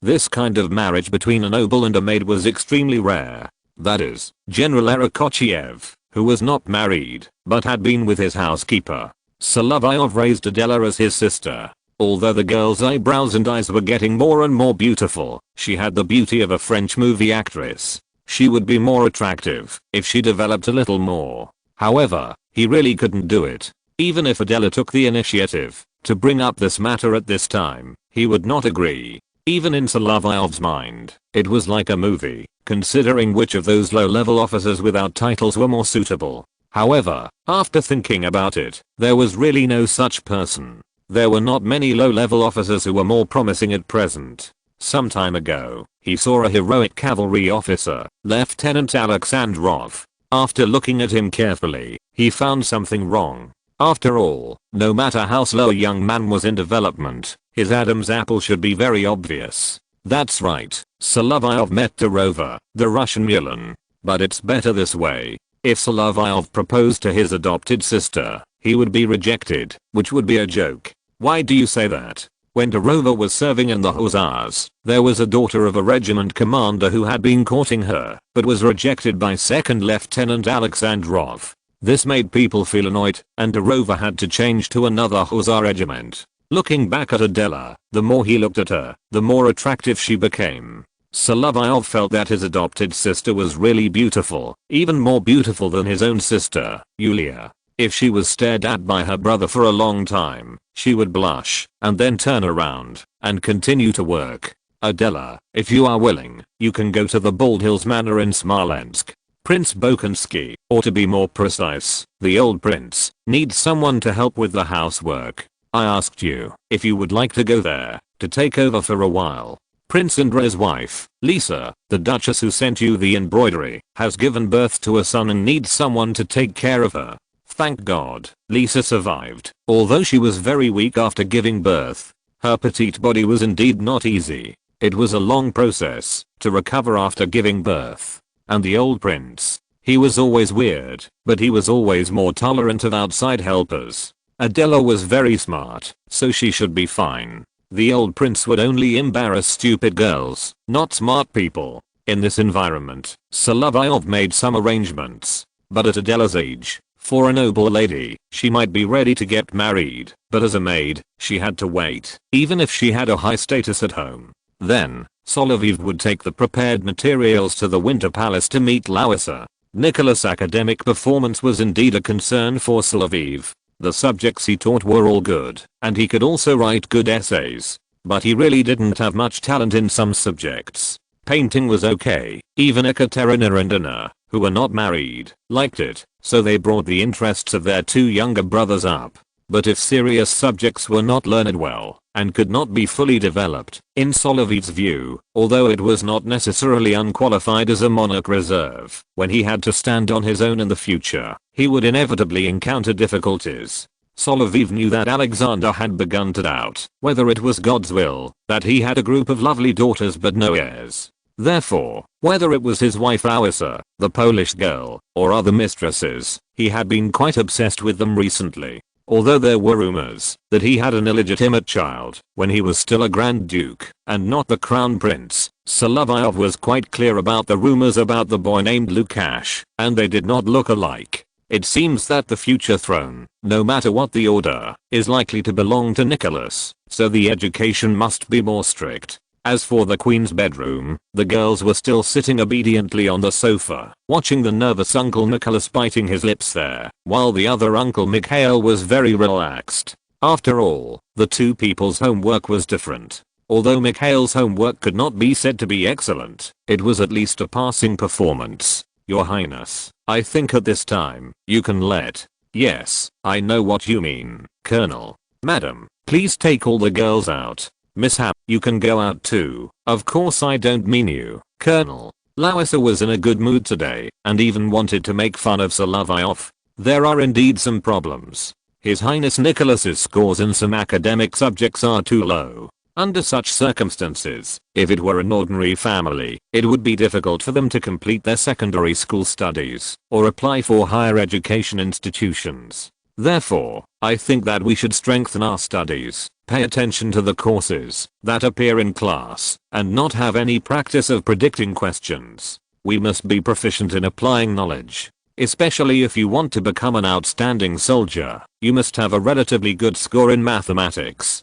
It is not enough to just get a passing score. Larissa's expression was calm. After seeing it, Nicholas felt as if he had been pardoned. After all, his sister-in-law treated him the best. When he was younger, he was hugged by her a lot. Although it was far inferior to the embrace of his mother, it made him feel safe. In this family, the only one who really has no ambition and still considers the family is probably Larissa. If there is some selfishness, it is to maintain the marriage and leave some benefits for Baden. Because of this, no matter how Tsarist flirted with her, she would not fall for it. As for Solovyov, he was not like Tsarist, who proposed divorce and elopement, making the parties sound very embarrassed. This young colonel, now Nicholas's tutor, did not have so many words. It was his appearance that successfully squeezed Tsarist's position in this regard, and kept it very secret, but maintained the image of the queen. Of course, even if Larissa was really exposed to have a lover, as long as she did not give birth to a son, the public opinion in Petersburg would still have a high sympathy score for her, and nothing would happen.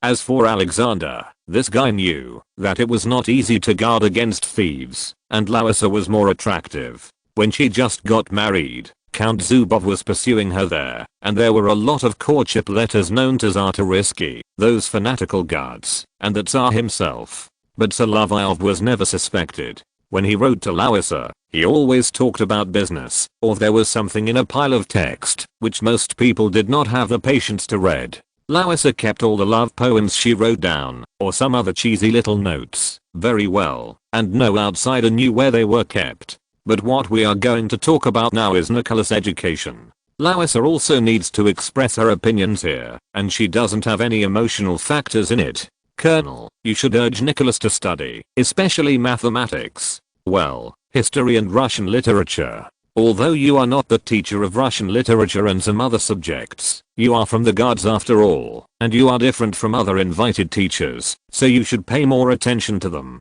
In addition, His Royal Highness Nicholas is good at subjects, such as French and German, which are both excellent. But a Russian Grand Duke should be familiar with Russian. Nicholas, the Empress grandmother, came from a small German principality, and she studied Russian very hard. Larissa didn't like to brag about herself. In fact, her Russian was very standard, and she was getting more and more proficient without any accent. But Nicholas felt a little embarrassed when he saw his sister-in-law's expression become more serious. You know, his sister-in-law is very good to him, and even has a little preference for him. It is indeed a bit unreasonable to let my sister-in-law, who has always been in poor health, worry about the curriculum.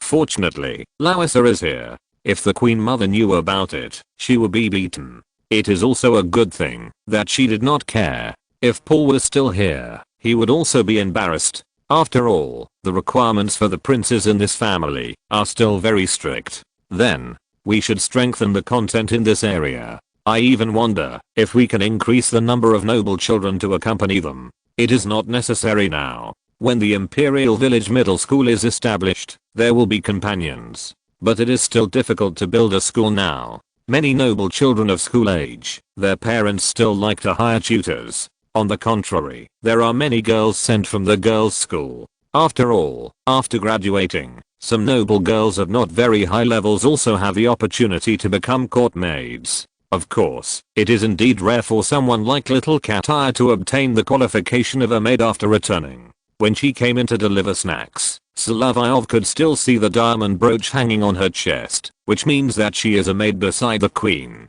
Where's Natalia? She's not on duty today, and I heard that a cavalry officer has been pursuing her. I wonder what the situation will be. Solovyov felt a sense of crisis. The person Larissa was talking about was actually her historical lover, Alexei Okhotnikov. He knew these guards cavalry officers too well to get close to one target. It might be for the next one, and it was a bit risky. If Okhotnikov had targeted little Natalia, he might be targeting Larissa. After all, it should be safer to have a courtmaid at the door to keep watch, and the cavalry officer was not as good at secret infiltration and reconnaissance as Solovyov, although the necessary skills of the cavalry actually include infiltration and reconnaissance. However, the cavalry officers of the guards are often more daring than careful planning. This can also be compared. Larissa has always had Solovyov in her heart. It seems that another Natalia is about to get married, just like Shakovskaya,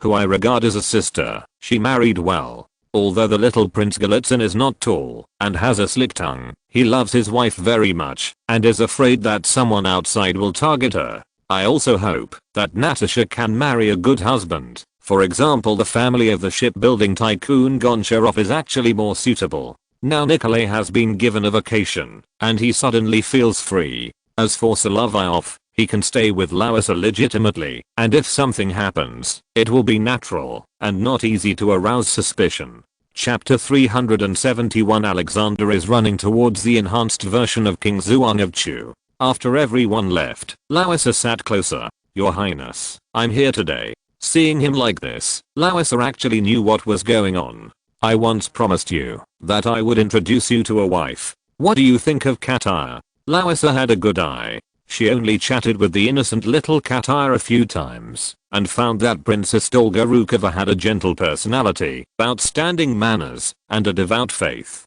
Although she knew that Solovyov's faith was not very devout, and he even preferred to quote Greek philosophy and Eastern philosophy, which were definitely not monotheistic theories, she thought such an arrangement was feasible. But Kataya is too young. She is not even 15 years old now. You have been in the palace for so long. How old was Elena when she got married? Speaking of which, in addition to Solovyov's ability to attract Paul's attention, Elena and Maria also played a big role in his long-term stay in the palace. The second princess, she was surprisingly young when she got married and had children.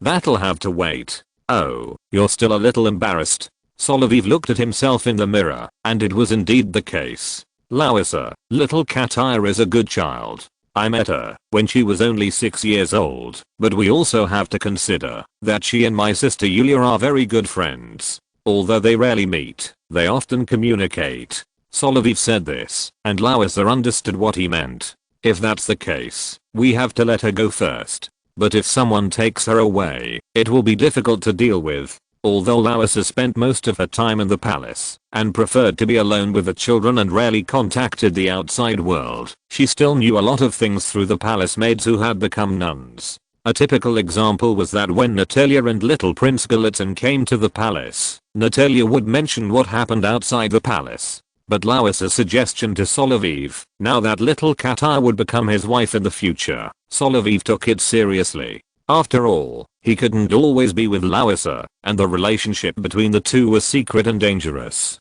At the same time, although Solovyov knew Alexander's temper very well, he was not completely sure about this matter. After all, he was not Tsarist and did not have the capital. But, I still want to say, besides this mishap, come to my place in the evening. You are a warrior. I wonder if you are still so brave now? Larissa wanted him to accompany her, so she said this. Larissa, I will do whatever you want me to do. Well, you come to the Tavrid Palace in the evening. From today on, I'm also going to go back there. The Winter Palace is really not suitable for me. For her, being a queen is still a heavy burden, and not being able to give birth to a son is also a great pressure. However, the two of them forgot one thing, that is, when Empress Elizabeth Petrovna was still there, she didn't care what her nephew Peter III could give birth to with his wife, as long as it was a boy. Even if it was not Peter III's flesh and blood, it didn't matter. What Russia needed was an heir. Solovyov was intentionally or unintentionally forgetting this matter out of respect for Paul. After all, Paul is highly similar to Peter III in both appearance and temperament. If this is false, it would be a great victory for Lysenko. Of course, Larissa's request for him to come over was also a very secret action, and this had to be done in the old way. As for Alexander, he also felt strange. His favorite mistress was Maria Naryshkina, but the Polish girl gave birth to all girls, no matter whether it was Alexander or her husband who came. The same was true for other mistresses. The proportion of girls among the noble ladies and maids who gave birth recently was very high, and Alexander also roughly knew which one was his child. As for the twins Paulina and Svetlana, they looked more like their mother, and they came out of the womb together, so they had some spiritual connection. It was hard for outsiders to believe that their fathers were not the same, and some people would even think about what Zeus often did. Such a person was not afraid of Zeus' lightning, and he must hit hard. If they knew, they might think it was a miracle. You know, Alexander is very superstitious. Russia is not only feudal serfdom, but also feudal superstition. As for going to Lausa at night, Solovyov was quite cunning. He deliberately put on the uniform of the Semenovsky regiment. This outfit often represents outlaws in Petersburg. If it were the uniform of the Guards Chasseurs or the Putin regiment, it would be too conspicuous. And meeting Lausa like this really means that the two have a good relationship. At the same time, Alexander, who was in the Winter Palace, brought Maria Naryshkina and their daughter to the Winter Palace to spend the weekend together.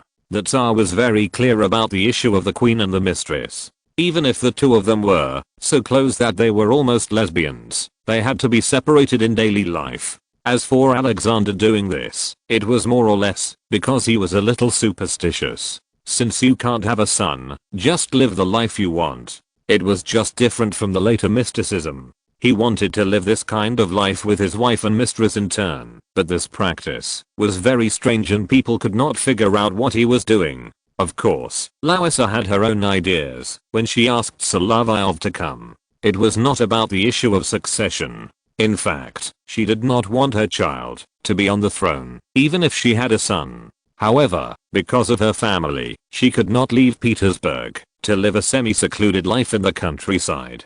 Therefore, she also proposed to Alexander that Maria Naryshkina could take turns to serve her, which made the Tsar himself a little embarrassed and even did not care much about Lausa's personal life. Of course, the couple had recently heard about the satire of the Russian royal family in the Paris newspapers, which was somewhat psychologically difficult, so they simply followed this statement. Anyway, Bonaparte had no son of his own so far, so it didn't matter what he said. Alexander and Lausa still had daughters. Lausa also had to hand over all 5 daughters to the nanny, asking them to go to bed quickly, and she would be alone in the bedroom. Solovyov knew the path. He could climb in from a windowsill on the side of the palace. The only problem was that it was still a little slippery in winter. The marble railing had this problem.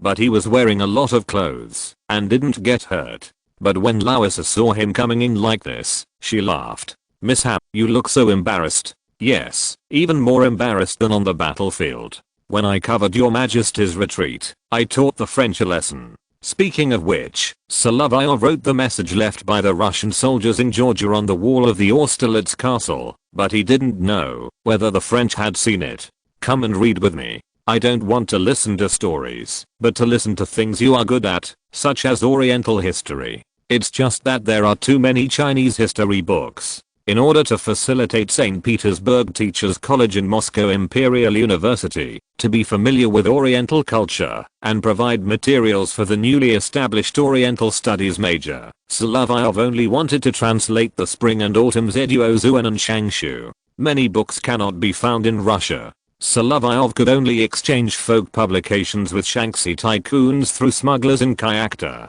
Only then did he get a complete set of the 4 books and 5 classics, as well as some printed history books. Of course, the publishing house also has requirements for him, because Master Guan is also very popular in Russia, and the second master likes to read Spring and Autumn, so Solovyov's recent translation work is also to translate Zhuozuan, and the progress is also very stable. Even if he was caught by someone, Solovyov came with the translation manuscript. Lausa was very relaxed like this. She leaned on the recliner in loose pajamas. "It's been a long time since you went to Europe to carry out your mission. You were very cautious after you came back. Until today, you came back to me again." "Yes, but the history I'm translating now is obviously darker." After Solovyov finished reading a paragraph, Lausa also understood what kind of dark story this was. This is full of conspiracies. If the king favors his young wife like this, something will definitely happen in the country.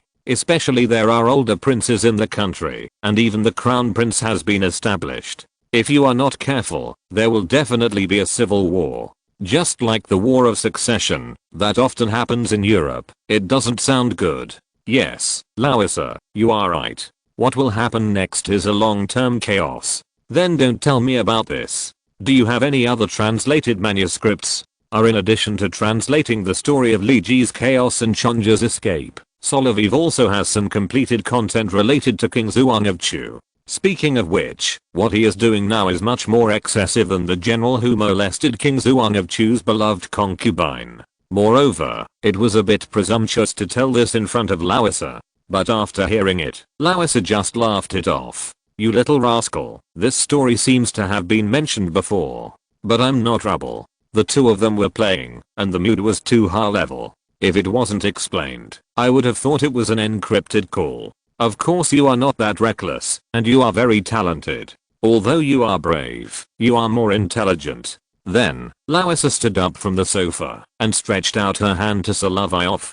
Mishap, you can kiss my hand. Of course I'd love to, Larissa. At this time, let's dance tonight, a waltz without music. She made this request, and Solovyov was very happy, and both of them were not moving fast, just enjoying this atmosphere. You haven't composed music for a long time. It seems that only Maria, who married far away, can make you do this often. I have too many things to do. Recently, His Highness Constantine asked me to organize the staff of the guards.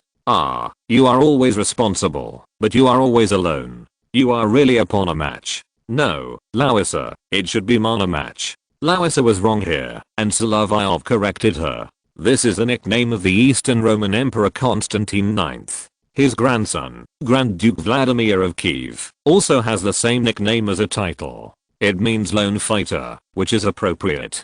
But I want to share knowledge, and I always need someone to help me. Do you want me to help you talk to Alexander? Although this pillow talk is convenient, Solovyov has to protect himself and Larissa. He still cherishes this relationship. It's not good. It doesn't matter. I'll let Masha say that. If His Majesty is good with her, I'll be good with her too. Although it sounds strange, as the Queen, I'm indeed a close friend of His Majesty's mistress. If she were a man, I would definitely fall in love with him. In that case, I'm a little jealous. After turning around a few times, Larissa felt tired and leaned into Solovyov's arms, and heard this. You have such a time. It seems that everyone has such emotional problems. After Solovyov caught her, he began to stroke her smooth back again. Because of the pajamas, a large area of skin on her back was exposed. But my status means that we can't be together for a long time. One day, I will get married, and maybe you will arrange the bride. You will come to me less and less in the future. Maybe one day you will be sent out by Alexander to be a governor or a commander of the army. At that time, you will have few opportunities to accompany me. Larissa also roughly knew that Solovyov was also very affectionate, but there was one thing about him, that is, he would not refuse, whether in work, emotion, or friendship. Therefore, he would still be emotional when he was around her. Larissa, what do you want me to do? I think you can accompany me for a while, this evening, and in the near future, when you are free. Speaking of which, Larissa lived in the Tavrid Palace, so it was more convenient for her to sneak in. Moreover, because of her living habits, the maids often went to rest early, and the vigilance outside was still relatively lax. In addition, Solovyov always had the habit of getting up early, so it was indeed easier for him to leave quietly, while the night was longer. However, what to do with Larissa at night depends on what this young and beautiful queen,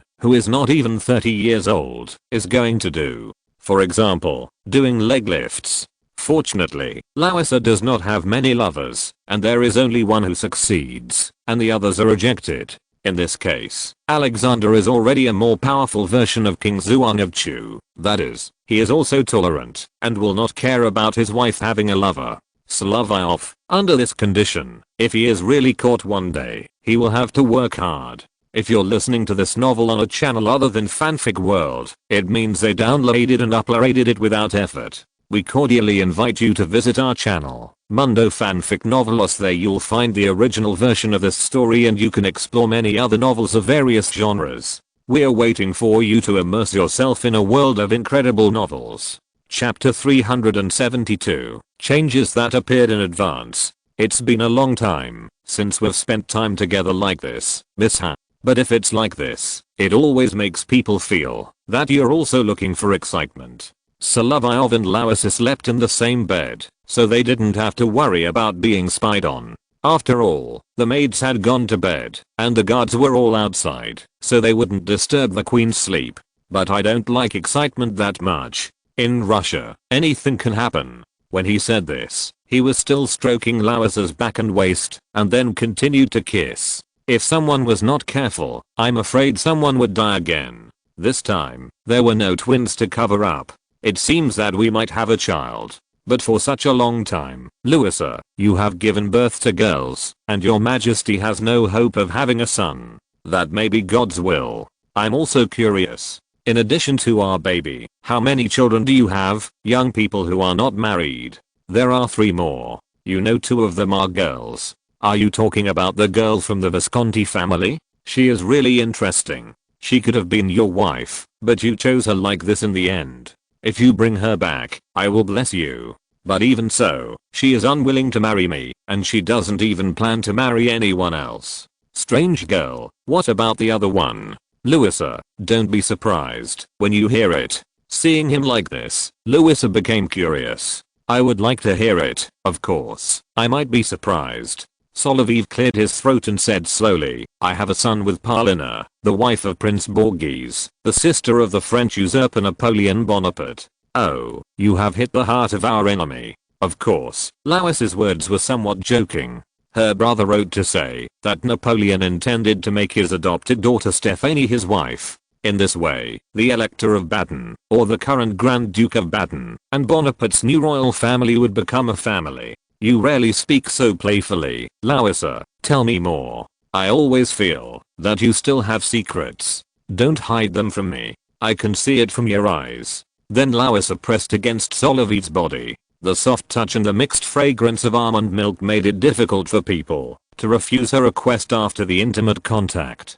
Solovyov liked this feeling, so he did it. He just thought for a moment, then stroked Laois's shoulder and whispered in her ear, don't disbelieve it, Louisa. My stepmother may be the cousin of Queen Josephine, and that Bonaparte may be my uncle. Of course, his hands were not very honest, and Louisa was scared, like a frightened little rabbit. She grabbed the quilt and shrank inside. After giggling, she regained her calm expression. It's really unexpected that you actually have such a relationship with that person. In this case, the princess's wife is also your young aunt. Oh my. Young women are often gossipy, but Solovyov also knew that Louisa would not tell anyone. She still knew what to say and what not to say. But we only found out about this afterwards, and we are not related by blood, so it doesn't matter. From this point of view, we are also a family. Even now, we are in the same bed.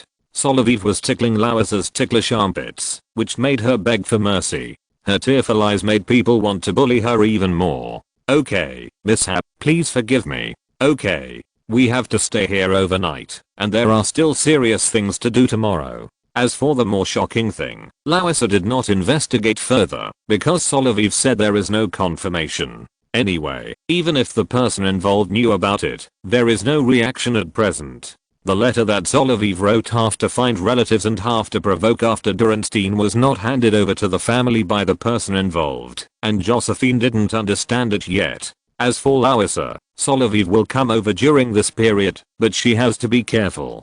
During the day, he still had to go back to Grand Duke Constantine, because the Russian army had to set up the structure of the general staff, and then adjust the general staff headquarters supervised by the general quartermaster general, so he put all his energy into work. Now, there is indeed a need for adjustment. It's just that, when he came to the guards headquarters, he didn't look very good, and it was easy to attract attention. But many people know that he always goes to Madame Rukania on weekdays, and maybe he went there again this time. The lady is not yet 30 years old. Although she is a young widow from France, she is exciting enough to look at, and the generals are envious. But for Madame Rakamiya, those who can enter her boudoir must have some literary accomplishment and can write poems or creations by themselves. Although these warriors have a high level of culture, they are not good at cultivating their sentiments. When writing love letters, they still keep piling up corny words. You kid, he. When some guards' cavalry came over, Solovyov realized the problem, but he still had time to tidy up his appearance. After Konstantin came in, they began to discuss the main issue, the composition of the general staff. Well, all the regiment commanders are here today, as well as the secretary from the War Department. The results of our discussion will be sent to Sergei Kuzmich. Now, let's start with Solovyov. Konstantin took the lead, and Solovyov knew that he would have to be the introductory speaker today. Everyone, our staff has always been modeled after Prussia and Austria. On the one hand, we have the quartermaster general, and on the other hand, we have to set up a duty general. The departments are kept parallel, which is actually not conducive to the operation of the entire command organization. Yes, the duty general was not restored until the emperor issued an edict, so it is inevitable that the duties are unclear. That's true, so when we establish the general staff and set up the chief of staff below the commander, we merge the departments under the jurisdiction of the quartermaster general and the duty general into the jurisdiction of the general staff. After all, the staff is also a kind of staff. This is how we say it in several languages we use. Even in Russian, it may be a borrowed word from outside. Everyone agreed with this point, and then Konstantin signaled Solovyov to continue. Then, he asked a lieutenant of the Jager regiment to unveil the curtain, and behind it was the structure of the general staff he had come up with. In fact, it is simple. This can directly establish a general staff headquarters for Russia, which will be under the jurisdiction of 7 departments, responsible for operations, intelligence, reconnaissance, logistics, general affairs, office and foreign exchanges. After Solovyov explained it, the structure is indeed very clear. This looks okay. Milutin understood that, if it is operated in this way, the responsibilities of the general staff will be clearer, and if the foreign affairs and office are removed, the first 5 departments will be placed in the regular general staff, which will be very useful. However, many people have noticed that there are still many staff configurations for several combat-related departments in this plan. In order to explain it clearly to everyone, Solovyov also has to continue to explain, look here, after our general staff is established, the frontline troops will definitely have needs. The responsibility of the combat plan should still be in the high-level command organization. The army and division that are going out need to be adjusted. More departments for formulating combat plans should be strengthened, and the front needs more reconnaissance agencies. But in this case, it will be as bloated as the Austrians. Seeing someone say this, Solovyov also knew what to do, and he knew how to respond. The Austrians have bloated organizations because they have added too many meaningless personnel to their departments. Our staff organization has fewer personnel than the Austrians, and at the same time, each staff member must emphasize its functionality. Functionality? What can it do? Gentlemen, you must also remember that you can't imitate the Austrians like me and use some incomprehensible words. After saying this, the regiment commanders burst into laughter. They all knew that the orders given by the Austrians were rigorous and verbose, and they were conveyed in German.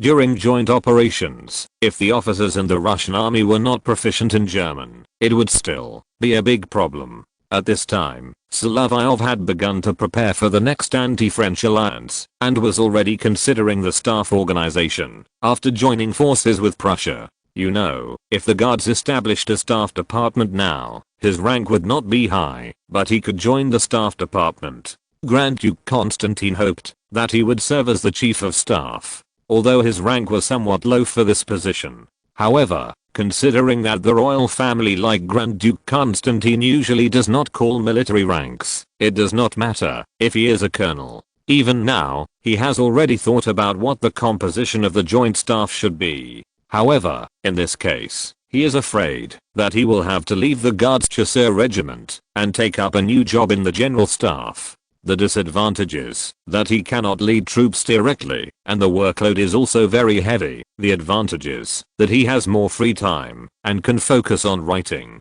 Even after work, he has to divide his energy to deal with those publishing houses. In addition, he has to teach Grand Dukes Nicholas and Mikhail, and take time to deal with Larissa in the evening. Sometimes he may have to go to Madame Rukania. Even at home in Laundry Lane, he cannot be completely idle. This period of time is enough for him. The intensity of work and life is very high. But with the increase in work intensity, he is more or less very fulfilled, and this is also a way for him to cross the threshold and be promoted to general. If the Solovyov family wants to have a general, if he does not work hard now, he will probably have to wait until his nephew makes a name for himself in the guards. As for the establishment of the General Staff Headquarters, when Constantine brought the results of the discussion to Alexander, the Tsar himself made a quick decision and approved the transfer of many responsibilities of the General Staff Department to the newly established General Staff Headquarters.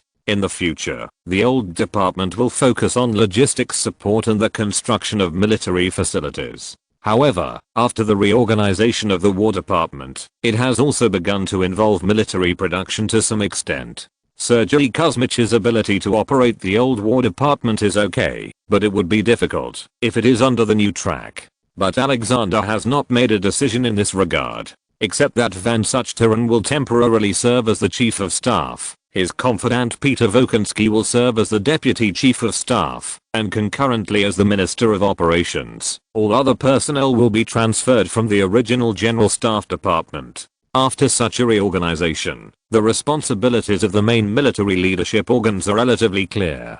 The next step is to further adjust the military system and increase the division-level command organization, which generally has 4 to 6 regiments under its jurisdiction. It is mainly a 2-4 system. Only a few strengthened troops will use the 3 brigades and 6 regiments. Solovyov himself was only transferred out of the Guards Chasseurs, and Saint Prix, a royalist exiled from France, was found to replace him. Your Highness, what else should I do? You should stay in the Guards command. Considering that you still have to teach my brothers and are busy with official duties on weekdays, you should also guide the construction of the Guard staff. In this way, the intensity of work has been reduced. His schedule in recent times has been quite full, and he really can't operate at full capacity. General Van Suchteren also made some adjustments to the structure of the staff. As a chief engineer at the level of a general, he really has a lot of things to manage. Especially in several important cities in the border areas, fortifications must be built, such as the new fortresses in the Brest area, the defense zones around the border, and the construction of defense facilities in some important areas of the country. But at the construction level, it is also a headache. That is, the phenomenon of misappropriation of military funds that is common in Europe, but it has not affected the number of troops, which is already thankful. If they were like the Turks next door, they would have already vacated many of the Sultan's guards. If the number continued to decrease, I'm afraid that even the Ottoman slap would be lost in the future. After the establishment of the General Staff, Peter Volkonsky was also tasked with conducting preliminary assessments of possible military operations in several directions, and formulating corresponding combat plans. This was supported by Alexander. In the reports he saw, both Gudovich, who had already set out for the Caucasus, and Duke Richelieu, who was in Odessa, had reported that the Ottoman Empire was extremely restless on the border. Even Dnieper, which was very close to Crimea, an important military fortress and talent exchange market of the Ottoman Empire, had increased its military strength, and the opponent obviously did not want to stop. Chapter 373 Personnel Changes in the Ministry of Foreign Affairs. When Solovyov went to Larissa these days, he did find something wrong. This time, someone died again, but in Larissa's case, it was most likely a girl. Alexander also knew that Larissa was pregnant, but he never suspected Solovyov. This guy was too secretive in doing things, and he was always loyal, although he was loyal to the queen. But the object of Alexander's suspicion was still his good buddy Tsarist. Although he became Larissa's brother-in-law, Amalia's belly had not moved, and Tsarist's whereabouts had always been. There was no way, except for his Maria Antonovna, these Poles were more capable. At least someone in the court reported that when Larissa was in the queen's bedroom, she received many guests, including Tsarist. But at this time, it was only a few weeks ago. Among the people who came in, and out of the queen's bedroom at that stage. Alexander also instinctively suspected his good friend. But Alexander also had his own plans. Even if he found out the person who was really intimate with Larissa, he had no intention of punishing him, no matter if it was a reckless officer of the guards or Czartoryski, who had always coveted Larissa and even married Larissa's sister. Czartoryski had recently lost his position as foreign minister, and someone always had to be responsible for the current failure of Russian diplomacy. Among them, a typical example was that Count Golovkin's mission to the Qing dynasty was the most failed mission to China in Russian history.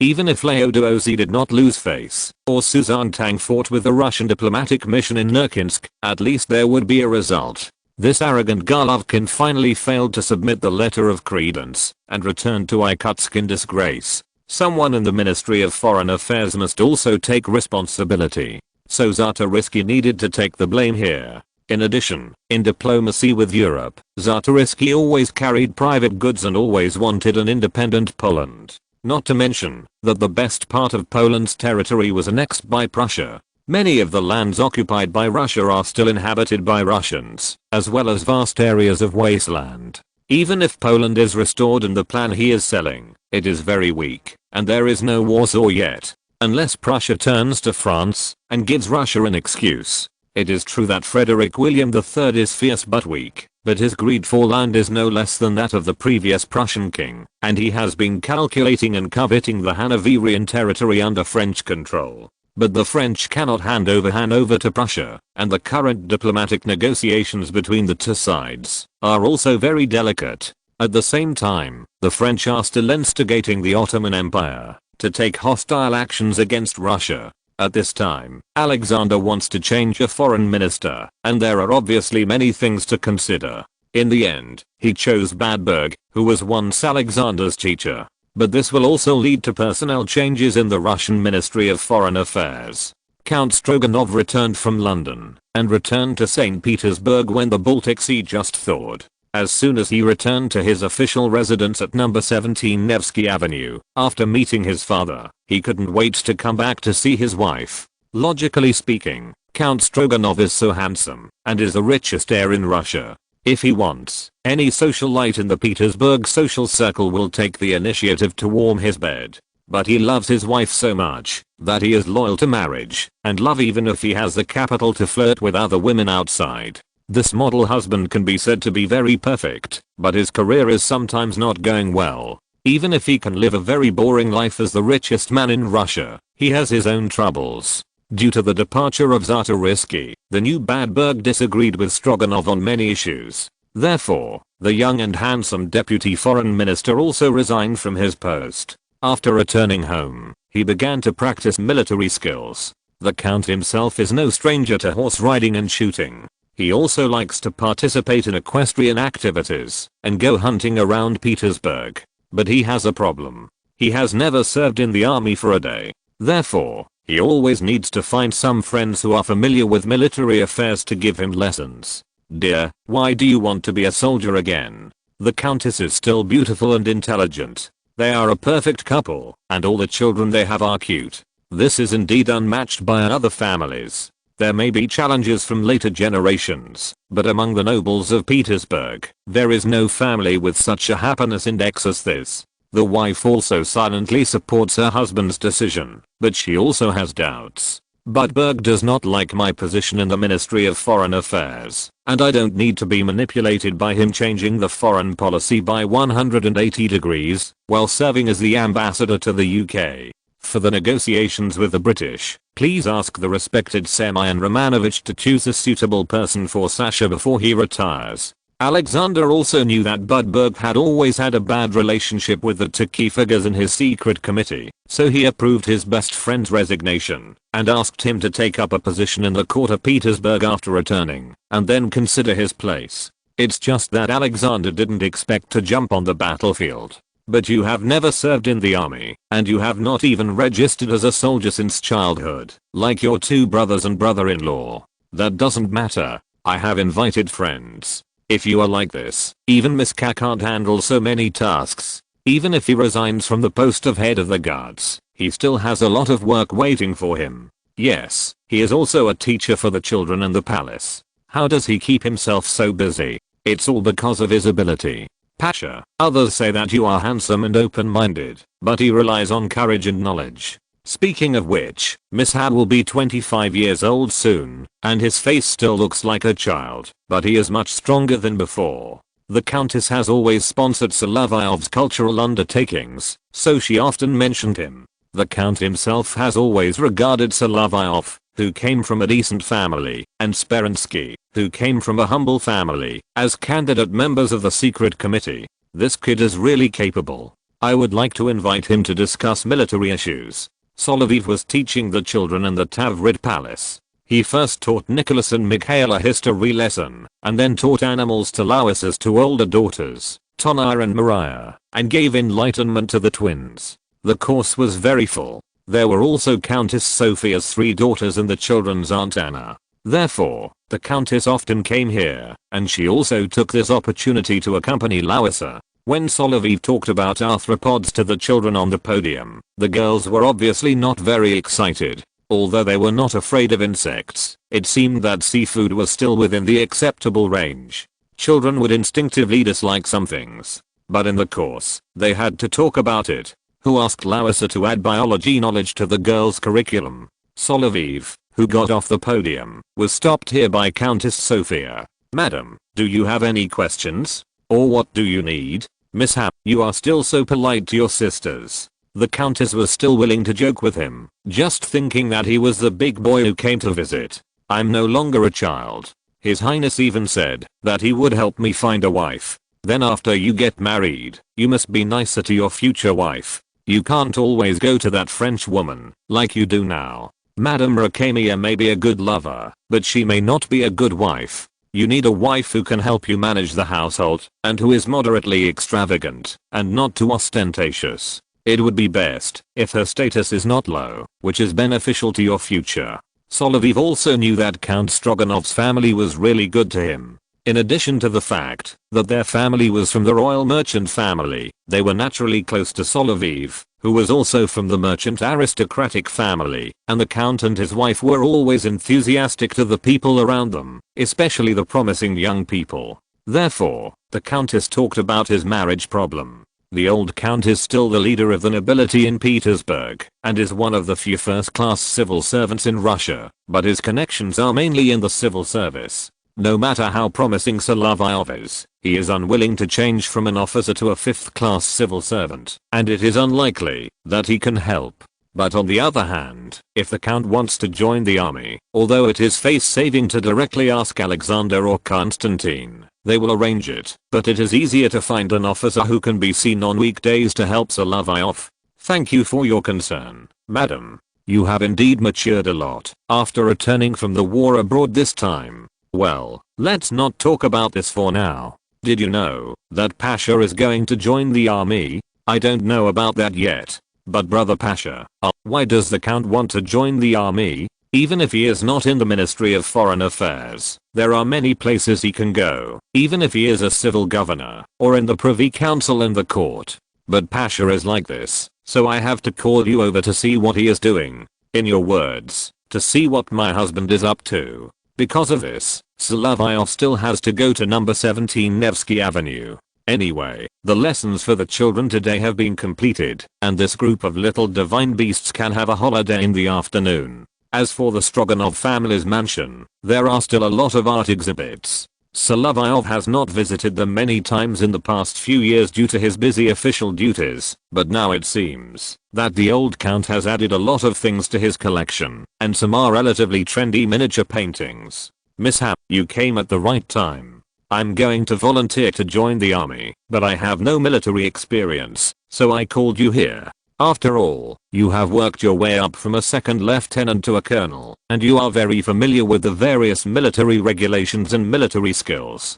But why do you want to join the army? Now, except for the Ministry of Foreign Affairs and the Ministry of War, civil servants in many places are just waiting to die. Not to mention the court. I don't like this kind of environment. Rather than our ambitions not being realized, it is better to join the army to deal with the current crisis. He said this, and Solovyov also understood what was going on. Obviously, the richest nobles, the former Jacobins, were also very dissatisfied with the current situation. He has advocated the abolition of serfdom for a long time, but except for some top nobles in St. Petersburg who are close to the royal family, many people are still indifferent. Therefore, he also felt that he could not waste his time like this, so he prepared to join the army. After all, he was the ambassador plenipotentiary in the UK for a period of time, and he was still very clear about the current trend in Western Europe. Peace in Europe may still be a relatively luxurious thing, so the Count decided to join the army and start as a volunteer officer. In this respect, he is like the father of the three Dolgorukov brothers, Prince Peter, who commanded the squad as a volunteer in his early years. Are you going to the infantry or cavalry? I have agreed with Platov that I will go among the Cossacks. If it is the cavalry, I may not have commanded cavalry, but in reconnaissance operations, I can often use some cavalry squad tactics. That's better. Are you going to be a hunter, or become the prey? But war is not a joke. You need to understand the latest military regulations, especially how to conduct battlefield reconnaissance and use tools skillfully. In addition, there is also the transmission of intelligence, and how to communicate quickly on the battlefield. Count Stroganov learns quickly. When the old Count hired a tutor, Rousseau's educational theory was popular. Under this principle, he developed good learning habits in his early years, so he got started very quickly. As for their family being so rich, they still took the initiative to join the army, which formed a sharp contrast with some noble families who hoped that their male soldiers would transfer to civil servants or the court. Solovyov also sighed that people have different consciousness, and this noble family is also like this. Compared with those people in Petersburg, who always talk nonsense, this family is really noble. Even the Count and his wife are planning to send their eldest son Alexander to the military academy that will be established in Petersburg soon. It is the academy that Peter Volkonsky is planning to build to train non-commissioned officers for the Russian army. In the future, these young students will become grassroots staff officers in various command organizations. Chapter 374. The heir to Russia's richest man is a capable special forces soldier. This mansion at 17 Nevsky Avenue is the most important asset of Count Stroganov's family and their place to spend the winter. Now that spring has come, and the weather has become warmer, the old Count has moved to the manor in the suburbs. Usually only the young Count and his wife and their 4 children live here. Of course, the Count came back from London early. The couple had been struggling for a while, and it seemed that someone was going to die. The Count called Solovyov to ask the tattoo doctor to feel his wife's pulse. Well, I can only say congratulations to you. Madame Sonar must be pregnant. At least if couples interact more, like you do, they will have more children. You kid, why don't you get married quickly? It's not good to fool around outside all the time. Although Madame Rakemia is a very charming lady, she is not suitable for marriage. Right now in St. Petersburg, there is a lot of opposition to the French. Patriotic enthusiasm is good. No, you misunderstood, Pasha. She and I will only be lovers. If I really want to marry a wife, Her Majesty the Queen once said that she would choose a girl with a good family background for me from her kittens. Vasily Yurievich also offered to introduce me to a wife. When he said this, the gossipy spirit of the Count and his wife was ignited. Although they loved each other, it did not prevent them from inquiring about other people's gossip. Due to the special family structure of the Count's family, the old Count and his wife separated, but did not divorce, because of the court scandal. Count Pavel's sister followed her mother to Moscow. In fact, the relationship between the siblings is quite weak. Instead, the daughter-in-law Sofia who married in has more contact with her sister-in-law. Solovyov, who often comes here, is more like their nominal brother. In addition, the relationship in the social circle makes them move around a lot. The old baron is still doing business with the old Count's relatives. The Count and his wife are naturally concerned about what kind of daughter-in-law he will marry in the future. Lisa will introduce you to a wife, or a maid around her. Exclude those who are married, have been around for a long time, are not liked, and are always with the Queen Mother. The Countess has already started to plan. After all, she is one of Lois's few best friends. She soon narrowed the scope, but she was still not sure. What's more, the marriage that was announced in advance is probably not counted. Unlike other couples, the Stroganov couple is like this. Pavel is more beautiful than his wife, but in terms of intelligence, the wife is slightly better than her husband. She guessed that it was little Katia. With Lois's habits, it must be like this. The reckless little Natalia and other girls are unlikely. Sonia, don't say any more. Miss Kat will be embarrassed. Ah, Pasha, if you want to say that he is like this, although he has several lovers, he is surprisingly innocent. Miss Hap, I think you must have invested a lot of feelings in each lover. The countess said this, and she actually spit out the actual situation. The problem with Solovyov is that he is popular and will not refuse. Even his lovers, except Sylvia, are older sisters. Well, that's how I am. But now, this is not the point. Although the countess is gossipy, she also knows that she called Solovyov today to discuss business. But there was no need to arrange accommodation for him. After all, he lived in Laundry Lane, not far from Nevsky Avenue. Then, let's discuss the core of the problem.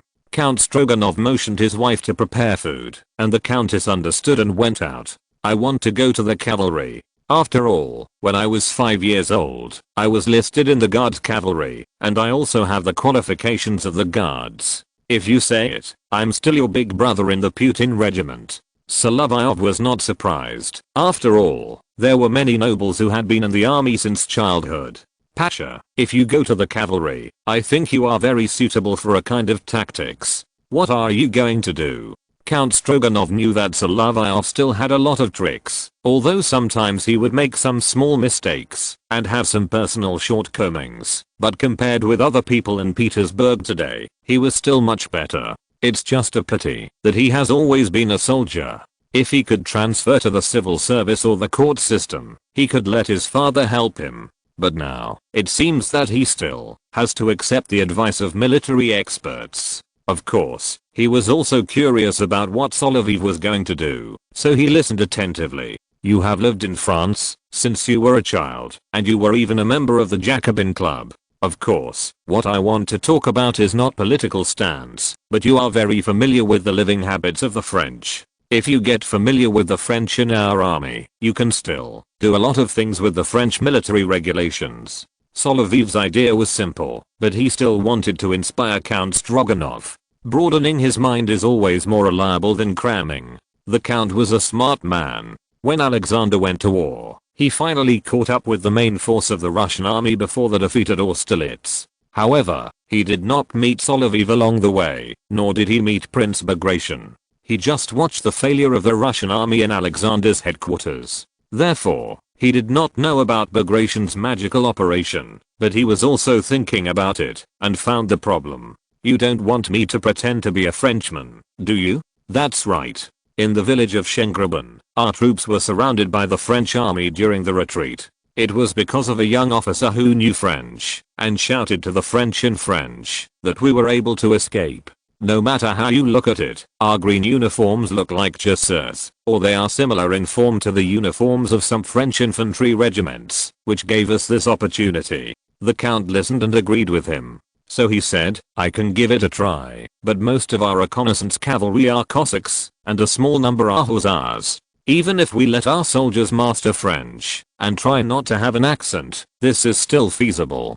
Since he was willing to give it a try, Solovyov also had confidence. In fact, what needs to be done is also very simple, that is, to organize some special operations with the elite troops of Hussars and Cossacks, to carry out harassment and reconnaissance missions behind enemy lines, and to enhance the effect of disguised reconnaissance. However, there is also a problem, that is, special forces are definitely not omnipotent. No matter whether it is cuirassiers or lancers, they are extremely powerful on the battlefield, but individual cavalry may also be stabbed to death by tough infantry with bayonets. There is no need to look for others for the answer to this version. Although they were defeated in Austerlitz, the tenacity of the Russian infantry still left a deep impression on the French. Solovyov never believed in the theory of the invincibility of special forces. No matter how high their skills are, they cannot defeat bullets on the battlefield. In many places, they are not opponents of sabers, lances, and bayonets. Special forces are not super soldiers when fighting with others. The key is to play their own role. However, he did not understand the Russian army. Elite scouts were often used as elite infantry on the battlefield. I'm afraid it started before Peter the Great. Even the nuclear recruiters who were not doing well once sighed, "Your scouts are excellent, but they should not be used in the trenches. The formation of troops is one thing, but how to use them is another." When Solovyov talked to Stroganov about this issue, he would not have thought about how the Russian army used scouts and special forces. For the use of these special forces, we still let the troops dispersed in various cavalry regiments to perform important reconnaissance tasks. The feedback was reported to the brigade or division level staff through the chief of staff of each cavalry regiment, and the intelligence could still be shared.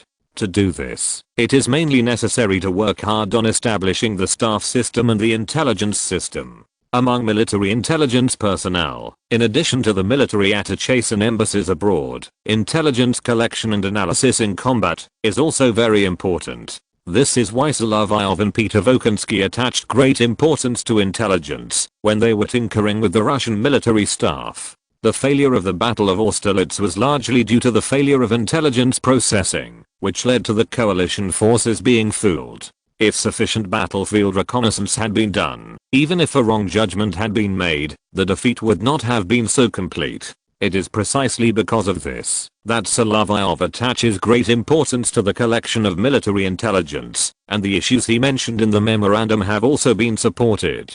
I can consider doing this, but I have no experience in military command. But the emperor doesn't have it either. It is much easier to command a cavalry squadron or a cavalry regiment than to command a large army. It's not that I said that when facing Napoleon, it's already good for a novice to do so. Although Solovyov always wanted to complain about Alexander's arrogance, he dared to confront the big boss Napoleon in this version right away.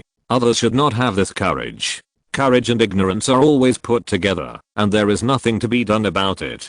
After listening to it, Count Stroganov didn't say anything. He didn't want to leave any excuses for praising people like this, but it was a protection for the person involved. After all, they didn't know whether there would be spies at number 17 Nevsky Avenue. The old count has always been more tolerant of his servants. Maybe something will get in. There are many people and many mouths. After 1805, the atmosphere in Russia did change. Count Stroganov, who had returned from abroad, was also very clear about this. What the liberals wanted to do would always cause a backlash from the conservatives. Even Alexander, the emperor of all Russia with almost unlimited power, had to face this problem and balance the factions among the various factions. But it was indeed more euphemistic to say so. Well, then, I should have no problem commanding the cavalry squadron. Yes, even those French ruffians, who had not undergone rigorous training, dared to charge forward with cavalry swords. And you, although you have never been on the battlefield, this should not count in the emperor's camp. What I want to say is that you should still be very talented. There was actually no problem for the count himself to command the cavalry regiment. He could do it. If that's the case, I can go and sponsor a Hussar regiment or a Cossack regiment. If he sponsored it personally, with the financial resources of Russia's richest family, Solovyov could not imagine what kind of luxurious army it would be.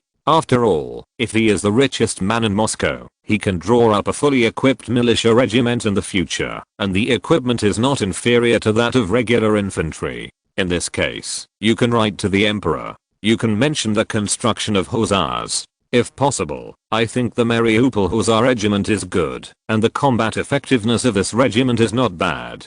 Solovyov was a little selfish. His friend Davidov is still in the Belarusian Hussar regiment, and this gentleman is still a good hand. However, the Belarusian regiment is stationed far away from here, and the Mariupol Hussar regiment, unfortunately, was recently transferred to the Baltic coast. It appeared here as a reserve force. It is also to put the Baltic Coast Corps into the battlefield when something changes in Prussia. Such a force is of course more suitable for reconnaissance missions, and it can also strengthen its equipment. Solovyov also knew that in addition to the Tiller arsenal, Izhevsk can also start production recently. The weapons he designed, regardless of the patent fees, could be used to strengthen such a regiment. After all, Count Pavel was his good friend, good brother, and important sponsor and partner. He really couldn't let him have any accidents on the battlefield, so he had to be armed in advance to prepare for any eventuality. As for a hussar regiment armed to the teeth, it could indeed be used for experimentation.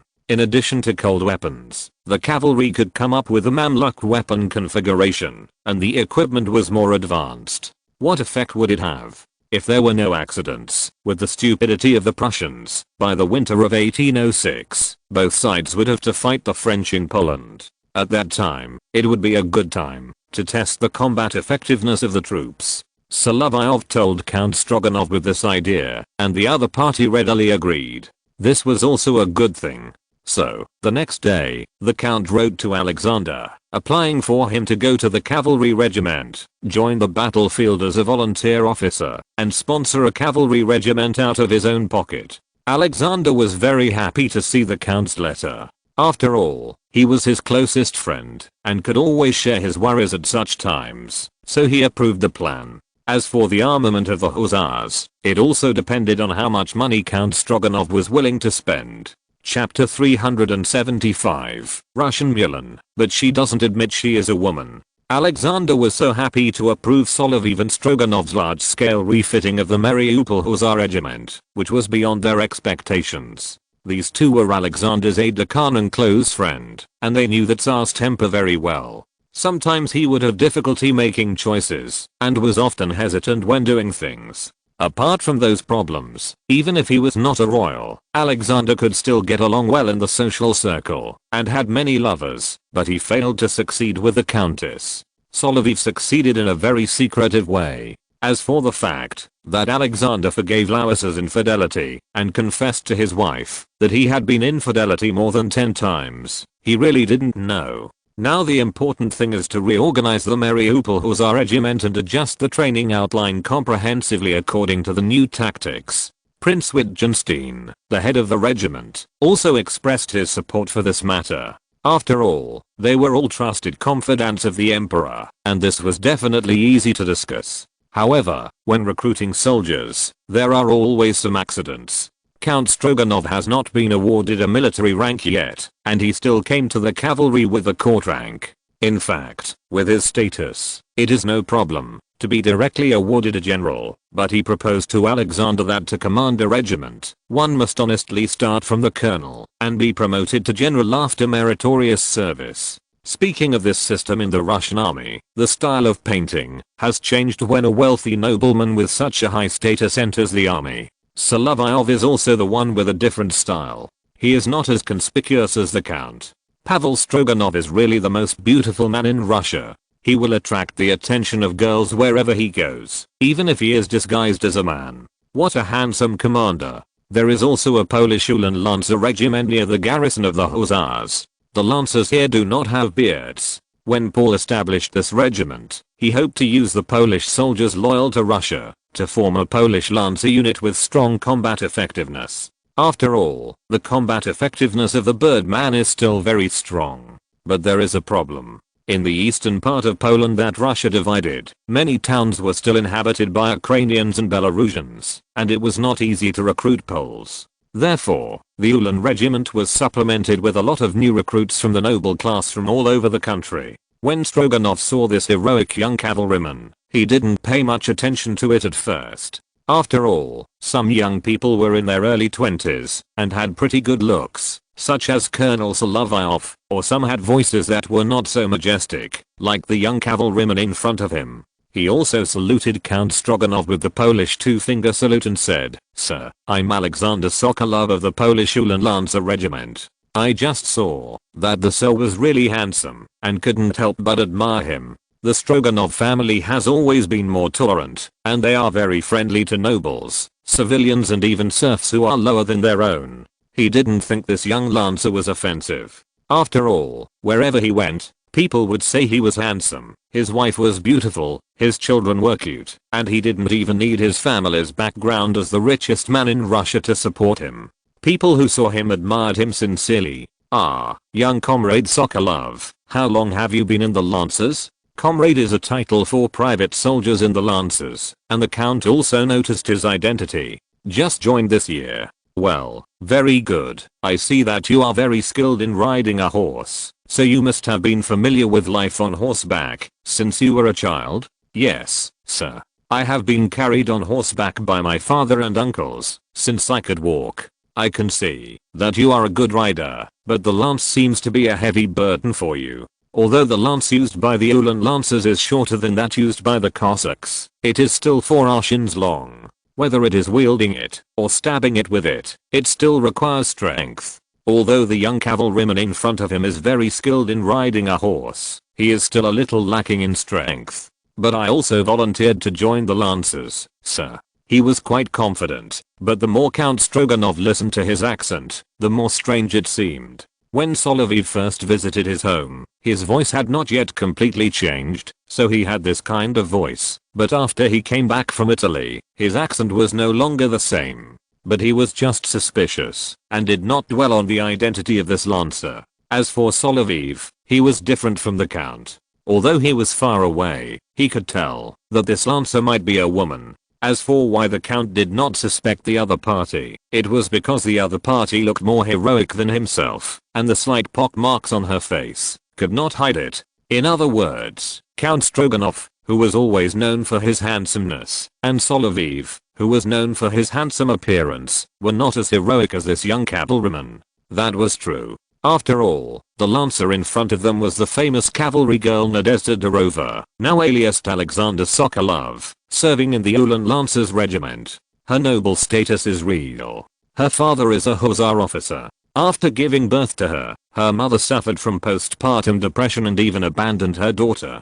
It was her old father and his comrades who picked up little Nadia and raised her in the regiment. Therefore, it is not wrong for her to claim that she has been familiar with the saddle since she was a child. Even before she got married, her father indulged her to ride a horse. It's just that she has always been a man's riding method, and her personality is carefree. She can even control wild horses. If she were a man, she would have joined the cavalry long ago. But she is a girl, so she can only choose to get married. After her father retired and became the mayor of a small town, she married a local civil servant Vasily Chernov and gave birth to a son. However, she was obviously not satisfied with this kind of family life. When she returned home, she angered her mother again, so she chose to run away from home. This caused the old father to have a mental breakdown. Retired officer Andrei Durov found his daughter's coat by the river and thought that the child had committed suicide by jumping into the river, but he didn't find the body, so he had to continue looking for it.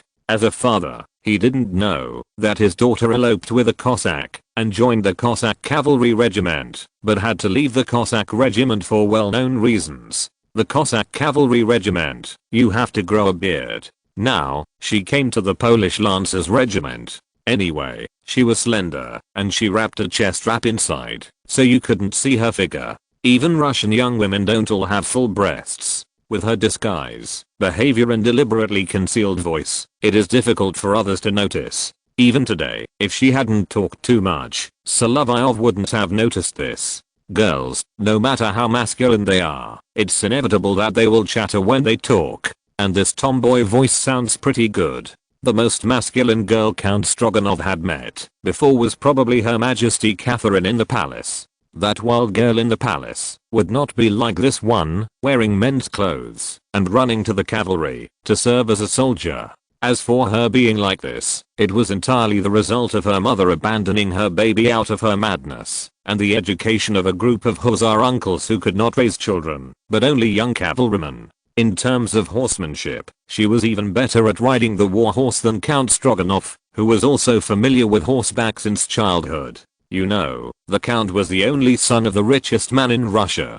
He had seen a lot of horses since he was a child in the court of Louis XVI and the court of the Empress, but the horses he rode were all well-tamed horses. Such a young cavalryman would attract his attention to some extent. But Dorova was just a new recruit who had just joined the Ulan Lancers. Even if the Count had a heart of love for talent, it was unlikely that he would dig her out from the Polish regiment now. At least it would take a few months for the procedures. What's more, Stroganov didn't know that Alexander Sokolov in front of him was a woman. Maybe it was because Solovyov was too delicate and the count himself was too handsome, which made him have an illusion. But after he rode away, Solovyov rode his Orlov trotter horse to come over again. Good riding, comrade. Colonel, you are wearing infantry uniforms. Why don't you join the cavalry? Infantry is not a place for real men. Good guy. This tiger girl actually looked down on infantry. Comrade, you can't say that. I used to be the commander of the Guards Chasseur Regiment. I led the infantry to defeat the French offensive in the Battle of Austerlitz. But there are more than infantry in the army. If there were only infantry, I would not join the army. That's what I said when I was stationed at the Bryansk regiment. You are even more manly than men. If we use the Tatars' words, they always say Emir of Emirs and Berk of Beckers. Sokolov, you are probably a man among men. When Solovyov spoke, he had a joking tone, but he still admired sincerely. What a heroic Russian Mulan. Although she looked a little ugly because of smallpox, her ability was not to be underestimated. Compared with her, many cavalry officers looked like show-offs. However, Dorova did not expect that the earl in front of her was humble enough, and the young colonel in front of her was even more humble, and was willing to joke with her, a soldier. Colonel, you are really good at talking. In the guards, you have to be smart. As for you, comrade, I think your clothes are not very good.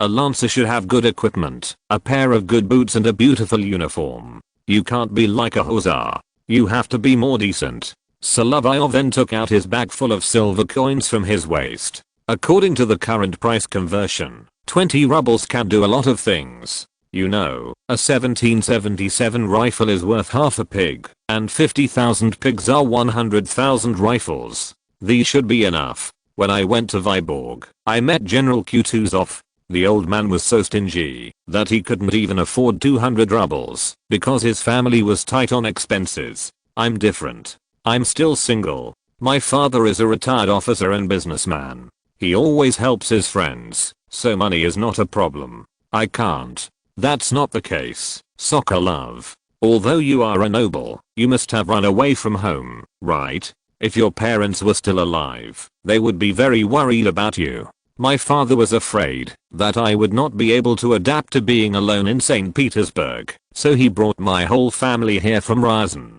When I went abroad, I had to write to him to report my safety, even to New Spain. Have you been to New Spain? Yes, it's a long journey, and I have to take a boat. I admire those sailors who always go such far away. He spoke in a disjointed manner, but still asked Dorova to accept the rubles as a superior. Of course, he did not realize that this girl was the famous cavalry girl. Although Dorova was famous, Solovyov was not very clear about her early experiences. As for Dorova, she finally had the money to buy a pair of boots that fit her feet, but the problem of food was not guaranteed. The Mariupol Hussar Regiment and the Polish Ulan Lancer Regiment were both in the Baltic Navy Regiment. Because they were close to each other, they could also see what the Lancers were doing from the Hussars.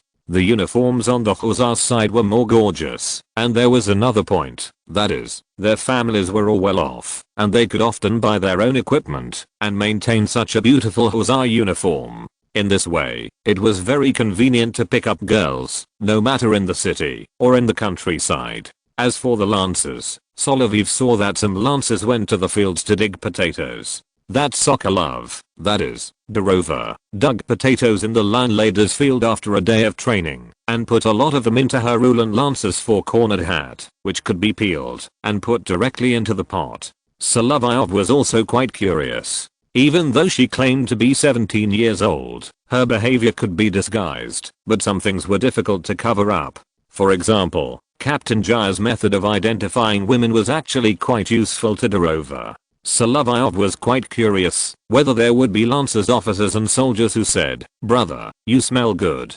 Such words. Indeed, they did not say such words. Dorova was with a group of Poles loyal to Russia, but she was not discovered, which could be said to be a miracle. Except for Solovyov, who passed by, no one noticed that she was a woman. It was probably because of her carefree behavior that her feminine characteristics were somewhat concealed. End of this chapter. Thank you very much for reaching the end. Don't forget to like. Looking for more exclusive content and immediate access? Subscribe to our Patreon.